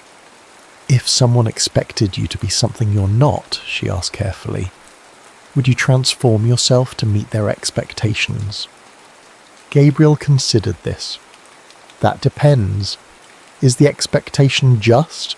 Does it harm others or yourself?" "It harms no one but me," Eleanor whispered. "And perhaps it's selfish to resist." Gabriel turned to face her fully. Ellie, selfish is not a word I would ever associate with you. His voice softened. Who's trying to change you? The question hung between them. Eleanor nearly confessed everything, her identity, her engagement, her lifelong captivity in a role she'd never chosen. But revealing herself now would end whatever this was between them. Gabriel despised the aristocracy. How much more would he despise a princess? It doesn't matter, she said finally. Tell me more about your play instead. Gabriel had been working on a stage drama about commoners rising against corrupt nobility. With each of Eleanor's visits, he'd shared new scenes, unknowingly receiving feedback from a princess on a play criticising her class. I've rewritten the ending, he told her, as they resumed walking. The nobleman realises his privilege has blinded him to suffering. He renounces his title to live honestly among the people he once oppressed. A noble sacrifice, Eleanor murmured. Is it sacrifice to abandon something that was never rightfully yours? Gabriel countered. Or merely justice? Eleanor had no answer. They walked in comfortable silence until reaching a corner near the palace walls. This is far enough, she said as always. Why won't you let me walk you home? Gabriel asked, not for the first time. Because, Eleanor hesitated. Because some boundaries are necessary. Are they? Or merely convenient? His eyes searched hers. Who are you really, Ellie? The question startled her. What do you mean?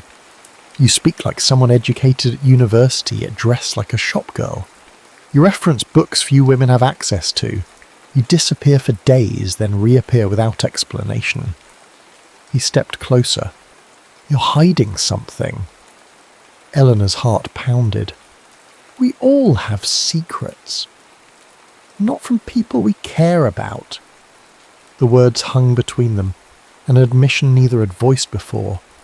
Eleanor felt something within her fracture, a hairline crack in the wall she'd built between her real self and her royal identity. If I told you everything, she whispered, you might hate me. Gabriel reached out, brushing a strand of hair from her face. I could never hate you. In that moment, Eleanor wanted desperately to believe him, but she had seen the contempt in his eyes when he spoke of the palace, heard the bitterness when he mentioned the king, her father. I should go, she said, stepping back. Gabriel didn't follow. The midsummer masquerade is tomorrow night at the town square, he said instead. Everyone wears masks. No one is judged by their station or appearance. His eyes held hers. Will you come? A masked celebration, where for one night she could be simply Ellie without fear of discovery, where she could be with Gabriel as equals, no lies between them. Yes, she answered, surprising herself. Yes, I'll come. The next evening, Eleanor begged illness to excuse herself from a formal dinner with Duke Anton and his entourage. Once alone, she donned a simple blue dress, the colour Gabriel had once said matched her eyes, and covered it with a dark cloak. For the masquerade, she'd procured a delicate silver mask adorned with tiny sapphires that matched her hidden engagement ring. The town square blazed with torchlight. Musicians played lively tunes while masked dancers twirled around a maypole. Vendors sold wine and pastries from colourful stalls. No palace celebration, despite its opulence, had ever felt so vibrantly alive. Eleanor searched the crowd anxiously until a hand touched her elbow. She turned to find Gabriel wearing a bronze mask that emphasised his strong jaw and warm eyes. You came, he said, his voice revealing genuine surprise. I promised I would. Gabriel offered his hand. And dance with me, mysterious Ellie. The night passed in a blur of music and laughter. Under cover of masks and darkness, Eleanor allowed herself liberties unimaginable at court. She danced close enough to feel Gabriel's heartbeat, accepted sips of wine from his cup, let her fingers linger when they touched. As midnight approached, Gabriel led her away from the crowds to a small garden behind the musician's stage. Lanterns hung from tree branches, casting dappled light across stone benches. "I have something for you," he said, producing a small package wrapped in brown paper. Eleanor unwrapped it to find a book, not one of his bound volumes, but a handwritten manuscript. "Your play," she realised, touching the pages reverently. "The only copy," Gabriel confirmed. "I finished it last night." Eleanor stared at him. "Gabriel, I can't take this. It's too valuable." "You inspired much of it." He sat beside her on a bench. "Your questions made me reconsider every character's motivations. The princess is no longer a villain. She's trapped in gilded chains of duty and expectation." Eleanor swallowed hard. "And does she break those chains?" "Read it and discover for yourself." Gabriel reached up and gently removed her mask. His fingers brushed her cheek. "Though I suspect you already know what it's like to be caught between worlds." The air between them changed, charged with unspoken confessions. Eleanor knew she should leave, return to the palace, to her fiancé, to her duty. Instead, she remained motionless as Gabriel leaned forward. "If only I were not who I am," she whispered. "If only the world were kinder," he replied. Their lips met in a kiss that contained both question and answer. Eleanor felt something unlock within her chest, a door flung open after years sealed shut. This then was what the poets wrote about. This was what her life had been missing. When they finally parted, Gabriel pressed his forehead to hers. "I'm in love with you," he admitted, "whoever you truly are." Eleanor closed her eyes, savouring words she'd never expected to hear. "And I with you." A sharp intake of breath behind them shattered the moment. Eleanor turned to see a palace guard watching from the garden entrance. His mask pulled aside to reveal a face she recognised, one of Duke Anton's personal sentries. "I must go," she said urgently, gathering her cloak. Gabriel caught her arm. "Ellie, wait!" But she was already fleeing through the garden's rear gate. His manuscript clutched to her chest, her silver mask left forgotten on the bench.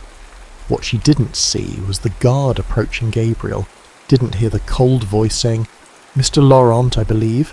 The Duke of Marburg would appreciate a word with you." Eleanor hadn't slept. Dawn found her pacing her chambers, alternating between reliving Gabriel's kiss and panicking over the guard's presence. If he reported to Anton... A sharp knock interrupted her thoughts. "Enter," she called, composing her expression. Lady Hortense stepped inside, her face unusually grave. "Your Highness, His Majesty requests your immediate presence in the private council chamber." Eleanor's stomach twisted. Did he say why? "No, Princess, but Duke Anton is with him." The walk to the council chamber felt interminable. Eleanor's mind raced through possible explanations, potential defences, necessary lies. But nothing prepared her for the sight that greeted her when the doors swung open. Gabriel knelt on the stone floor, hands bound behind his back. A purpling bruise darkened his left cheekbone. 2 royal guards stood at attention behind him. Their eyes met across the chamber, hers wide with horror, his first shocked, then comprehending. "Princess Eleanor," he whispered, the title falling from his lips like a stone. King Aldrich III sat at the head of the council table, his expression thunderous. Duke Anton stood at his right hand, cold satisfaction evident in his posture. "Daughter," the king said, his voice dangerously quiet, "explain yourself." Eleanor struggled to find her voice. "Father, whatever you believe..." "What I believe," Aldrich interrupted, "is what Duke Anton's men witnessed. My daughter, the Crown Princess of Valmir, behaving like a common trollop with a seditious bookbinder." Gabriel flinched at the words, then raised his chin defiantly. "Your Majesty, the princess bears no blame. I..." "Silence!" the king roared. "You will speak when granted permission, not before." Eleanor took a steadying breath. "Father, there has been a misunderstanding. Mr. Laurent is a shopkeeper I met while researching local literature. Nothing inappropriate occurred." Anton stepped forward, producing a familiar silver mask. "Then why were you masked, Princess? Why the deception? Why the kiss my guard witnessed?" Eleanor faltered, lies deserting her. In the awful silence, Gabriel spoke again, his voice steady despite his circumstances. "Your Majesty, if I may, I am solely responsible. I pursued the princess, unaware of her identity. The fault is entirely mine." "Gabriel, no!" Eleanor protested, but the king was already nodding grimly. "At least the commoner acknowledges his crime." He turned to Eleanor. "As for you, daughter, this infatuation ends now. Your engagement to Duke Anton proceeds as planned, with the wedding moved forward to next week."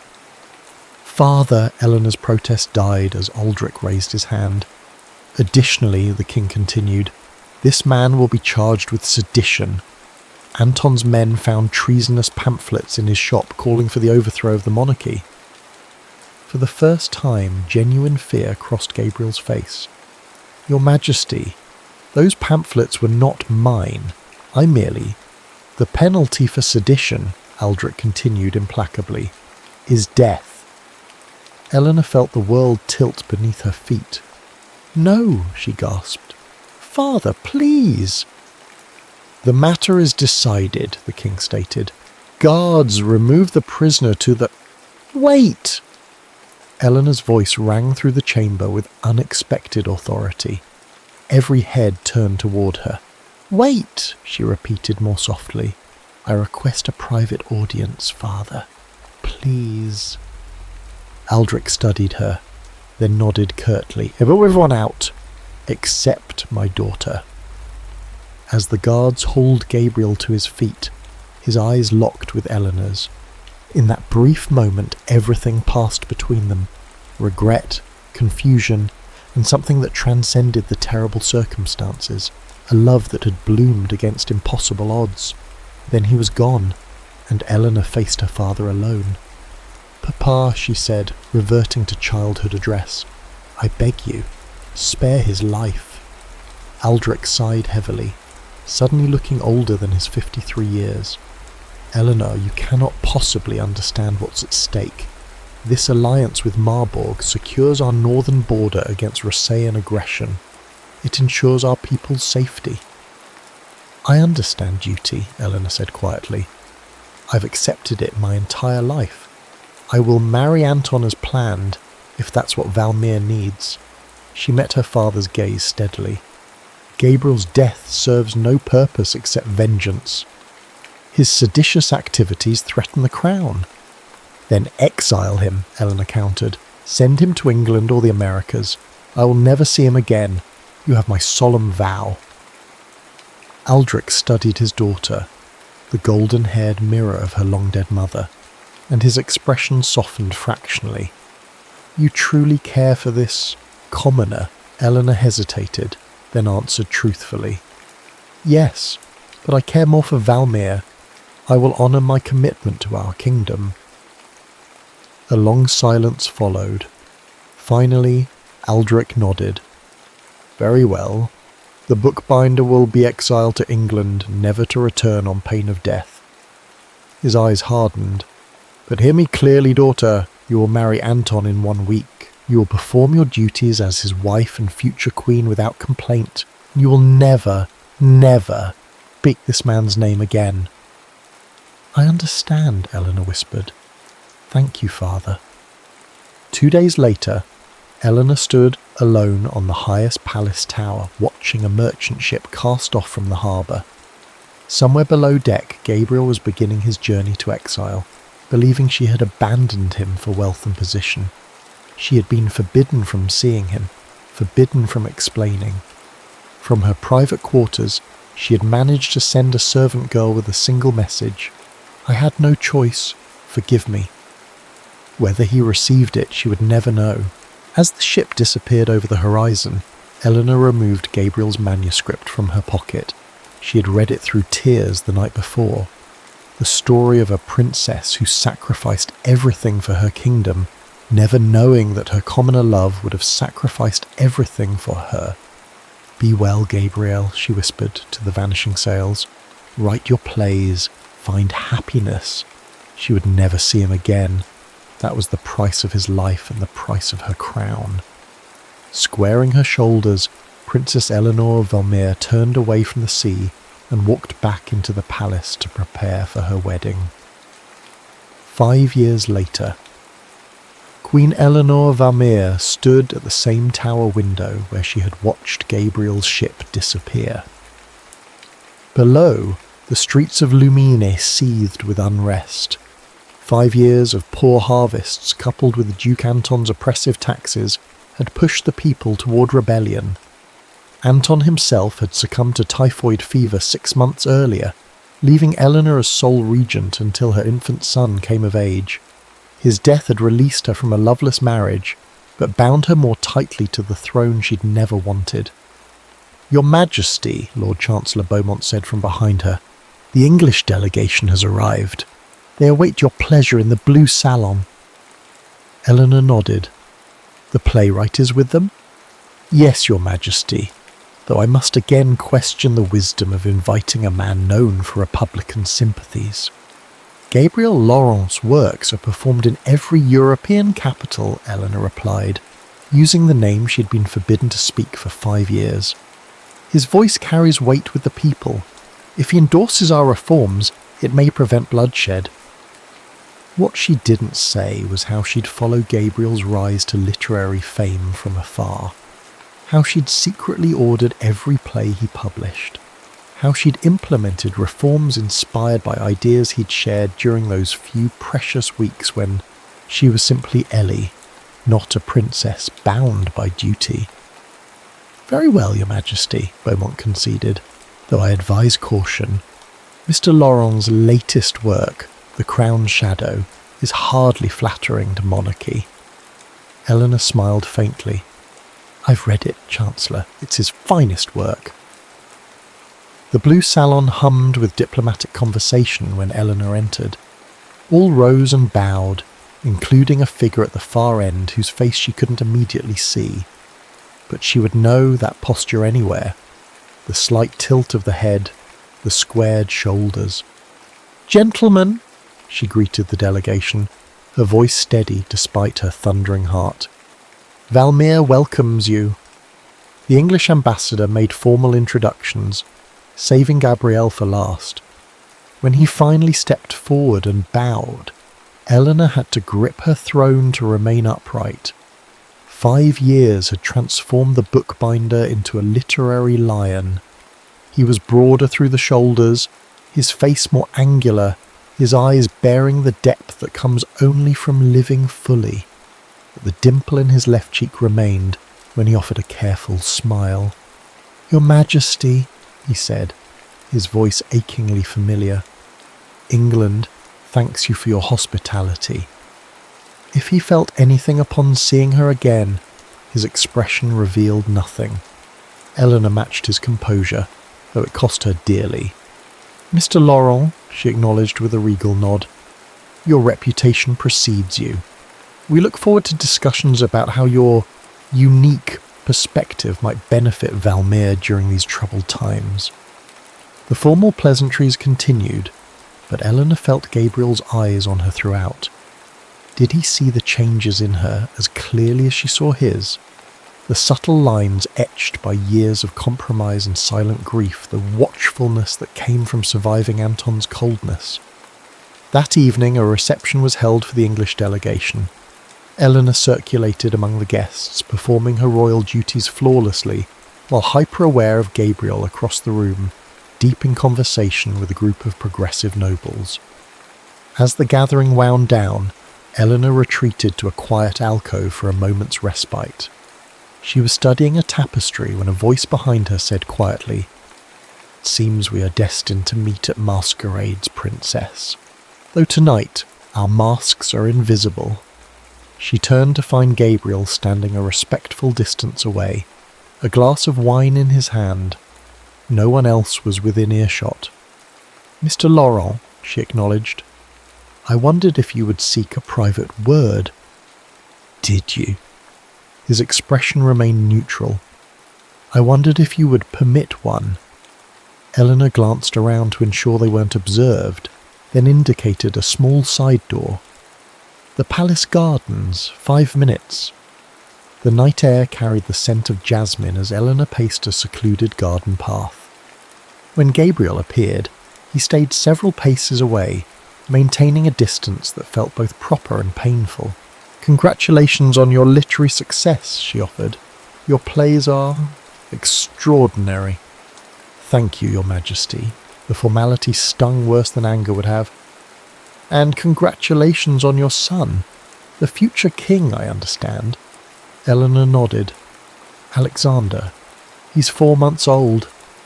An awkward silence fell between them, so different from the easy conversation they'd once shared. "Why am I here, Eleanor?" Gabriel finally asked, dropping royal address. "Why summon me after 5 years of silence?" "Valmir stands on the brink of revolution," she replied. "Your words carry influence. I hoped you might help prevent violence." "My words?" His laugh held no humour. "The same words that once branded me a seditionist. The same words that got me exiled?" Eleanor flinched. "That wasn't my choice." "Wasn't it?" Gabriel stepped closer, his composure cracking. "I received your message, you know. I had no choice, forgive me, as if duty could excuse everything." "Wasn't duty," Eleanor whispered. "It was your life, Gabriel. My father would have executed you for sedition. I traded my freedom for your life." Gabriel stared at her, shock replacing anger. "What are you saying?" "I made a bargain," Eleanor explained, the words tumbling out after years of silence. "My compliance with the marriage to Anton in exchange for your exile instead of execution.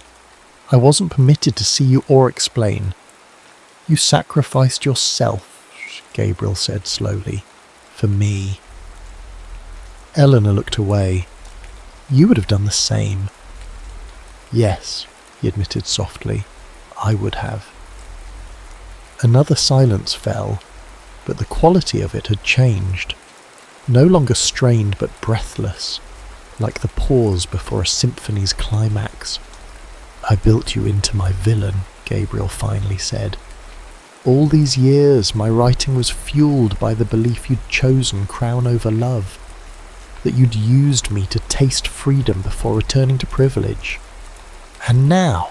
Eleanor asked. Gabriel's expression softened. "Now I see the princess from my play, the one who sacrifices everything for her kingdom while losing what she loves most." "She was always me," Eleanor admitted, "just as you were always the commoner who taught her to question everything she'd been raised to believe." Gabriel closed the distance between them, propriety forgotten. "I never stopped loving you," he confessed, "even when I thought I hated you." Eleanor's eyes filled with tears. "And I never stopped loving you, even when I couldn't speak your name." His hand rose as if to touch her face, then dropped away. "But you're still a queen, and I'm still a commoner." "Things are changing," Eleanor said urgently. "The old order is collapsing across Europe. Here in Valmir, the people demand a constitutional monarchy, limited royal powers, a parliament of elected representatives." Gabriel's eyes widened. "You support this?" "I've spent 5 years implementing what reforms I could. Anton blocked most, but since his death..." She drew a deep breath. "I've drafted a constitution. Once ratified, the monarch becomes largely ceremonial. And if the people demand more, if they reject monarchy entirely..." Eleanor's gaze was steady. "Then I will step aside. Valmir's welfare matters more than my crown." Gabriel stared at her in wonder. "You've changed." "We both have." Eleanor smiled sadly. "Life continues, even when we think it's ended." A shout from the palace interrupted them. Lord Chancellor Beaumont appeared at the garden entrance, his face ashen. "Your Majesty, revolutionaries have breached the city gates. The palace guard requests your immediate withdrawal to the secure chambers." Eleanor straightened. Queen once more. "I will address them instead. Your Majesty, I must protest. These are my people, Chancellor. I will not hide." Gabriel stepped forward. "I'll come with you." Eleanor hesitated. "Why would you risk yourself?" "Because," Gabriel said simply, "I believe in the queen you've become." Within the hour, Eleanor stood on the palace balcony facing a sea of torches. The crowd roared when she appeared, some in anger, others in anticipation. Gabriel remained inside at her insistence, watching through a window. "People of Valmere," Eleanor called, her voice carrying across the square, "I hear your demands for change." "No more empty promises," someone shouted. Others took up the cry. Eleanor raised her hands. "Not promises, action. Tomorrow I will present to your elected representatives a constitution that limits royal power and establishes a parliament with true authority." The crowd quieted, scepticism mingling with surprise. Eleanor continued, her voice growing stronger. "I was born to privilege I never earned. For too long Valmere has suffered under laws that protect the few while burdening the many. This ends now." She removed her crown and held it before her. "This crown will serve Valmere, not rule it. I swear this on the memory of my mother, who taught me that true leadership lies in service, not power." A hush fell over the square as her words registered. Then from the back of the crowd a voice called out, "Long live the Queen!" Others joined uncertainly at first, then with growing conviction. In that moment, Eleanor caught Gabriel's eye through the window. His expression held something she'd never expected to see again: pride. The revolution paused that night, not extinguished but transformed into an uneasy hope. In the palace library, Eleanor met with revolutionary leaders, Gabriel serving as mediator. By dawn they had hammered out a framework for transition. "It won't be easy," Gabriel warned, as they finally found themselves alone in the library, dawn breaking outside the windows. "Some will resist change on both sides." "Nothing worthwhile ever is," Eleanor replied, exhaustion evident in the slope of her shoulders. Gabriel studied her in the morning light, a queen who had just willingly relinquished power to save her kingdom from bloodshed. "I misjudged you," he admitted softly. "In my plays, I portrayed royalty as universally corrupt and self-serving. You've proven me wrong." "Perhaps we both needed these years apart," Eleanor suggested. "You to find your voice, me to find my purpose." "And now?" Gabriel asked, the question encompassing far more than the immediate future. Eleanor met his gaze directly. "Now we build something new, for Valmere."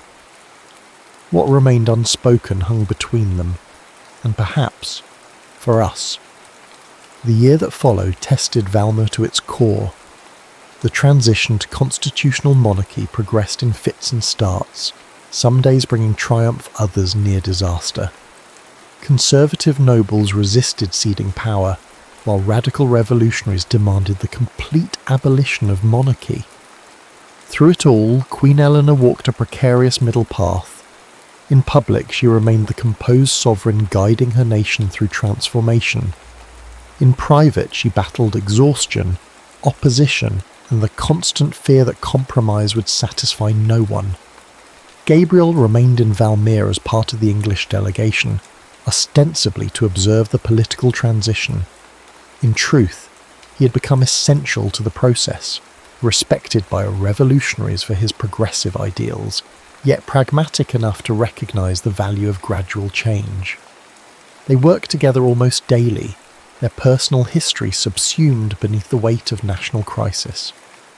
Yet sometimes, in quiet moments between meetings, their eyes would meet across a table, and everything unspoken would pass between them. The Assembly votes tomorrow on the final constitution, Eleanor noted one evening as they reviewed documents in her study. Winter rain lashed against the windows, reminiscent of the day they'd first met. "They'll ratify it," Gabriel replied, with more confidence than he felt. "The moderates have rallied enough support." Eleanor set down her quill. "And then?" "Then Valmir becomes a constitutional monarchy. Your role becomes ceremonial but stable. The real work of governance passes to elected officials." "No," Eleanor said softly. "I meant, and then what for you? The English delegation departs next week, if so." The question hung between them. For months they had carefully avoided discussing anything beyond Valmir's future. Gabriel rose and walked to the window, watching raindrops trace patterns down the glass. "I've been offered a position at the Theatre Royal in London, a playwright in residence." "A great honour," Eleanor said, fighting to keep her voice steady. "You should accept." "Should I?"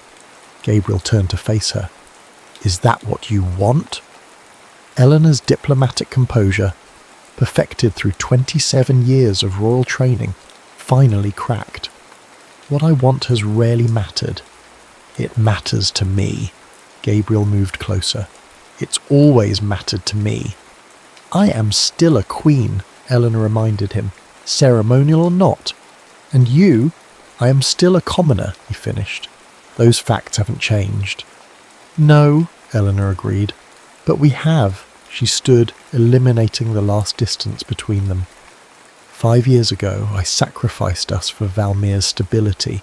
I would make the same choice again."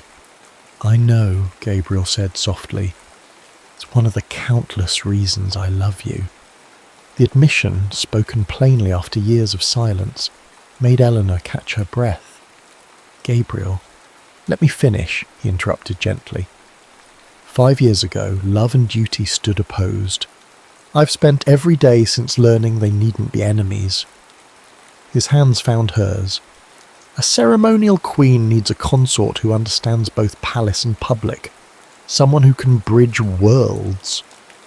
Eleanor's eyes widened. "Are you suggesting?" "A new kind of partnership," Gabriel confirmed. "Not husband and wife in the traditional sense, Valmir isn't ready for that, but public allies, collaborators in creating the culture this new Valmir needs."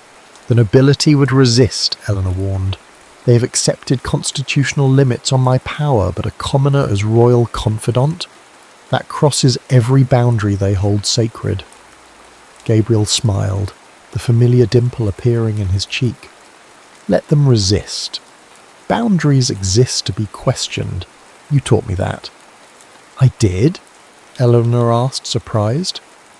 "When a princess disguised herself as a commoner to visit a bookshop," Gabriel explained.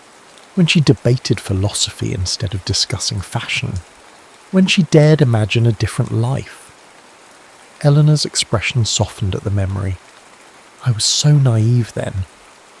"You were brave," Gabriel corrected, "and you're braver now." Eleanor studied him. The playwright who had once wanted to tear down monarchy itself, now proposing to stand beside it. "And your writing? Your truth-telling? Would you sacrifice that to stand in a palace shadow?" "Never," Gabriel replied firmly. "Any alliance between us depends on my continued freedom to write honestly, to criticize where criticism is needed, to praise when praise is earned." A laugh escaped Eleanor, the first genuine one in months. "You propose to court and critique me simultaneously." "I propose to love and challenge you simultaneously," Gabriel corrected, "as I always have." Eleanor turned away, moving to the portrait of her father that hung above the fireplace. King Aldrich had died during the early days of revolution, never seeing the changes his daughter would implement. "You wanted me safely married to power," she mused, "protected within traditional structures." "And what do you want?" Gabriel asked again. Eleanor faced him, queen and woman both. "I want a partner, not a protector. I want someone who sees Eleanor beneath the crown." "I've never seen you any other way," Gabriel said simply. "Even when I didn't know who you truly were, I saw you." Outside, the rain intensified, drumming against the window panes. Inside, the study remained silent as Eleanor considered a future neither of them had dared imagine possible. "The Constitution will be ratified tomorrow," she finally said. "Valmere will begin its new chapter." She stepped toward him, decision made. "I would like you to stay, Gabrielle Laurent, not as part of any delegation, but as royal dramatist." Gabriel raised an eyebrow. "Is that even a position?" "It is now," Eleanor declared with a hint of her old royal authority. "Valmere needs art that speaks truth to both palace and public. Stories that help us understand who we are becoming." "And is that all you're asking?" Gabriel pressed gently. "A professional arrangement?" Eleanor's diplomatic reserve dissolved entirely. She reached for his hand.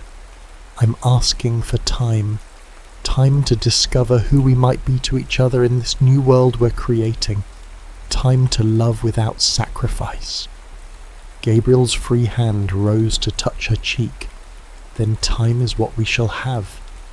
1 year to the day after Eleanor had stood on the palace balcony and offered a constitution instead of a crown, the Royal Theatre of Valmere opened its doors for the first time.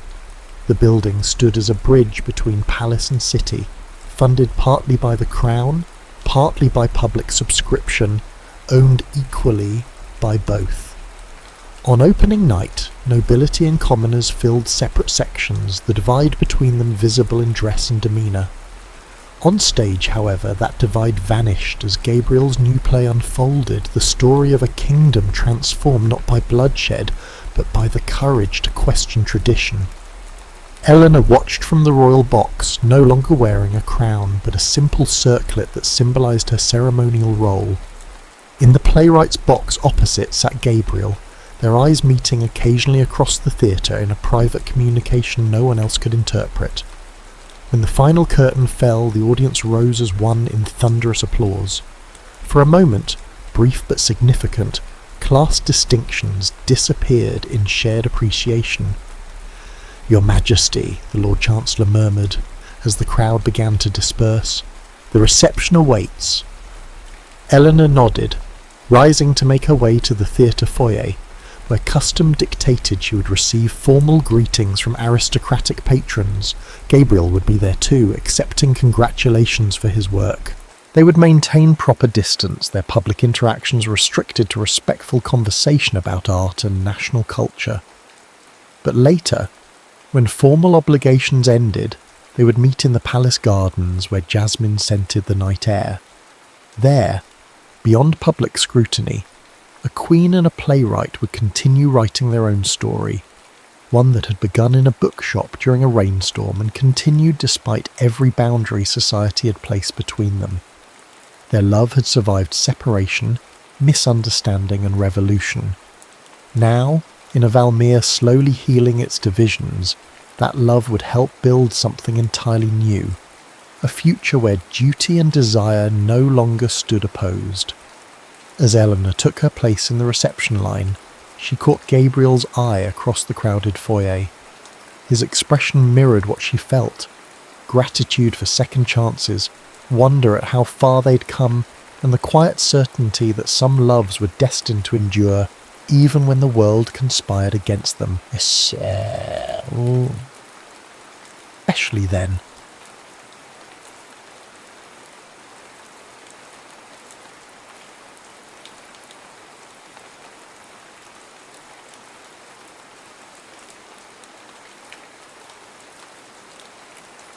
Catherine Mitchell ran her fingertips along the spines of weathered books, pausing occasionally to pull one from its resting place.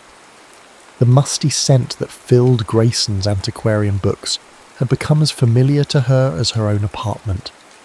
At 28, her life had settled into comfortable predictability, weekdays at the New York Public Library where she worked as a reference librarian, and weekends hunting through second-hand bookshops for overlooked treasures. "Found anything worthwhile today, Katie?" Mr. Grayson called from behind the counter, where he was carefully reattaching the cover of a first edition Hemingway. "Nothing yet, but I can feel something waiting for me," she replied. pushing her wire-rimmed glasses back up her nose. Her mother always said she had a sixth sense for books, an ability to know when something special was nearby. Today, that sense led her to the back corner of the shop to a section she'd browsed dozens of times before. But somehow, a slim volume with a faded blue spine caught her eye, as if it had materialised from nowhere. She carefully extracted it from between two larger tomes.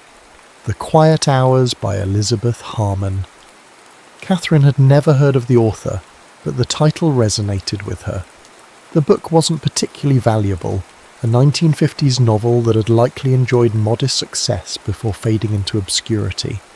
But when she opened it, her breath caught. The margins were filled with handwriting, not the occasional underline or star that readers sometimes left, but entire paragraphs of thoughtful commentary. The penmanship was distinctive, slightly slanted to the right, with crisp consonants and flowing loops.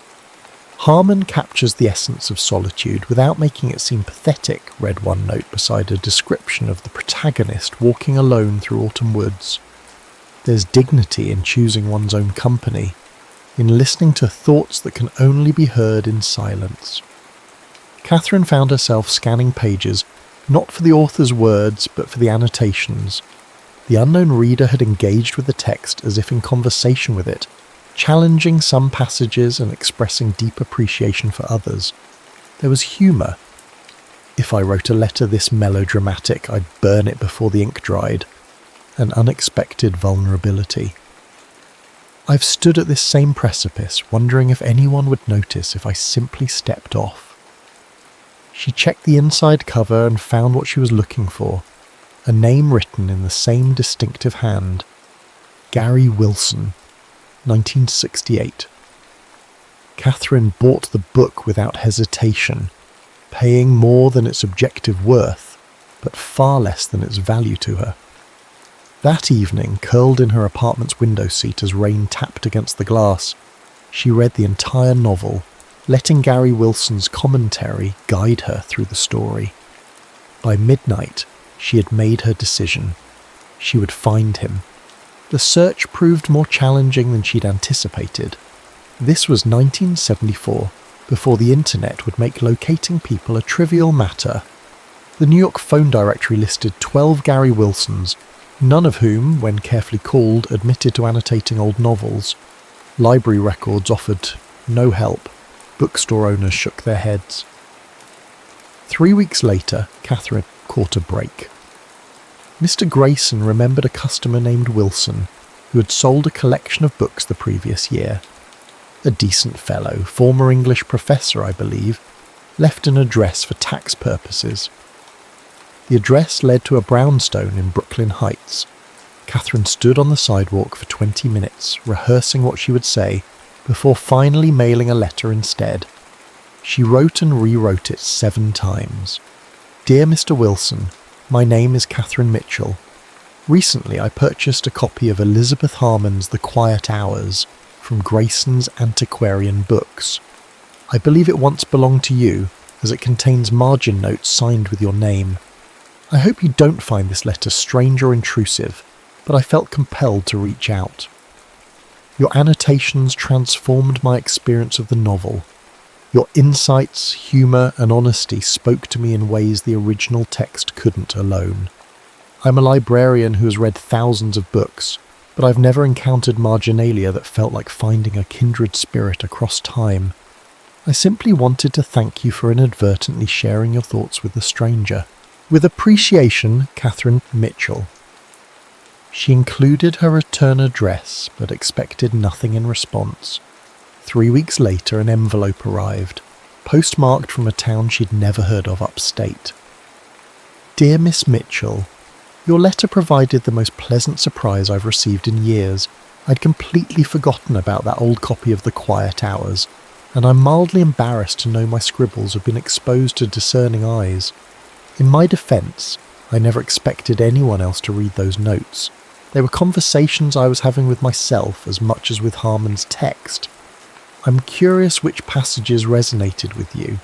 The novel affected me deeply during a transitional period in my life, when I was questioning many of my previous certainties. Perhaps that's why I couldn't keep my thoughts contained. If you're inclined to continue this unexpected correspondence, I would welcome hearing your thoughts on the book or on any other matter that interests you. Sincerely, Gary Wilson.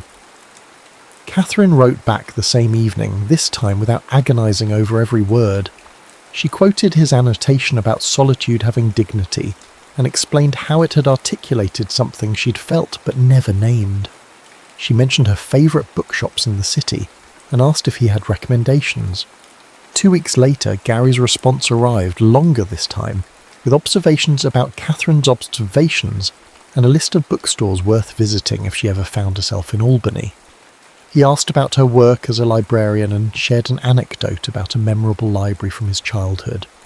By the third exchange, they had abandoned the formality of Dear Miss Mitchell and Mr. Wilson for first names. By the sixth letter, Catherine found herself sharing stories she had never told anyone, about the death of her father when she was 12, about a novel she'd started writing but abandoned, about her growing sense that life was passing her by while she watched from behind a reference desk. Gary's letters revealed a man who thought deeply but wore his intelligence lightly. He had taught English literature at a small college before leaving to write a book, which remained stubbornly unfinished, he admitted. He lived alone but didn't seem lonely, describing walks through woods near his home and conversations with an elderly neighbour who was teaching him to play chess. I've always believed that what we notice reveals more about us than what we say, he wrote in one letter. And I notice, Catherine, that your letters have become the highlight of my month. I find myself checking the mailbox with an eagerness that would embarrass me if anyone witnessed it. Catherine knew precisely what he meant. She had begun rushing home from work to check her mail, and on days when a letter from Gary waited, she would save it, preparing a cup of tea and settling into her favourite chair before carefully opening the envelope. In July, she sent him a pressed violet she'd found in Central Park. In August, he sent her a photograph of a spectacular sunset over a lake, with a note, "Wished you could see this.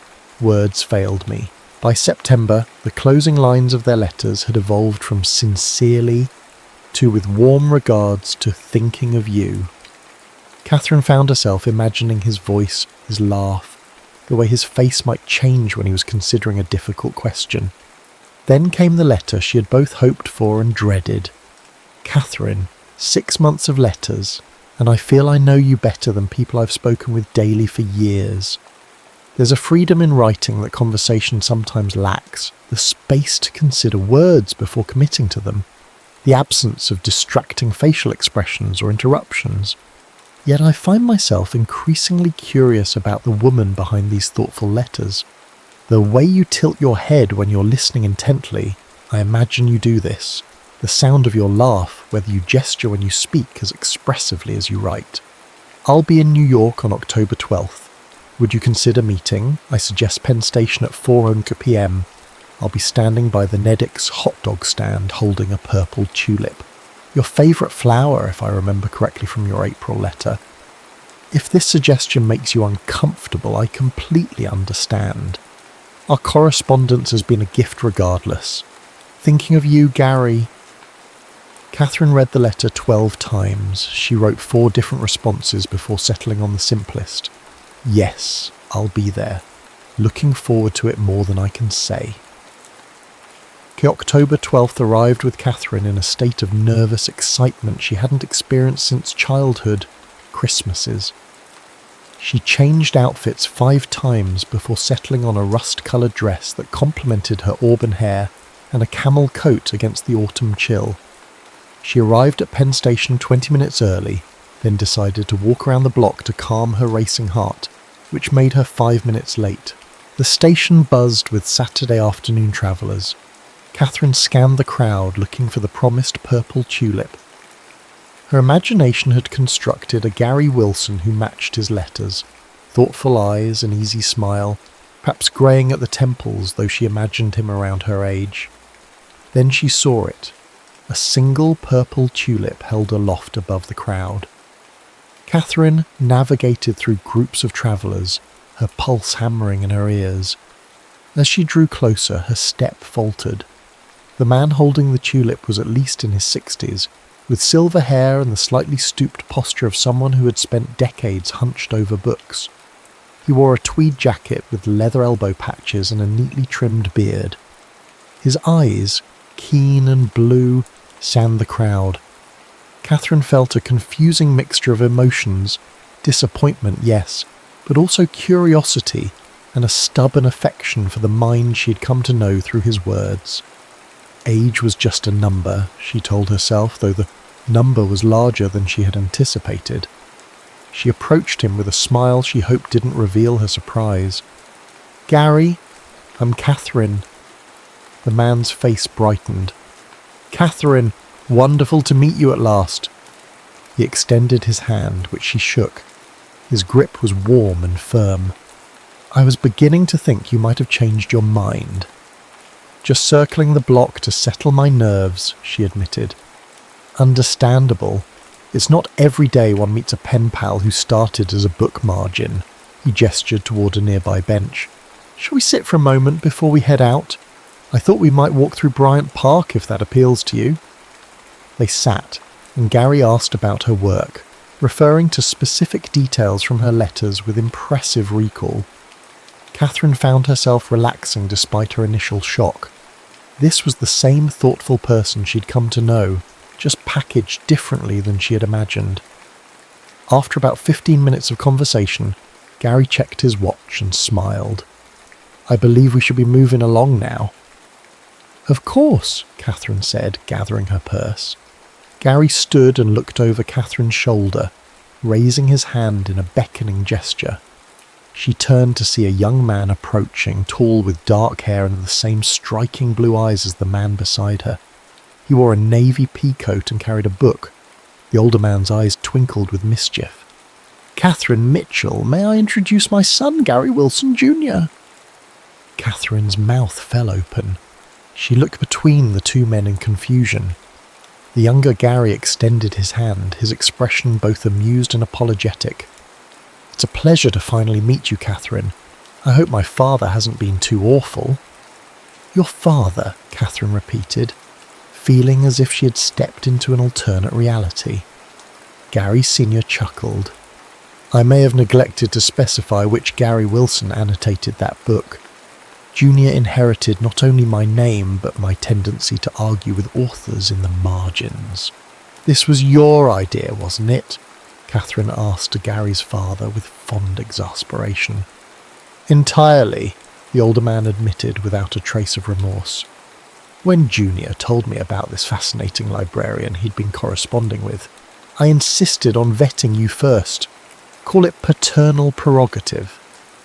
Catherine looked at Gary Jr., understanding dawning. "You wrote the letters?" He nodded, colour rising in his cheeks. "Every word. Dad just thought it would be funny to make sure you weren't some sort of book-obsessed axe murderer," Gary Sr. finished cheerfully. "I approve, by the way. She's exactly as she seemed in the letters, Junior." Catherine couldn't help herself. She burst into laughter, the kind that comes from relief and absurdity colliding. When she could speak again, she playfully punched Gary Sr. in the arm. "That was terrible of you." "Guilty as charged," he agreed, not looking remotely contrite. "But now that we've established you're not dangerous, unless one counts that right hook, I should head home before my wife thinks I've run off with a mistress." He winked at Catherine, then clasped his son's shoulder. "Don't mess this up, Junior." As Gary Sr. walked away, his son turned to Catherine with a mixture of embarrassment and hope. "I swear this wasn't my idea. I'd understand completely if you want to call it a day after this." Catherine studied him, the same height as his father but with broader shoulders, the same intelligent eyes but with laugh lines still in their early stages. He was holding a weathered copy of T.S. Eliot's collected poems. "Do you argue with Eliot in the margins too?" she asked. He glanced down at the book in his hands and smiled. "Constantly. He's brilliant but occasionally insufferable." "I think," Catherine said slowly, "that I'd still like to take that walk, if the offer stands." I have a lot of questions about a certain annotated novel. They walked from Penn Station to Bryant Park, the October afternoon softening into early evening. Gary explained how the book had ended up at the bookstore. I was between apartments last year and had to sell some of my library. I tried to keep the books I'd annotated, but a few slipped through. I had to pack in a hurry when my old lease ended unexpectedly. Including The Quiet Hours, Catherine said, which somehow found its way to you. He glanced at her with a smile that crinkled the corners of his eyes. Dad calls that literary fate. The initial awkwardness dissolved as they fell into the easy rhythm they had established through letters. Gary asked about the reference question she had mentioned in her last letter, a woman researching the history of female lighthouse keepers, and Catherine found herself gesturing animatedly as she described helping the patron find obscure historical records. "You do tilt your head when you're interested in something," Gary observed, looking pleased. "I'd imagine that." Catherine felt heat rise to her cheeks. What else did you imagine? That you'd be thoughtful and articulate in person, not just on paper, that your laugh would be genuine, that you'd call me out if I said something pretentious. He hesitated, then added more quietly, that I'd feel as comfortable with you in person as I did writing to you. "And do you?" she asked. "More so," he admitted. "Letters let you curate yourself. This is messier, but better." They found an empty bench in Bryant Park and sat watching the last golden light fade from the sky. A street musician played saxophone nearby, the notes floating through the crisp air. "Tell me something you didn't put in a letter," Catherine said. Gary considered this. "I'm terrified of heights but love flying, which makes no sense. I can recite the love song of J. Alfred Prufrock from memory because I had an impossibly strict professor who required it. And," he paused, "I almost didn't write back after your first letter, because I was afraid the reality of me wouldn't live up to whatever you imagined, based on those margin notes." "I'm glad you did," Catherine said, "even if your father's prank nearly gave me a heart attack." "Your turn," Gary said. "Something you didn't write." Catherine thought for a moment. "I sleep with the window open, even in winter. I've kept every birthday card I've ever received in a box under my bed, and I've reread your letters so many times I've practically memorized them." The admission hung between them, a vulnerability offered without expectation. Gary reached over and took her hand, his fingers warm despite the cooling evening. "Would you like to get dinner?" he asked. "There's a little Italian place near here that serves tiramisu that might change your life." "That sounds perfect," Catherine said.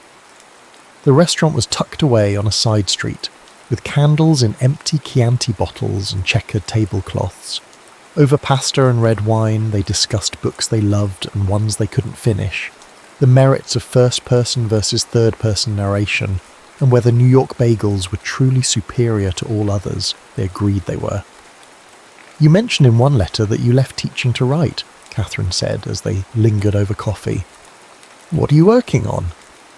Gary looked slightly embarrassed. "A novel, theoretically. It's been in progress for 3 years. What's it about?" "A man who inherits his grandfather's collection of rare books and discovers one contains a series of clues to a family secret." He took a sip of espresso. "More interesting than it is currently. I keep getting stuck on the third act." "I'd like to read it someday," Catherine said. "I promise to write notes in the margins." Gary laughed. "That would be fitting." After dinner they walked through the city, intentionally getting a little lost, discovering a hidden courtyard with a forgotten fountain, browsing a late-night bookstore where they challenged each other to find the most obscure title, and finally stopping for ice cream despite the October chill. At the entrance to the subway that would take Catherine home to her apartment in the village, they paused. "I have a confession," Gary said, suddenly serious. "I kept a copy of another book with my notes, a companion volume to The Quiet Hours. It's called The Luminous Dark. Same author." Catherine raised an eyebrow. Are you bribing me for a second date with the promise of more marginalia? Is it working? He asked with a hopeful smile. In answer, Catherine rose on her tiptoes and kissed him lightly. Yes, she said, but I'd have said yes anyway, 2 years later. Catherine adjusted the framed photograph on her desk. She and Gary on the steps of the New York Public Library, his arm around her waist, both laughing at something now forgotten. Outside her office window, Columbia University's campus was blanketed in fresh December snow, students hurrying between buildings with hunched shoulders and colourful scarves. Her new position as Special Collections Librarian had come with an actual door she could close, a luxury she still hadn't tired of after 6 months. Today she was using that privacy to wrap Gary's Christmas present, a first edition of John Updike's Rabbit, run she'd found at an estate sale, miraculously within her budget. A knock interrupted her careful creasing of the wrapping paper. "Come in," she called, hastily covering the book with a folder. Gary poked his head in, cheeks flushed from the cold. "Ready for lunch?" "I'm starving." "Just finishing something up," she said. 5 minutes?" Instead of leaving, he entered and closed the door behind him, unwinding his scarf. "I had a surreal experience this morning," he said, perching on the edge of her desk. "A student asked if she could interview me about my novel for the campus paper." Catherine smiled. The publication of Gary's book 3 months earlier had been modest but meaningful. A small university press, respectable reviews, and most importantly the liberation of finishing something he doubted would ever be completed. "What did you tell her?" "That she should interview you instead," he said, "since you're the one who broke my writer's block." Catherine rolled her eyes, but couldn't deny the truth in his statement. After months of dating, she had finally convinced Gary to let her read his manuscript. Her detailed notes, some in the margins, others on separate pages, had helped him see the story from a new perspective. "Did you also tell her that the romantic subplot was entirely invented and bears no resemblance to us meeting through a book?" she asked. Gary laughed. "Some things are just for us to know." Catherine opened her desk drawer and removed a small package wrapped in simple brown paper. "Since you're here, you might as well have this now." Gary raised his eyebrows. "Christmas is still 2 weeks away." "This isn't your Christmas present," she explained. "It's an anniversary gift. 2 years ago today, I found a book with notes in the margins." Gary carefully unwrapped the package to reveal a slim volume bound in faded blue cloth. His eyes widened as he recognized the quiet hours. "How did you find it again?" he asked, turning it over in his hands with reverence. "I've been in touch with Mr. Grayson for months. He's been keeping an eye out, calling other booksellers. It turned up in a shop in Boston." Gary opened the book, fingers tracing his younger self's handwriting. "I can't believe some of the pretentious things I wrote," he said with a self-deprecating laugh. "Listen to this. Harmon understands that true connection requires vulnerability, but she fails to acknowledge the courage such vulnerability demands." He shook his head.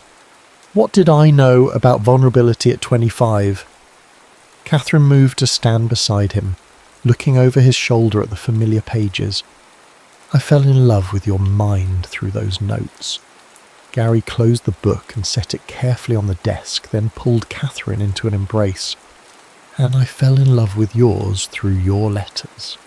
He kissed her forehead. "I've been thinking, what if we wrote a book together?" "What kind of book?" she asked, intrigued. "Letters between strangers who connect through literature. We could each write one character's perspective." Catherine considered the idea, warmth spreading through her at the thought of creating something together. "I'd like that," she said, "as long as we promise not to let your father write the ending." Gary laughed and kissed her properly. "Deal," he said against her lips. Though I have to admit, his plot twist worked out pretty well for us. On her bookshelf at home, Catherine had created a special section, her collection of books with meaningful marginalia. Some contained Gary's thoughts from before they met. Others held conversations they'd had in the margins since then. agreements and arguments and inside jokes captured in ink. And there was space for many more, a library of love letters built word by word in the white spaces that most people overlooked. The end.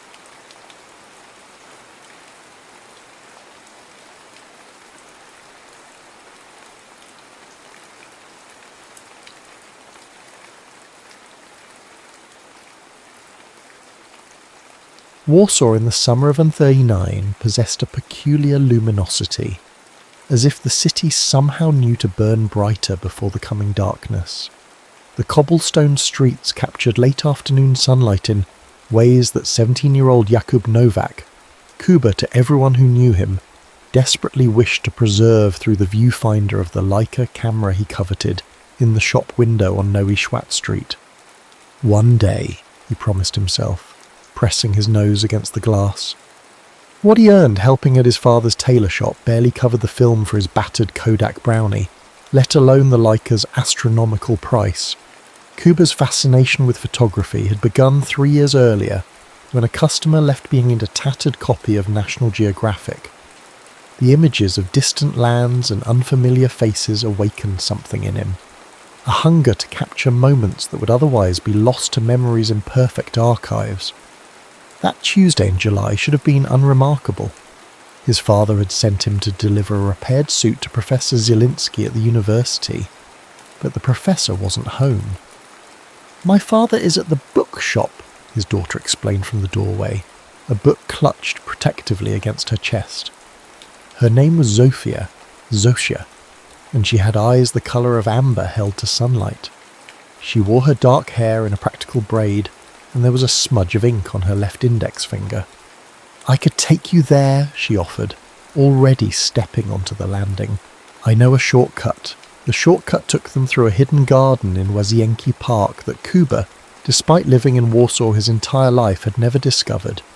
A section of wall, crumbling and forgotten, permitted access to a wilder, unmanicured portion of the grounds where wildflowers grew in defiant disarray. "How did you find this place?" Kuba asked, momentarily forgetting the suit draped over his arm. "Books," Zosia answered simply. "There's an old city map from 1823 at my father's shop that shows a groundskeeper's cottage here. The cottage is gone, but the garden remains." She touched a weathered stone bench partially reclaimed by moss. "Sometimes I come here to read. No one bothers me." "And now I've bothered you," Kuba said, suddenly self-conscious. Zosia laughed, a sound like wind through summer leaves. "Some bothers are worth having." They reached the bookshop an hour later, having taken the longest possible route. Professor Zielinski thanked Kuba for the suit, his eyes twinkling knowingly between his daughter and the tailor's son. As Kuba turned to leave, Zosia pressed something into his hand, a folded page torn from a notebook. "I'll be at the garden tomorrow at 4, was all it said. And so began the summer of stolen hours. While Europe trembled on the precipice of catastrophe, Kuba and Zosia exchanged stories, dreams, and eventually hearts. He showed her how to frame the world through an imaginary viewfinder. She taught him to see poetry in ordinary moments. "When I'm a famous photographer," Kuba told her one evening, as they sat beneath an ancient oak, "I'll capture revolutions and royalty. And when I'm a celebrated writer," Zosia countered, "I'll immortalise them with words." On the last perfect day of August, they carved their initials into the oak's broad trunk, Cape surrounded by a crude heart. "No matter what happens," Kuba said, suddenly serious as rumours of war grew louder each day, "we'll find each other again." "Promise?" Zosia asked, her fingers intertwining with his. "I promise," he answered, sealing the vow with a kiss that tasted of imminent farewell. Neither knew that within days their world would rupture along fault lines drawn by distant men with maps and terrible ambitions. The first bombs fell on Warsaw on September 1st, an overcast Friday that dawned with the drone of aircraft and ended in fire. The initial raids targeted military installations, but accuracy was an afterthought in the Luftwaffe's campaign. By the third day, civilian structures were reduced to skeletal remains, including the Zielinski family bookshop. Kuba found Zosha digging through the rubble, her face streaked with soot, hands bloodied from pulling books from the debris. "My father's inside," she said without looking up. "He went back for first editions." Together they excavated Professor Zielinski's body, still clutching a leather-bound volume of Mickiewicz poems to his chest. They buried him in the bookshop's small courtyard as air raid sirens wailed their futile warnings. "Come home with me," Kuba urged. His family's apartment above the tailor shop had survived the initial bombardment, though for how long, no one could say. "I can't leave my mother," Zosha replied. Her mother, Rachel, was Jewish, a fact that had never mattered until now. Already there were whispers about what happened to Jews in German-occupied territories. For 2 weeks they existed in the surreal twilight of a city under siege. Water became precious, bread a luxury. They met daily at their garden, which remained untouched by bombs, an oasis amid destruction. On September 27th, Warsaw capitulated. German troops marched down streets still smouldering from bombardment. Within days, new ordinances appeared on walls and lampposts. Jews were to relocate to designated areas. Curfews were established. Identity papers were to be carried at all times. "We have to leave," Zosha told Kuba during their increasingly perilous garden rendezvous. "My mother's cousin in Łódź says we can stay with her until things improve." "When?" Kuba asked, his voice breaking. "Tomorrow. Early morning train. I'll meet you at the station." But Kuba never reached the station that morning. 3 blocks from home, he was stopped by the Gestapo officers conducting random checks. His camera, the old brownie he carried everywhere, drew suspicion. "What are you photographing, boy?" an officer demanded in harsh, accented Polish. "Nothing, sir. I'm a student of photography." "A spy more likely," another officer said, inspecting the camera. When he opened the back, exposing the film, Kuba lunged forward instinctively. "Please, you'll ruin it." The blow came swiftly, a rifle butt to his temple. As consciousness fled, Kuba's last thought was of Zosha, waiting at a station he would never reach.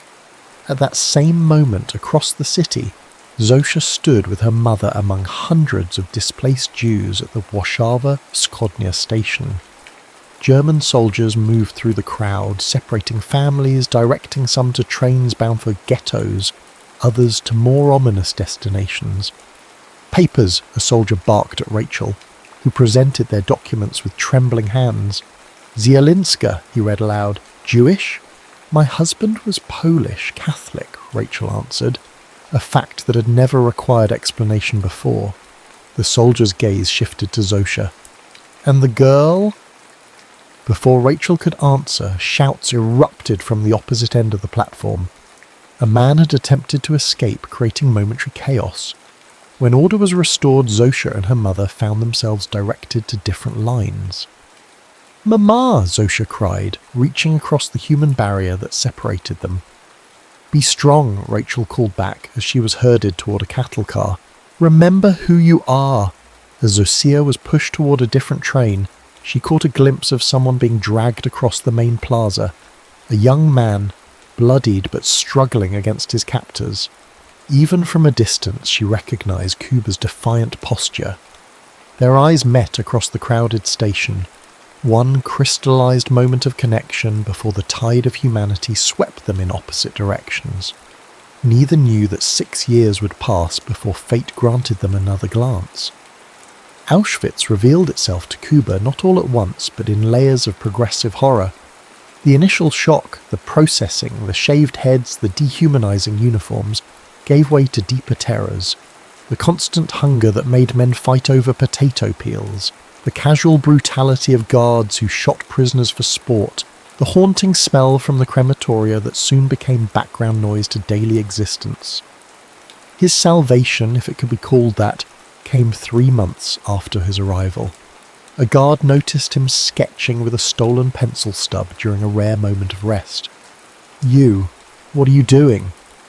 Kuba surrendered the scrap of paper. a rough portrait of his bunkmate, a former violinist whose fingers had been broken during interrogation. "You are an artist?" the guard asked, studying the drawing.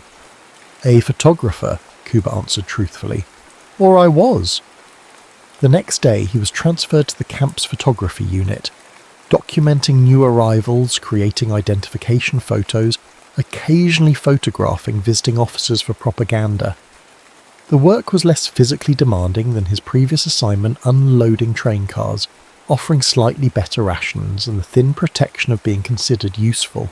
In the photography lab, Kuba met Wilhelm, a German political prisoner who'd been a journalist before the war.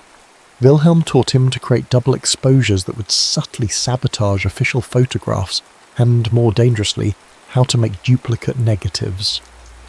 "They will destroy the evidence when the end comes," Wilhelm whispered one night as they processed images of a mass execution. "Someone must preserve the truth." Together they began smuggling duplicate negatives out of the lab, hiding them in a waterproof container beneath the floorboards of the barracks. Kuba knew the punishment for such action would be immediate death, yet the work gave purpose to his suffering. If he died, at least these images, this testament, might survive.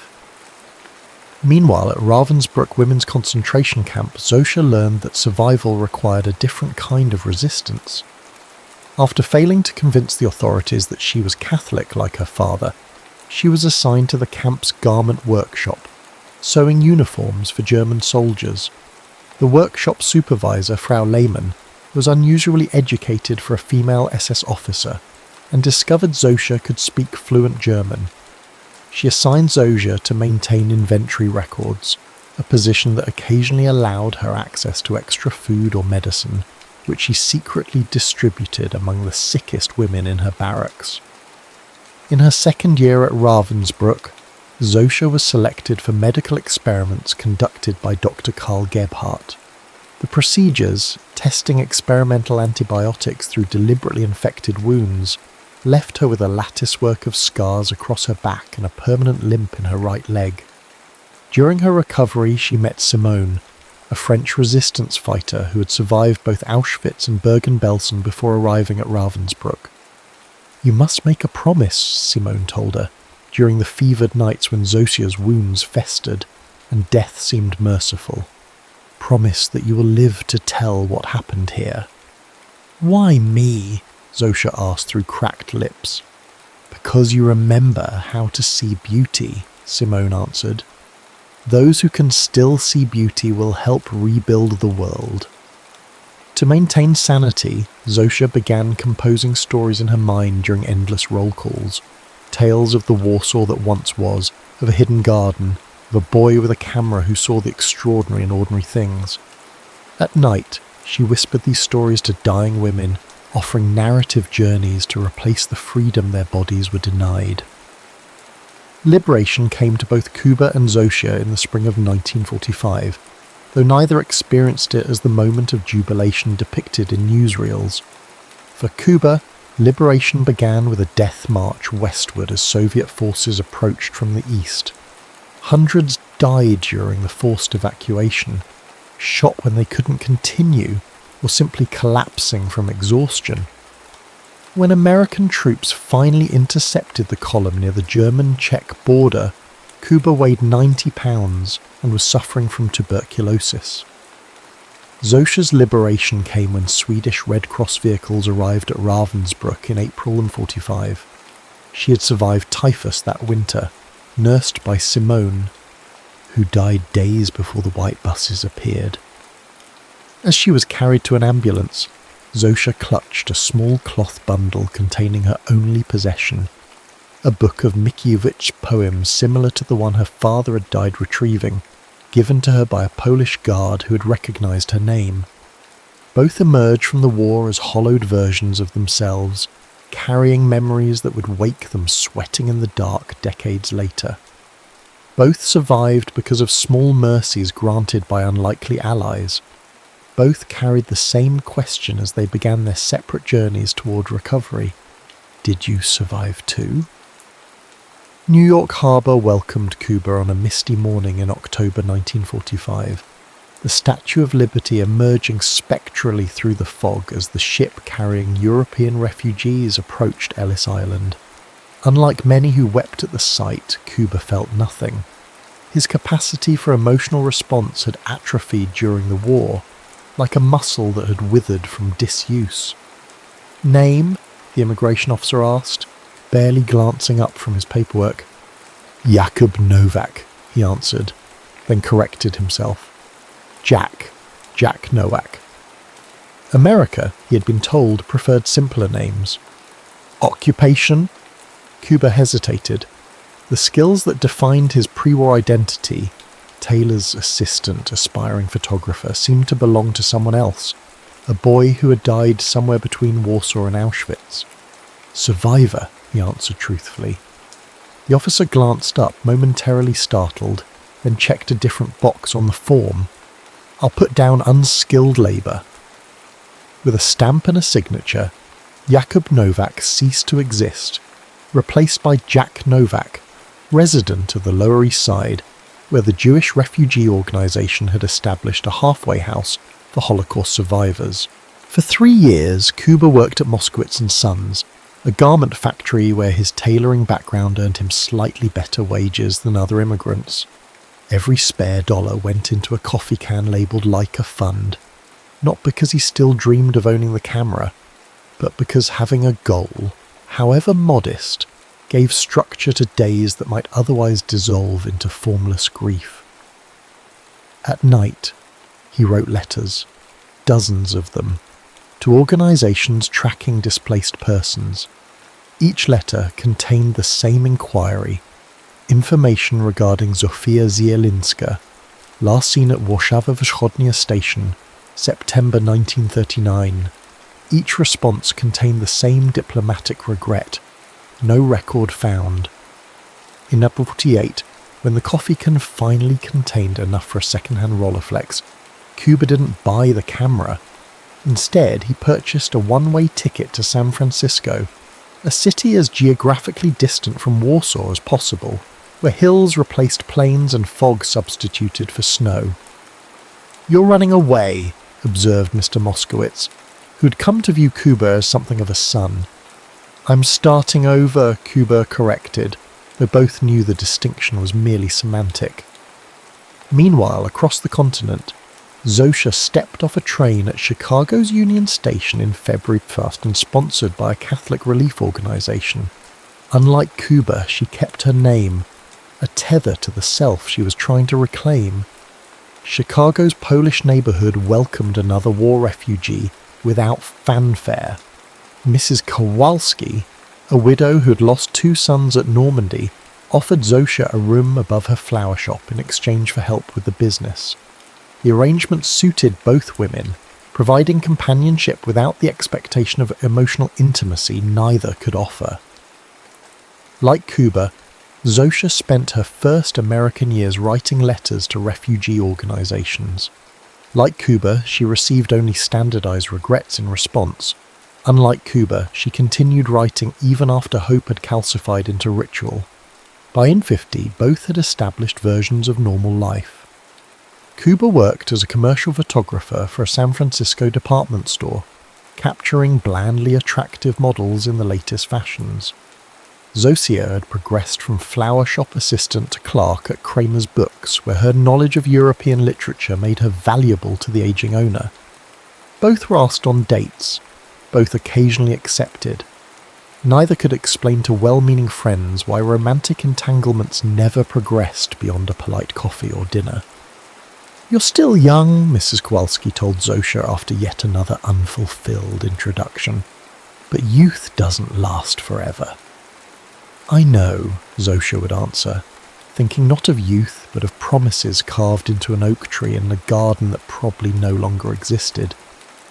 In 1953, Kuba received an unexpected opportunity when a gallery owner saw his personal photographs. Stark black and white images of San Francisco's forgotten corners, abandoned piers, weathered Chinatown balconies, the hollow eyes of war veterans sleeping in doorways. "There's something European about your perspective," the gallery owner noted. "Something experienced." The exhibition, titled Peripheral Vision, sold modestly but earned reviews that used words like haunting and authentic. More importantly, it led to assignments from magazines looking for images with similar emotional weight. That same year, Zosha was promoted to assistant manager at Kramer's Books, which had expanded to include a small publishing imprint specializing in translations of Eastern European works. Her first project, a collection of Polish poetry rendered in English, received a brief but favorable mention in the Chicago Tribune. Neither success filled the void they carried, but each provided a framework for continuing. Life acquired a rhythm. Work, occasional social obligations, solitary evenings, nights interrupted by the memories disguised as dreams. Then in early 1956, while leafing through a photography magazine, Kuba spotted an advertisement for an exhibition at the San Francisco Museum of Art. Ansel Adams, a retrospective. Adams's work had fascinated Kuba since his arrival in California. The grandeur of untamed landscapes so different from Europe's cultivated vistas, the technical precision that captured both detail and emotion. Without conscious decision, he marked the opening date on his calendar. 3 weeks later and 2,000 miles away, Zosha received a call from the publisher she worked with. "We've been invited to participate in a literary conference in San Francisco this April," he explained. "Given your work on the Polish translations, I'd like you to represent us." "Why me?" Zosha asked, echoing the question she had once posed to Simone in Ravensbrück. "Because you understand what's been lost," the publisher answered, "and what might still be saved." As she packed for the trip, Zosha noticed a newspaper advertisement for the Ansel Adams exhibition. On impulse, she added the museum to her itinerary. Something about Adams' landscapes, their vast, unconquerable nature, reminded her that human tragedies, however immense, existed within a larger continuity. Neither Kuba nor Zosha could have articulated why this particular exhibition felt necessary to attend. Neither recognized that sometimes the heart navigates by stars too distant for conscious recognition. Sometimes paths that diverge across continents find their way back to intersection. Sometimes, against all evidence and logic, promises made by children endure. The San Francisco Museum of Art occupied the 4th floor of the War Memorial Veterans Building, a Beaux-Arts structure of white marble, whose classical symmetry struck Zosha as both beautiful and slightly absurd. European grandeur transplanted to this young, restless city at the edge of a continent. She arrived shortly after the museum opened, her conference sessions not scheduled until afternoon. April fog had given way to unexpected sunshine, and light flooded through the gallery's high windows, illuminating Adams' photographs with almost theatrical intensity. Zosha moved through the exhibition methodically, lingering before images that particularly resonated. Half-dome reflecting in a perfectly still lake, the moon rising over Hernandez, New Mexico, gnarled tree roots clutching a rocky outcropping with determined vitality. What transfixed her wasn't just the technical brilliance, but the emotional restraint. How Adams captured sublime moments without sentimentality. How he found majesty in ordinary wilderness. It reminded her of someone else's way of seeing, though that comparison brought a familiar ache she tried to dismiss. Meanwhile, Kuba had overslept and arrived at the museum later than intended. He moved through the galleries with professional interest, studying Adams's meticulous printing techniques, analysing compositions. Photography had become his language, his method of organising experience, and Adams was a master whose fluency both inspired and intimidated. They converged in the exhibition's final gallery, where Adams's later works were displayed. Kuba, backing up to better frame a photograph titled Clearing Winter Storm Yosemite, collided with someone studying the same image. "I'm so sorry," he apologised automatically, steadying the woman he had jostled. "It's quite all right," she responded in English, tinged with an accent that triggered an almost physical response in him, recognition that bypassed conscious thought. Kuba turned fully toward her, She was slender, with dark hair now threaded with silver, cut in a practical style that framed features both familiar and transformed. The years had refined rather than diminished her beauty, etching character into what had once been youthful softness. But it was her eyes, amber in certain light, that stopped his breath. 16 years in America had smoothed the edges of his Polish accent, but it returned full force as he whispered, "Zosia, is that you?" She stared back, her expression transitioning from confusion to shock to something beyond language.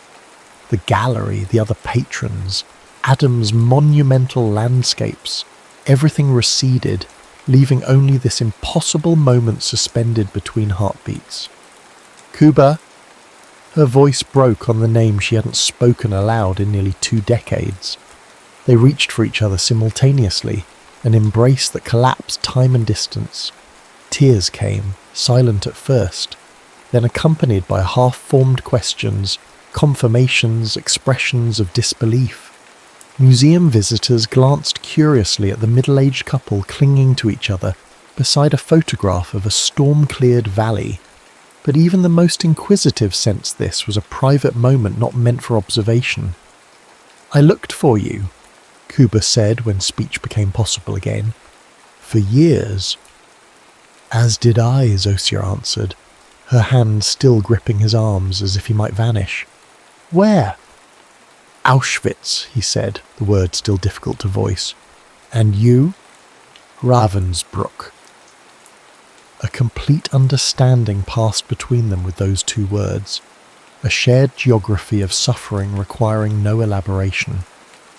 "Come," Kuba said eventually, aware they had created a small spectacle. "There's a cafe downstairs." They sat across from each other at a corner table, hands intertwined on the formica surface, attempting to compress 16 years into coherent narrative. Their stories emerged in fragments: liberation, immigration, the separate paths that led them both to America, the coincidence that brought them to this museum on this particular day. "Not coincidence," Zosia corrected when Kuba used the word. "Promise." He looked at her questioningly. "You promised we would find each other again," she reminded him, "that day in the garden." "The oak tree," Kuba remembered, his thumb unconsciously tracing the scar on her palm, a new mark she hadn't explained yet. They talked until the cafe closed, then continued at a nearby diner, then walked San Francisco's hills until dawn, gradually reconstructing the lives they had built separately while coming to terms with the miracle of reconnection. "We lost so much time," Kuba said as they watched sunrise from Telegraph Hill. Zosia leaned against him, her head fitting perfectly against his shoulder, as it always had. "No," she corrected gently. "We lost many things, but not time. Every moment that brought us here was necessary." 2 weeks later, after Zosia returned briefly to Chicago to resign from her position and pack her modest belongings, they stood together in Kuba's dark room. He had been showing her his photographs, commercial work that paid bills, personal projects that sustained his spirit. Among the latter was a series called Witnesses, portraits of fellow Holocaust survivors living in the Bay Area. "You should publish these," Zosia said, studying the faces that reflected her own experience. "People need to see." "Maybe someday," Kuba answered, "when there's more distance." Their conversation was interrupted by a knock at the door, the building manager delivering a special delivery package that had arrived for Zosia. Inside was a letter from a lawyer in New York representing a Swiss bank that had been identifying dormant accounts belonging to Holocaust victims. Rachel Zielinska had apparently deposited family valuables before the war, including a particular item she had designated for her daughter. When Zosia unwrapped the small velvet pouch enclosed with the letter, her hands trembled. Inside was her mother's engagement ring, a modest diamond flanked by tiny sapphires. Kuba watched as she slipped it onto her finger, then took her hand in his. "Marry me," he said simply. "Yes," she answered with equal simplicity. They wed 3 months later in a civil ceremony attended by the small circle of friends each had gathered during their years apart. The reception was held at the gallery that had first exhibited Kuber's work, now displaying a collection titled Return and Paired Photographs of European Landmarks Before and After Reconstruction. For their honeymoon, they travelled to Poland, their first return since the war. Warsaw had been rebuilt, though not always faithfully to its original form.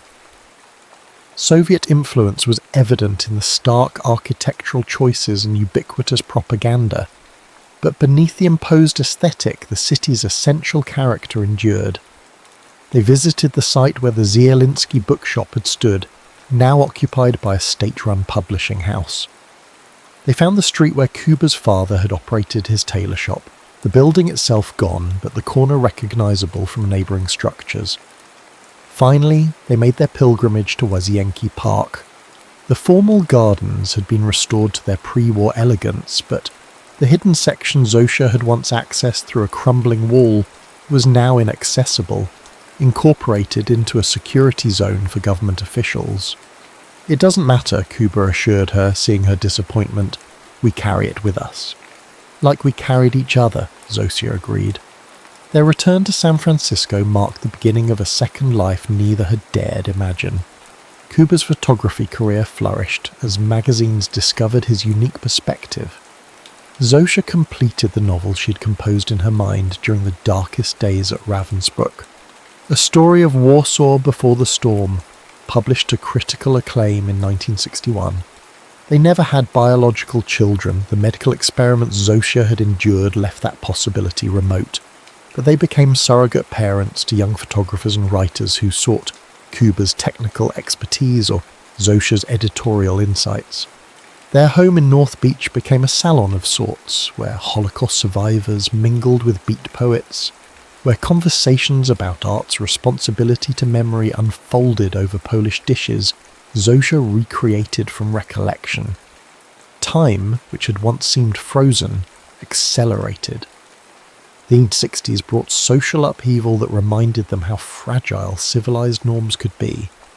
The 1970s saw renewed interest in Holocaust testimonies, with both Kuber and Zosia recording oral histories for university archives. By the mid-80s, they had become elders in the survivor community, called upon to speak at commemorations and educational events. Through it all, their private ritual remained consistent. An annual visit to the San Francisco Museum of Modern Art, which had moved to a new location, specifically to exhibitions featuring Ansel Adams or photographers influenced by his work. "Our patron saint of second chances," Kuber called him. In 2006, for their 50th anniversary, Zosia suggested they return to Poland once more. The country had transformed again after the fall of communism, opening to the West while reclaiming its distinctive identity. Łazienki Park now welcomed visitors freely, its grounds beautifully maintained. When they explained to a sympathetic guide that they sought a particular oak tree from before the war, he arranged special access to areas usually closed to the public. The tree improbably had survived, now massive, its lower branches supported by steel cables, its trunk bearing witness to nearly 70 years of history. And there, partially absorbed by decades of growth but still discernible, capsid within a heart. Kuber, now 84, traced the carving with fingers that had captured countless images. Zosia, 83, leaned against him as she had in the San Francisco dawn 50 years earlier. "We kept our promise," he said. "We did," she agreed. "And it was worth everything." When Kuber died peacefully in 22, just after his 100th birthday, Zosia held his hand until the final moment, then continued holding it well after. Their story had become legend among friends and family, the separated lovers reunited against impossible odds, the photographer and the writer who preserved memories others wished to forget. In 2023, the San Francisco Museum of Modern Art mounted a retrospective celebrating the centennial of Ansel Adams's birth.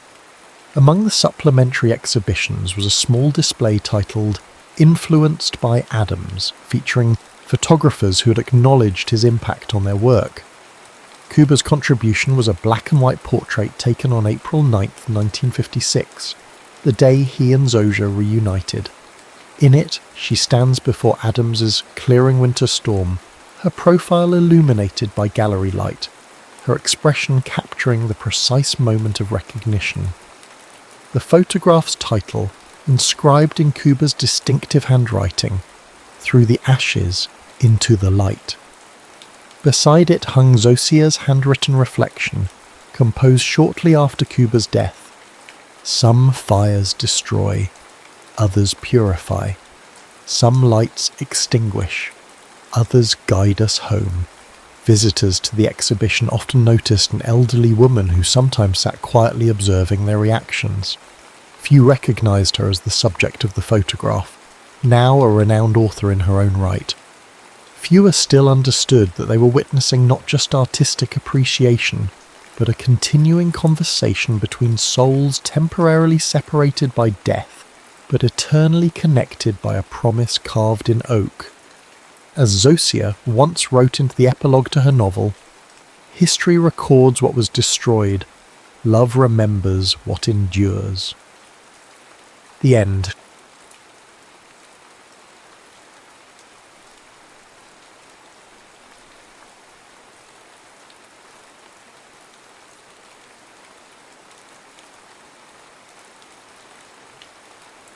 The painting before Lena was older than the building that housed it.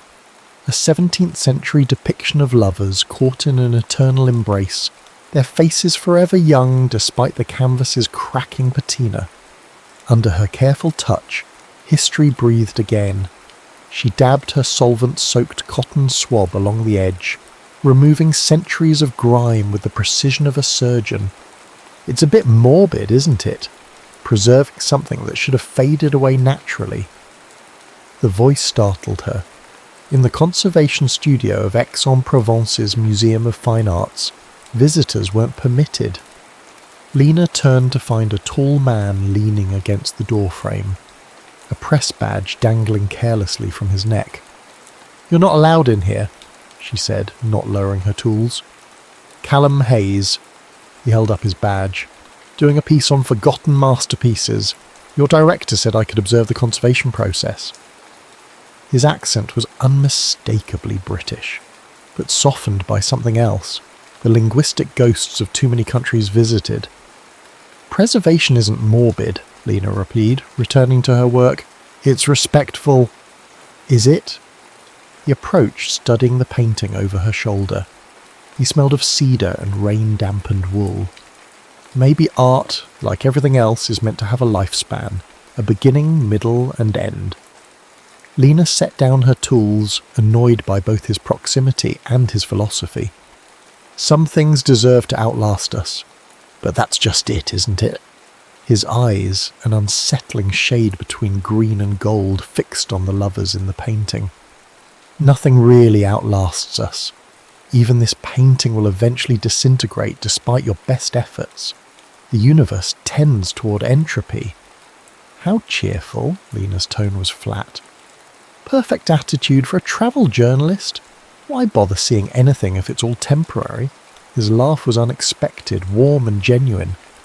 "Quite the opposite. It's because everything is temporary that we should see it all. Right now. Today." Later, Lena would recall this moment as the first thread of an unravelling she couldn't stop. How his eyes caught the filtered museum light.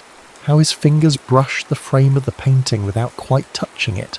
How something in his casual dismissal of permanence both irritated and intrigued her. Their second meeting wasn't chance. He claimed it was, running into her at Café de l'Horloge 3 days later, but the way he recognised her immediately calling out the preservationist across the crowded terrace suggested intention. "Are you following me, Mr. Hayes?" she asked as he invited himself to her table. "Following the story," he corrected, ordering a coffee. "The director mentioned you're restoring the Clément collection. That's the centrepiece of my article." Lena had lived in Aix for 7 years. It was a small city, but not so small that coincidences like this happened naturally. "You could have scheduled an interview." I've found that scheduled interviews yield scheduled answers. He stirred his coffee without looking at it. I prefer authentic conversations. Against her better judgment, she allowed him to interview her about the collection. He asked insightful questions that betrayed a deeper knowledge of art history than she'd expected from a travel writer. He listened with genuine interest, his pen occasionally scratching across his notebook. Their third meeting was at the Place de Quart d'Heure during the twilight market. She spotted him examining a vintage camera at an antique stall. "The preservationist," he said, noticing her approach. "Come to save more relics from their natural decay?" "That camera is overpriced," she responded, "and likely damaged." He bought it anyway. Their fourth meeting was at the Pavillon Vendôme, where Lena was consulting on a newly discovered ceiling fresco. He was photographing the gardens with his overpriced vintage camera. "Does it even work?" she asked. "No," he admitted, "but it's beautiful. Not everything needs to be functional to have value." It was there, among the symmetrical hedges and stone fountains, that he first kissed her, impulsively, after she'd critiqued his photography technique. His lips tasted of the orange he'd been eating, and when he pulled away, her carefully constructed isolation felt suddenly irrevocably compromised. "Why did you do that?" she demanded. "Because I might not get another chance." This became his refrain over the next weeks as he methodically dismantled her orderly life. "Because I might not get another chance" was why he convinced her to wade into the fountain at midnight. Why he pulled her into an unexpected dance when a street musician played Edith Piaf. Why he showed up at her apartment with train tickets to Nice for the weekend. "You can't just appear with tickets," she protested. "I have commitments." "What's more important? Your commitment to dead art or to living a little?" He held the tickets out. "The early train leaves in 40 minutes. "You're impossible. I'm persistent. Different thing entirely." She went to Nice, and then to Marseille the following weekend. And then, as spring unfolded into early summer, to a dozen small villages along the coast where he photographed peeling shutters and weathered fishermen, while she sketched the landscapes in a notebook he'd given her.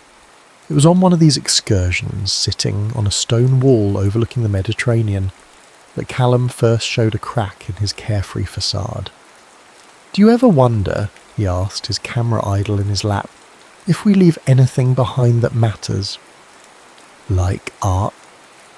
She was sketching the horizon, the meeting point of sea and sky. "Like anything. Anything that says I was here, I existed, I mattered." The vulnerability in his voice made her look up. For the first time she noticed the faint tremor in his right hand as it rested on his knee. "Are you all right?" He closed his hand into a fist. "Perfect. Just philosophical today." His smile returned, but something had shifted. "Race you to that outcropping." Later that night, in the small coastal hotel room with windows open to the sea breeze, his passion had an edge of desperation that hadn't been there before. He traced her body like he was memorizing it, whispering, "Remember this," against her skin. It wasn't until weeks later, when she met Emma, that the pieces began to align into a pattern she couldn't ignore. Emma Carter arrived at Lena's apartment unannounced one afternoon. A striking woman with close-cropped dark hair and a camera bag slung across her chest. "You're Lena," she stated rather than asked. "We need to talk about Callum." "Who are you?" "His best friend. His colleague. The person who's been by his side for the past 10 years. Emma's expression was unreadable. "The person who knows why he's really in France." Emma explained that she and Callum had been planning to document forgotten European art towns together, but their project had a more urgent timeline than he'd admitted. "He's sick, isn't he?" Lena asked, the tremors, the headaches, the occasional moments of disorientation suddenly making horrible sense. "Has he told you anything?" "No." Emma's laugh was bitter. Classic Callum, living in denial until the last possible moment. She stood to leave. Ask him about CAA. Make him tell you the truth. That night, when Callum arrived with a bottle of wine and plans for a midnight picnic, Lena was waiting. "What's CAA?" she asked without preamble. The bottle nearly slipped from his fingers. For the first time since she'd met him, Callum Hayes looked afraid. "Emma came to see me," Lena said when Callum remained silent. He set the wine bottle on her kitchen counter with deliberate care. "I should have known she would." "So it's true. You're sick." "I prefer temporarily challenged." His attempt at humour fell flat against her unwavering gaze. He sank into a chair, suddenly looking exhausted. "Cerebral amyloid angiopathy, I looked it up," Lena cut him off. The medical websites had been clinically brutal. Protein deposits in cerebral blood vessels, progressive, no effective treatment, risk of spontaneous hemorrhage, fatal outcome. "Why didn't you tell me?" "And say what?" "Hello, I'm Callum. I'll be dead within a year. Fancy a coffee?" The bluntness of his words struck her like physical blows. "But you let me..." She stopped, unable to articulate exactly what he'd let her do. Fall for him? Build fantasies of a future?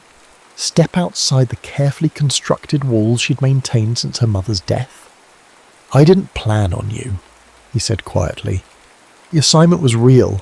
Coming to Aix was real. Meeting you was..." He paused.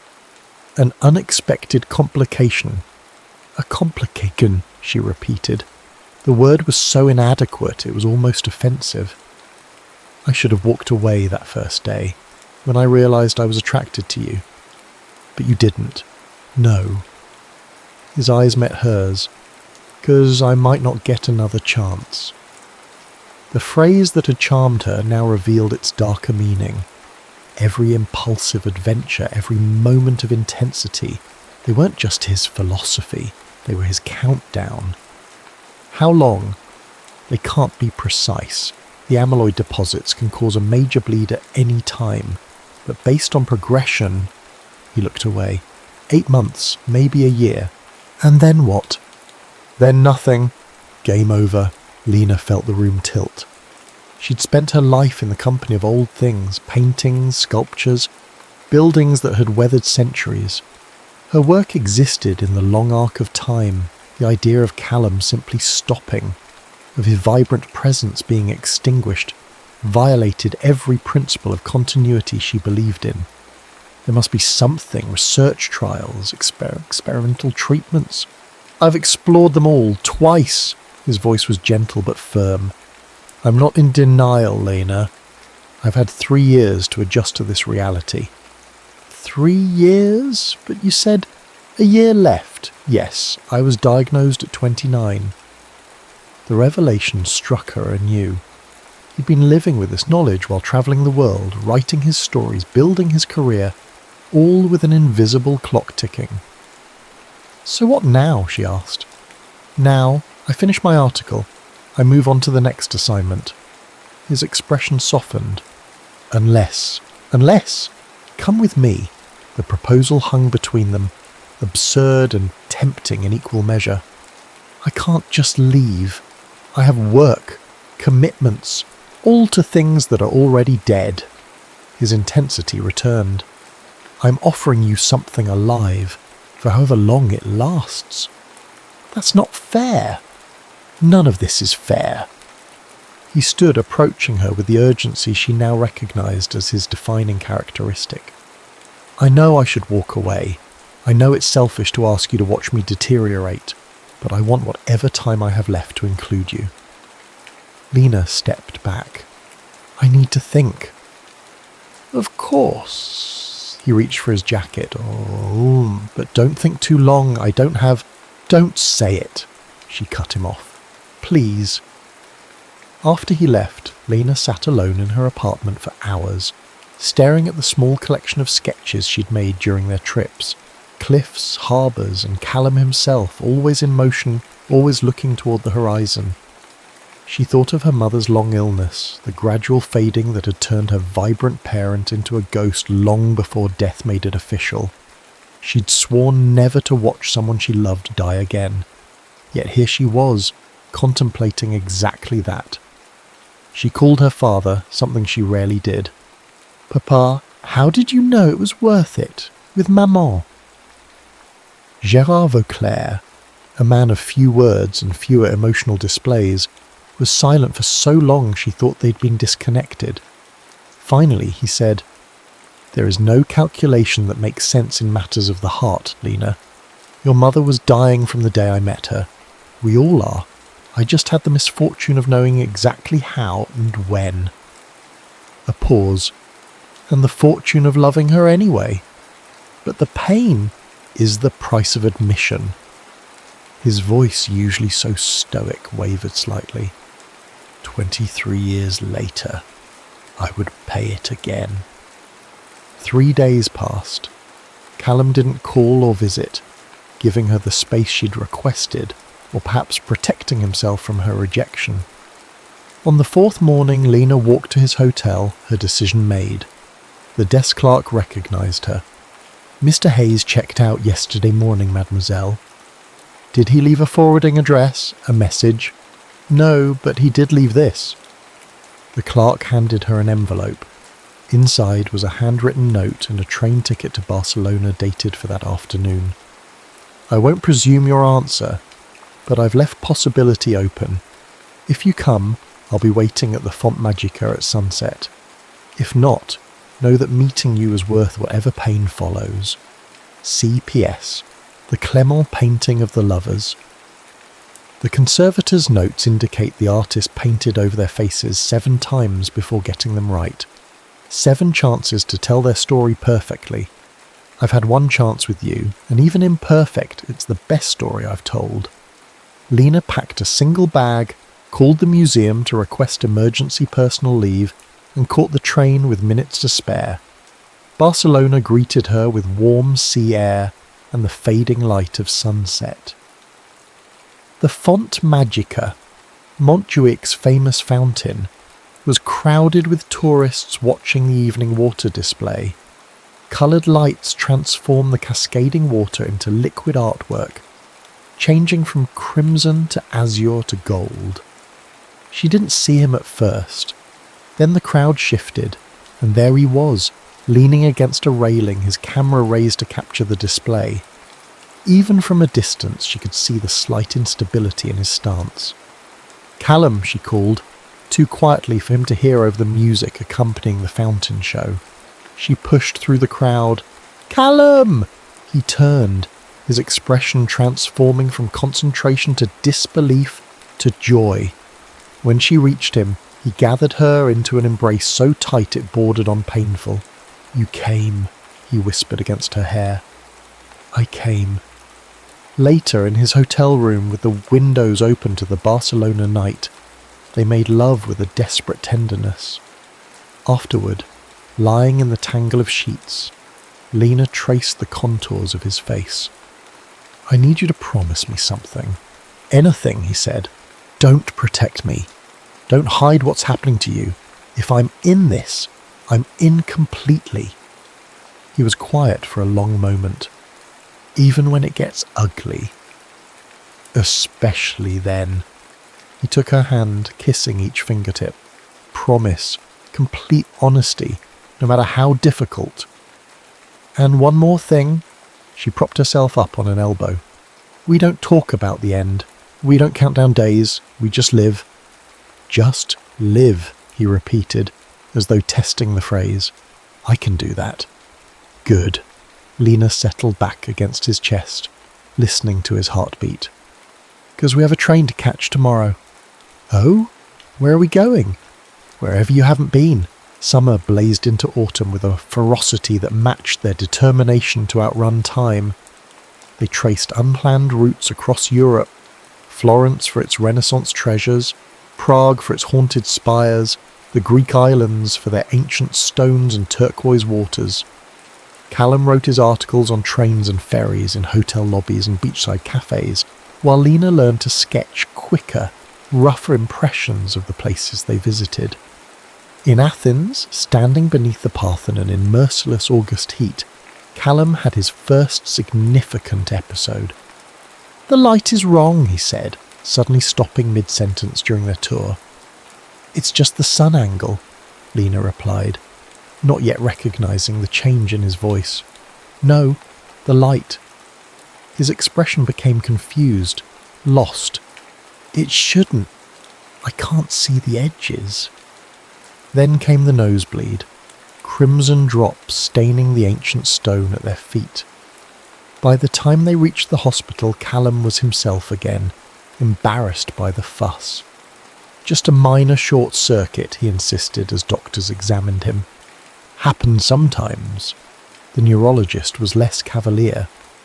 "The CT scan shows a small bleed near the occipital lobe," he explained in accented English. "Not immediately life-threatening, but indicative of disease progression." Callum nodded as though receiving a weather report rather than his own mortality forecast. "So we continue as planned? With caution, no excess physical strain, stay hydrated, and at the first sign of visual disturbances, severe headache or confusion. Nearest hospital, got it." Callum turned to Lena. "See? Just a maintenance update." But that night, when he thought she was asleep, Lena watched him sit by the hotel window, staring at his trembling hands. She pretended not to notice the silent tears that tracked down his face. In September they reached Venice. The tourist crowds had thinned, and the city possessed a melancholy beauty that suited their unspoken awareness of time's acceleration. They rented a small apartment overlooking a quiet canal, and for the first time since Barcelona they slowed down. Emma joined them there, arriving with her cameras and a forced cheerfulness that cracked when she first saw Callum. "You look like hell, Hayes," she said, embracing him. "Charming as ever, Carter." But he held on to her longer than usual. That evening, while Callum napped, his fatigue now a daily companion, Emma and Lena sat on the apartment's small balcony with glasses of wine. "He's declining faster than the doctors predicted," Emma said without preamble. "You see it too." It wasn't a question. Lena nodded, watching the golden light fade from the terracotta rooftops. "The Athens incident scared him more than he admitted," she said. "He's been writing letters since then, when he thinks I'm not looking." "Letters? To me, I think, for after." Lena's voice remained steady, though her grip on the wineglass tightened. "He leaves them in his blue notebook. I haven't read them." Emma studied her with newfound respect. "Most would have. I'll have the rest of my life to read his words. He should have some privacy now." They sat in silence as Venice transitioned from day to evening, the canal below reflecting deepening blues and scattered stars. "He loves you," Emma finally said. "I've known him for a decade, through a dozen countries and 100 adventures. I've never seen him like this." "Like what?" "At peace with standing still." The next morning Callum woke disoriented, unable to remember which city they were in. The episode passed within minutes, but it left a shadow neither of them could ignore. "I should get back to work," Lena said over breakfast, breaking their unspoken agreement not to discuss the future. "My leave of absence is nearly over." Callum set down his coffee cup with deliberate precision. "You want to go back to X? I thought we might. Together." She reached for his hand. "Oh, you could finish your article series there. I could resume my position. We could..." She trailed off, realizing she was sketching a domesticity that had no place in their reality. "Have normal lives," he finished, his tone gentle rather than mocking. "For however long we have. Is that so terrible?" "No," he squeezed her hand. "It's rather wonderful, actually. I've never had a home base before." "Really? Not even in England?" "Especially not in England," he smiled. "But I think I could make one with you." They left Venice the following week, Emma promising to join them in X after completing her Italian assignment. The return journey felt different. A retracing rather than an exploration, a closing of a circuit they had opened in Barcelona. Aches welcomed them with familiar golden light and the scent of late summer lavender. Lena's apartment, closed for months, felt like a museum artifact itself, preserved but unlived in. They opened all the windows, letting the Provençal air sweep away the stillness. "It needs life," Callum declared, and the next day returned with an absurd number of plants. "Living things," he explained as he arranged them on every available surface. Lena resumed her work at the museum, finding unexpected joy in returning to the Clement collection. Callum set up his makeshift office in her spare room, walls soon covered with maps and photographs as he assembled his article series. For 6 weeks they crafted a version of normality.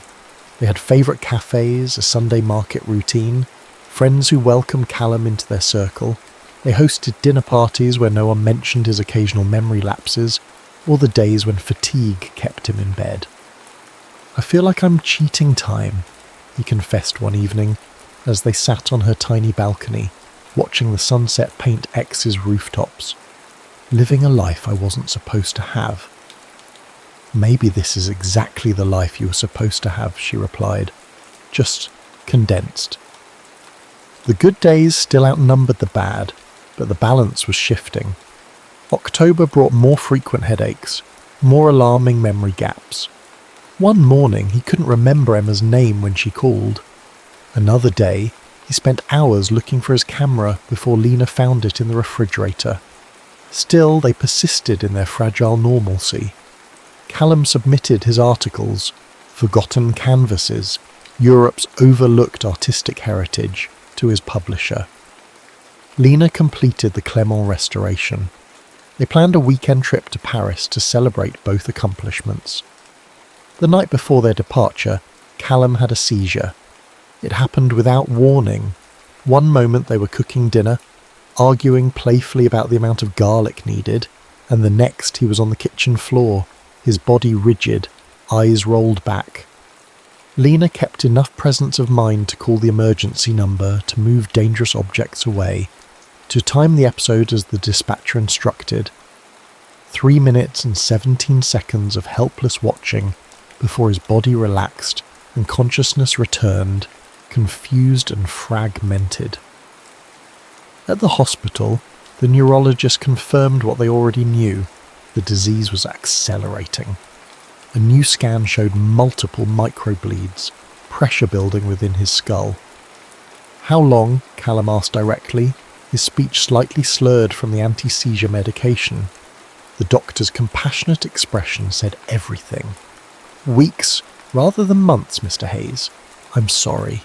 In the taxi back to the apartment, Callum stared out the window at the city lights. "I should never have let you come to Barcelona," he said suddenly. "Don't." "It wasn't fair. Stop it." Lena's voice was sharper than intended. "You don't get to regret us now, not when regret is a luxury we don't have time for." He turned to look at her, his eyes clearing briefly from their medicated haze. "Sometimes I forget that beneath that careful exterior, you're the strongest person I've ever met." "Not strong," she corrected, "just stubborn." That night, while Callum slept heavily under the influence of his new medications, Lena finally opened his blue notebook. Inside were not letters, as she'd assumed, but journal entries, daily observations, memories of their travels, fragments of poetry, and sketches, dozens of them, of her. Lena at the Parthenon, at the Venice canals, in their ex-apartment. Lena sleeping, reading, laughing. On the final written page was an unfinished letter. "My Lena, by the time you read this, I'll have left you.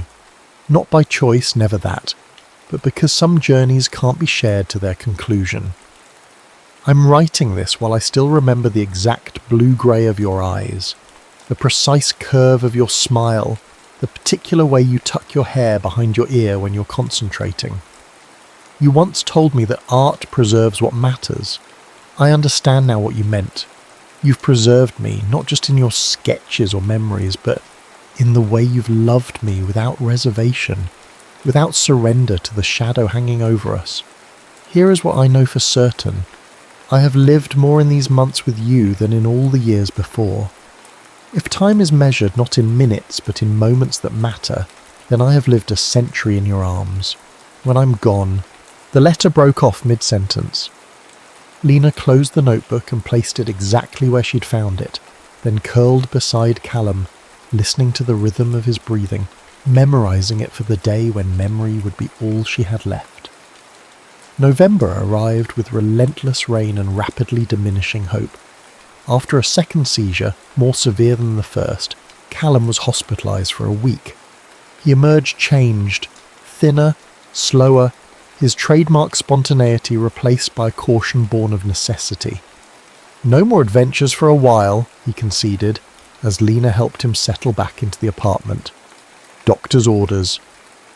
But his surrender to medical authority didn't extend to their most fundamental disagreement. Despite Lena's pleading and Emma's barely contained fury, Callum refused more aggressive interventions.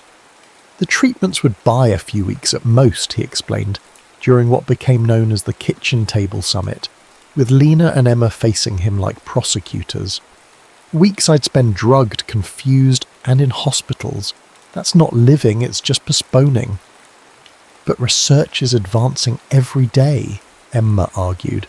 If you could just hold on a little longer. There's no miracle cure coming, Em, not in time for me. So you're just giving up? The accusation hung between them. No. Callum's gaze was steady despite the visible tremor in his hands. I'm choosing how to use what remains, quality over quantity. Emma stormed out, Lena stayed, torn between understanding his decision and resenting it. Would you do it differently? He asked softly when they were alone. If our positions were reversed? The question forced her honesty. No, I'd choose the same. After that, they established new rhythms, gentler mornings, afternoon rest periods, early nights. Callum began recording audio commentaries for his photographs, speaking into a recorder when writing became too difficult. Lena arranged for extended leave from the museum, using vacation days she'd never bothered to take before. Emma returned 3 days after their argument, chastened but determined. She'd contacted Callum's family in Manchester, the estranged father and stepmother he rarely mentioned, and was surprised by their immediate offer to help. They want to come, she told him. No. His response was immediate. They don't get to play concerned parents now. Callum, they made their choice when I was diagnosed. Pray harder and you'll be healed. Remember that gem of advice? I don't need their guilty consciences complicating things. Emma didn't press, but she stayed in Aix, renting a room nearby. Her presence was a relief to Lena, who found herself increasingly exhausted by the constant vigilance Callum's condition required. You need breaks, Emma insisted one afternoon while Callum napped. You're not superhuman. I can't leave him. You can for an hour. I'm perfectly capable of watching him sleep. Emma's direct gaze brooked no argument. Go, walk, breathe, be a person rather than a caretaker for 60 minutes. Lena resisted at first, but as November stretched into December, she accepted these small reprieves, quick walks through the winter-quiet streets, solitary coffees at their favourite cafe, brief returns to the museum to check on the Clément collection. It was during one of these escapes that she encountered Gérard Vauclair at the museum, examining the newly restored lover's painting. Papa, she kissed his cheeks in greeting. I didn't know you were visiting. I called yesterday, but you didn't answer. His expression was difficult to read. I wanted to see what you've accomplished. They stood before the painting in silence. The conservation work had revealed vivid colours and details obscured for centuries. The lover's hidden smile, the symbolic pomegranate in the background, the subtle terror in the woman's eyes despite her passionate embrace. It's beautiful, Gerard finally said, and disturbing. How so? The fear in her expression.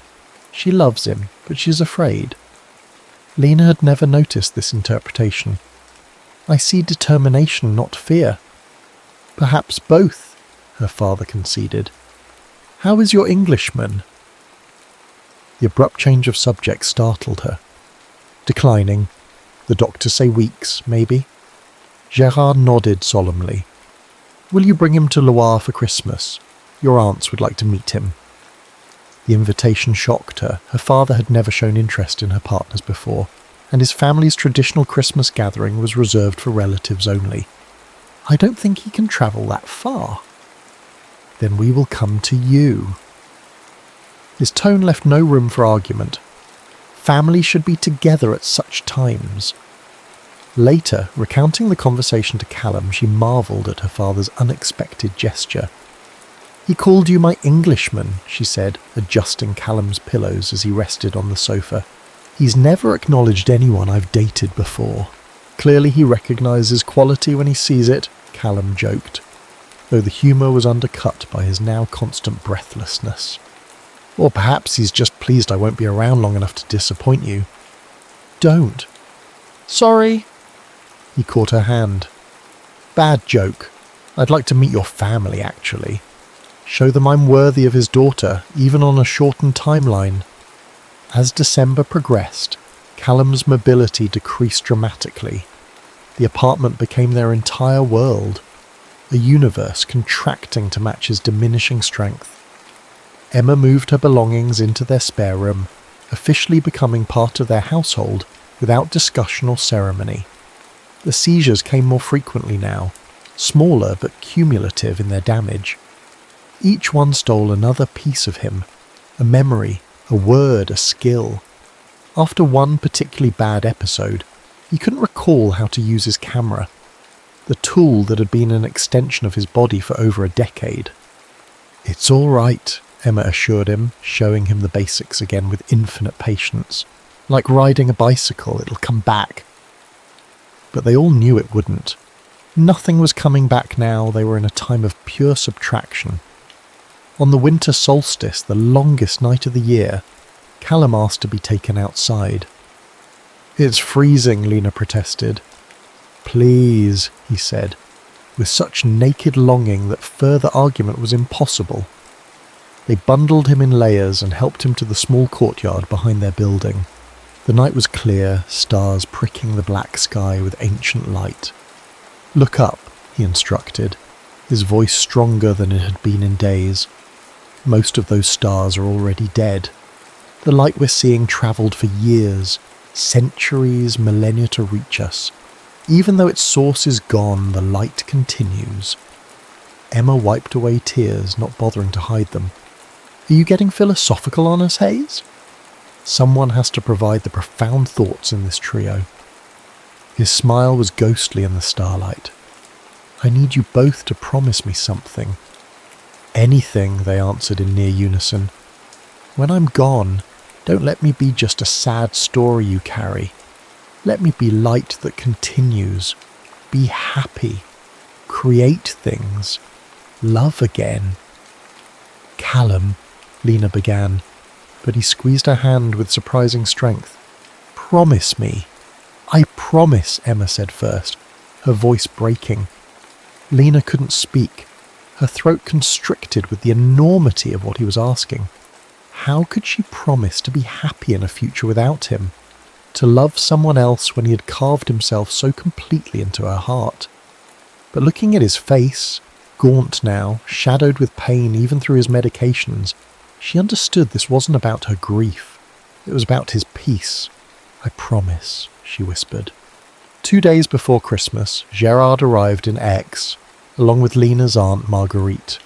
They brought food, wine and decorations, transforming the apartment into a fragile facsimile of festivity.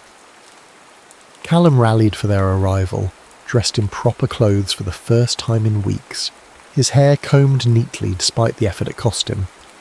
He charmed Marguerite within minutes, and engaged Gérard in a surprisingly technical discussion about historical preservation techniques. I can see why you've upended your life for him, Marguerite whispered to Lena as they prepared dinner. He burns bright. Too bright, Lena replied softly. That's the problem. Christmas Eve dinner was a delicate balance of normality and accommodation. They ate slowly to match Callum's diminished capacity, paused the conversation when fatigue clouded his eyes, pretended not to notice when he couldn't remember the word for wine, and pointed instead to his glass. After dinner, as tradition dictated, Gerard read from Victor Hugo's poetry while Emma took photographs of their improvised family gathering. Callum fell asleep before the reading finished, his head resting against Lena's shoulder. "He's a good man," Gerard told Lena later, as they washed dishes together. "I understand your choice." From her stoic father, this was tantamount to a blessing. Lena dropped her guard enough to ask the question that had haunted her since November. "How did you bear it when Maman died?" Gerard's hand stilled in the soapy water. "I didn't. For a long time, I existed rather than lived." He glanced at her. "Unfair to you." "Papa, I never... Let me finish." His voice was gentle but firm. "I made a mistake after your mother died. I preserved her memory like one of your paintings, unchanging, untouchable. But memories aren't meant to be preserved. They're meant to be lived with, to change as we change." He dried his hands. "Don't make my mistake, Lena. When the time comes, grieve him, then let him become part of who you are, not a shrine you tend at the cost of your own life." On Christmas morning, Callum gave Lena her gift, a leather-bound album containing prints of his photographs from their travels, with his handwritten notes beside each one. The final page held a photograph she'd never seen. The two of them reflected in a Venice window, unaware of Emma's camera capturing their silhouettes against the canal light. Callum's inscription beneath it read, "Two temporary beings creating something permanent. Love caught in light." January arrived with a cruel clarity, washing the world in sharp winter sunlight that seemed to mock their dimming hopes. Callum's decline accelerated after Christmas, as though he had been holding himself together through sheer will for their holiday celebrations. The morning after Gerard and Marguerite departed, he couldn't get out of bed. By afternoon, he struggled to form complete sentences. By evening, the doctor confirmed what they already knew. The final phase had begun. "Days," the physician said quietly to Lena and Emma in the hallway. "Perhaps a week. He should be in hospital." "No," they responded in unison. They had promised him. No hospitals at the end, no machines, no sterile corridors. He would die in their apartment, with the plants he had bought still thriving on every windowsill, with the winter light streaming through the windows he'd insisted always remain open. They established a rotation, Lena, Emma, and a hospice nurse, who arrived like a silent guardian angel, showing them how to administer the morphine that kept pain at bay, how to recognise the signs of distress, how to moisten his lips when he could no longer swallow properly. "Talk to him," the nurse advised. "Hearing is often the last sense to go." So they talked, filling the quiet apartment with words. Emma told stories of their travels before Lena, adventures in Thailand, mishaps in Peru, the time they got lost in a Moroccan Medina for 7 hours and emerged with their best photo essay ever. Lena read from his favourite books, Hemingway, Marquez, Calvino, and described the painting she would restore in the coming year, as though he would witness her work. On the third night, during Lena's watch, Callum opened his eyes with unexpected lucidity. "Lena," he whispered, his voice faint but clear. "The blue notebook. Did you read it?" "Yes," she admitted, taking his hand. "I'm sorry, I shouldn't have... I wanted you to." His fingers tightened weakly around hers. "There's an unfinished letter. Will you complete it for me?" "How?" "You'll know." His eyes drifted closed again, but his lips curved in a shadow of his old smile. "You always know?" Shortly before dawn, his breathing changed, becoming shallower, irregular. Lena woke Emma and they sat on either side of his bed, holding his hands as the first grey light filtered through the shutters. "It's all right," Lena whispered, her lips close to his ear. "You can let go now." Whether he heard or not, they couldn't know. But within the hour, as the January sun broke over X's ancient rooftops, Callum Hayes took his last breath, gently, without struggle, his fingers still loosely entwined with Lena's. The world didn't stop. Birds sang in the plane trees outside their window. Neighbours called greetings to each other in the street below. The clock on the bedside table continued its relentless ticking. Emma made necessary calls. The doctor came and went. The funeral home sent discreet men who treated Callum's body with quiet dignity. Friends brought food that no one ate, the apartment filled with flowers that no one had arranged. Through it all, Lena moved as though underwater, functional but distant, completing tasks by rote while some essential part of her remained suspended between before and after, unwilling to acknowledge the boundary she had crossed. It wasn't until the evening after the small memorial service, when the last well-meaning visitor had departed, that she allowed herself to truly look at his absence. His clothes still hung in the closet. His passport still lay on the bedside table. His half-finished cup of tea, 3 days old now, still sat on the kitchen counter where he had left it. She picked up the cup, intending to wash it, but found herself frozen, realizing that emptying it would erase the last trace of his living presence. The tea had been warm when he held it.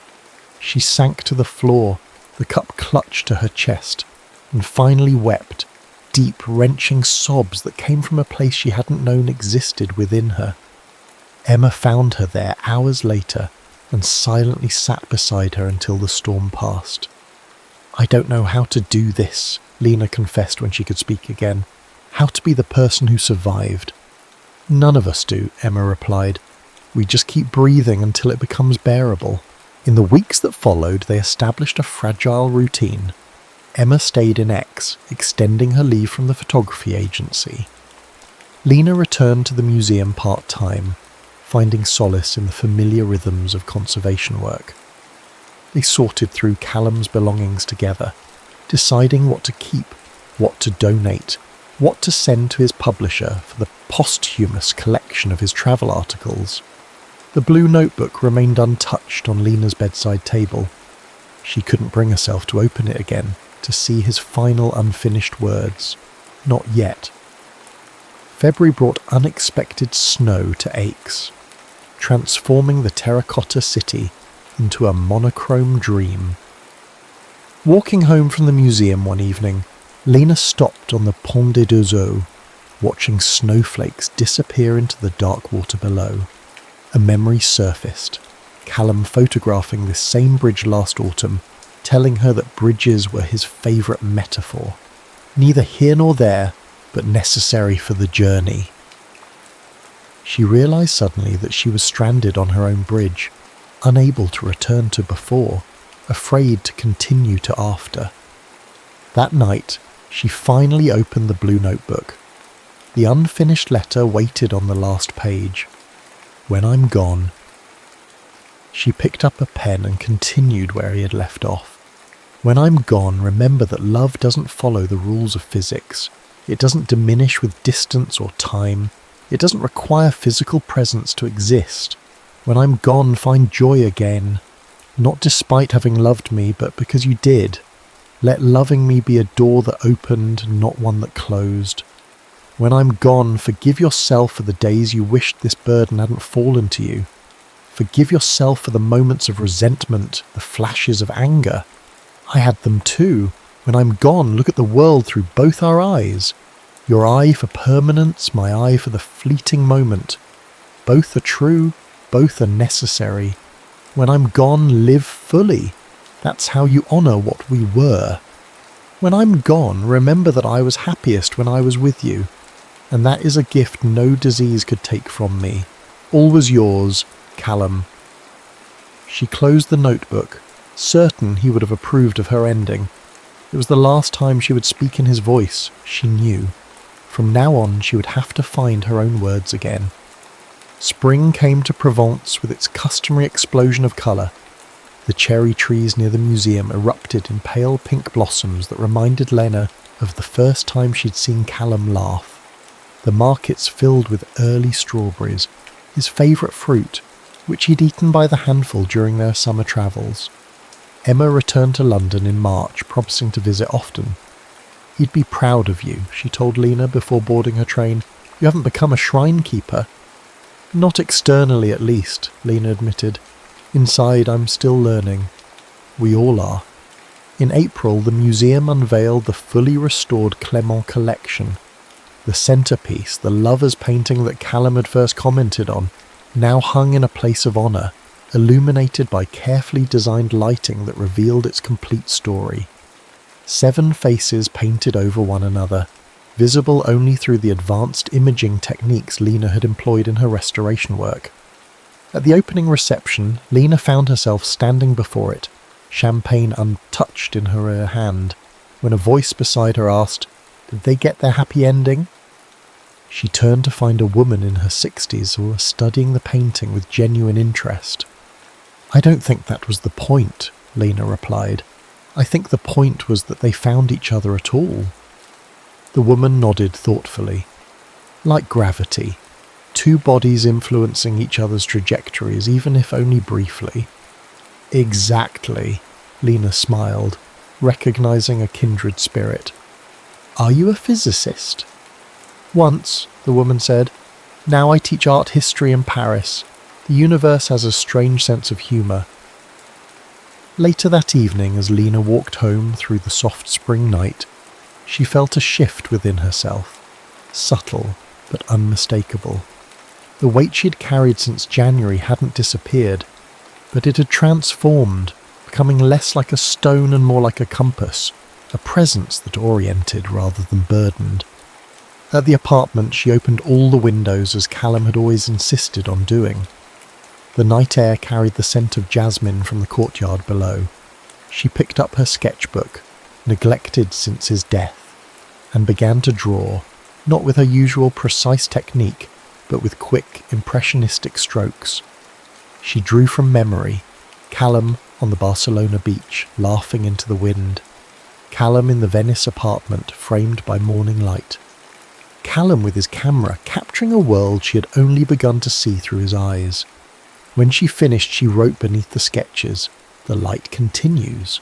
Summer returned to X with scorching brilliance. 1 year since their first meeting, Lena prepared for an exhibition of her own work. Not restored paintings this time, but her sketches and Callum's photographs, paired to tell the story of their journey across Europe. Emma had helped her select the images, and Callum's publisher had arranged the venue. The night before the opening, Lena returned to the Pont de Deux Eaux. The river below flowed on as it had for centuries, as it would for centuries more. She thought of Callum's words about bridges, about being neither here nor there. She was no longer on that bridge, she realised. She had crossed it. The woman who stood here now was not the Lena who had methodically brushed centuries of grime from old paintings, believing that preservation was the only defence against inevitable loss. Nor was she the woman who had raced across Europe, desperately trying to outrun time itself. She was someone new, forged in grief, tempered by love, carrying both the past and the present within her. As the summer twilight deepened around her, Lena whispered to the river below, to the star-scattered sky above, to the memory that lived within her. "I kept my promise." Somewhere between the air and water, in the liminal space where science meets faith, she felt rather than heard his response. "I never doubted you would." She remained on the bridge until full darkness fell, watching the lights of X reflect in the flowing water, constant yet ever-changing, like memory itself, like love itself, like the light that continues long after its source is gone.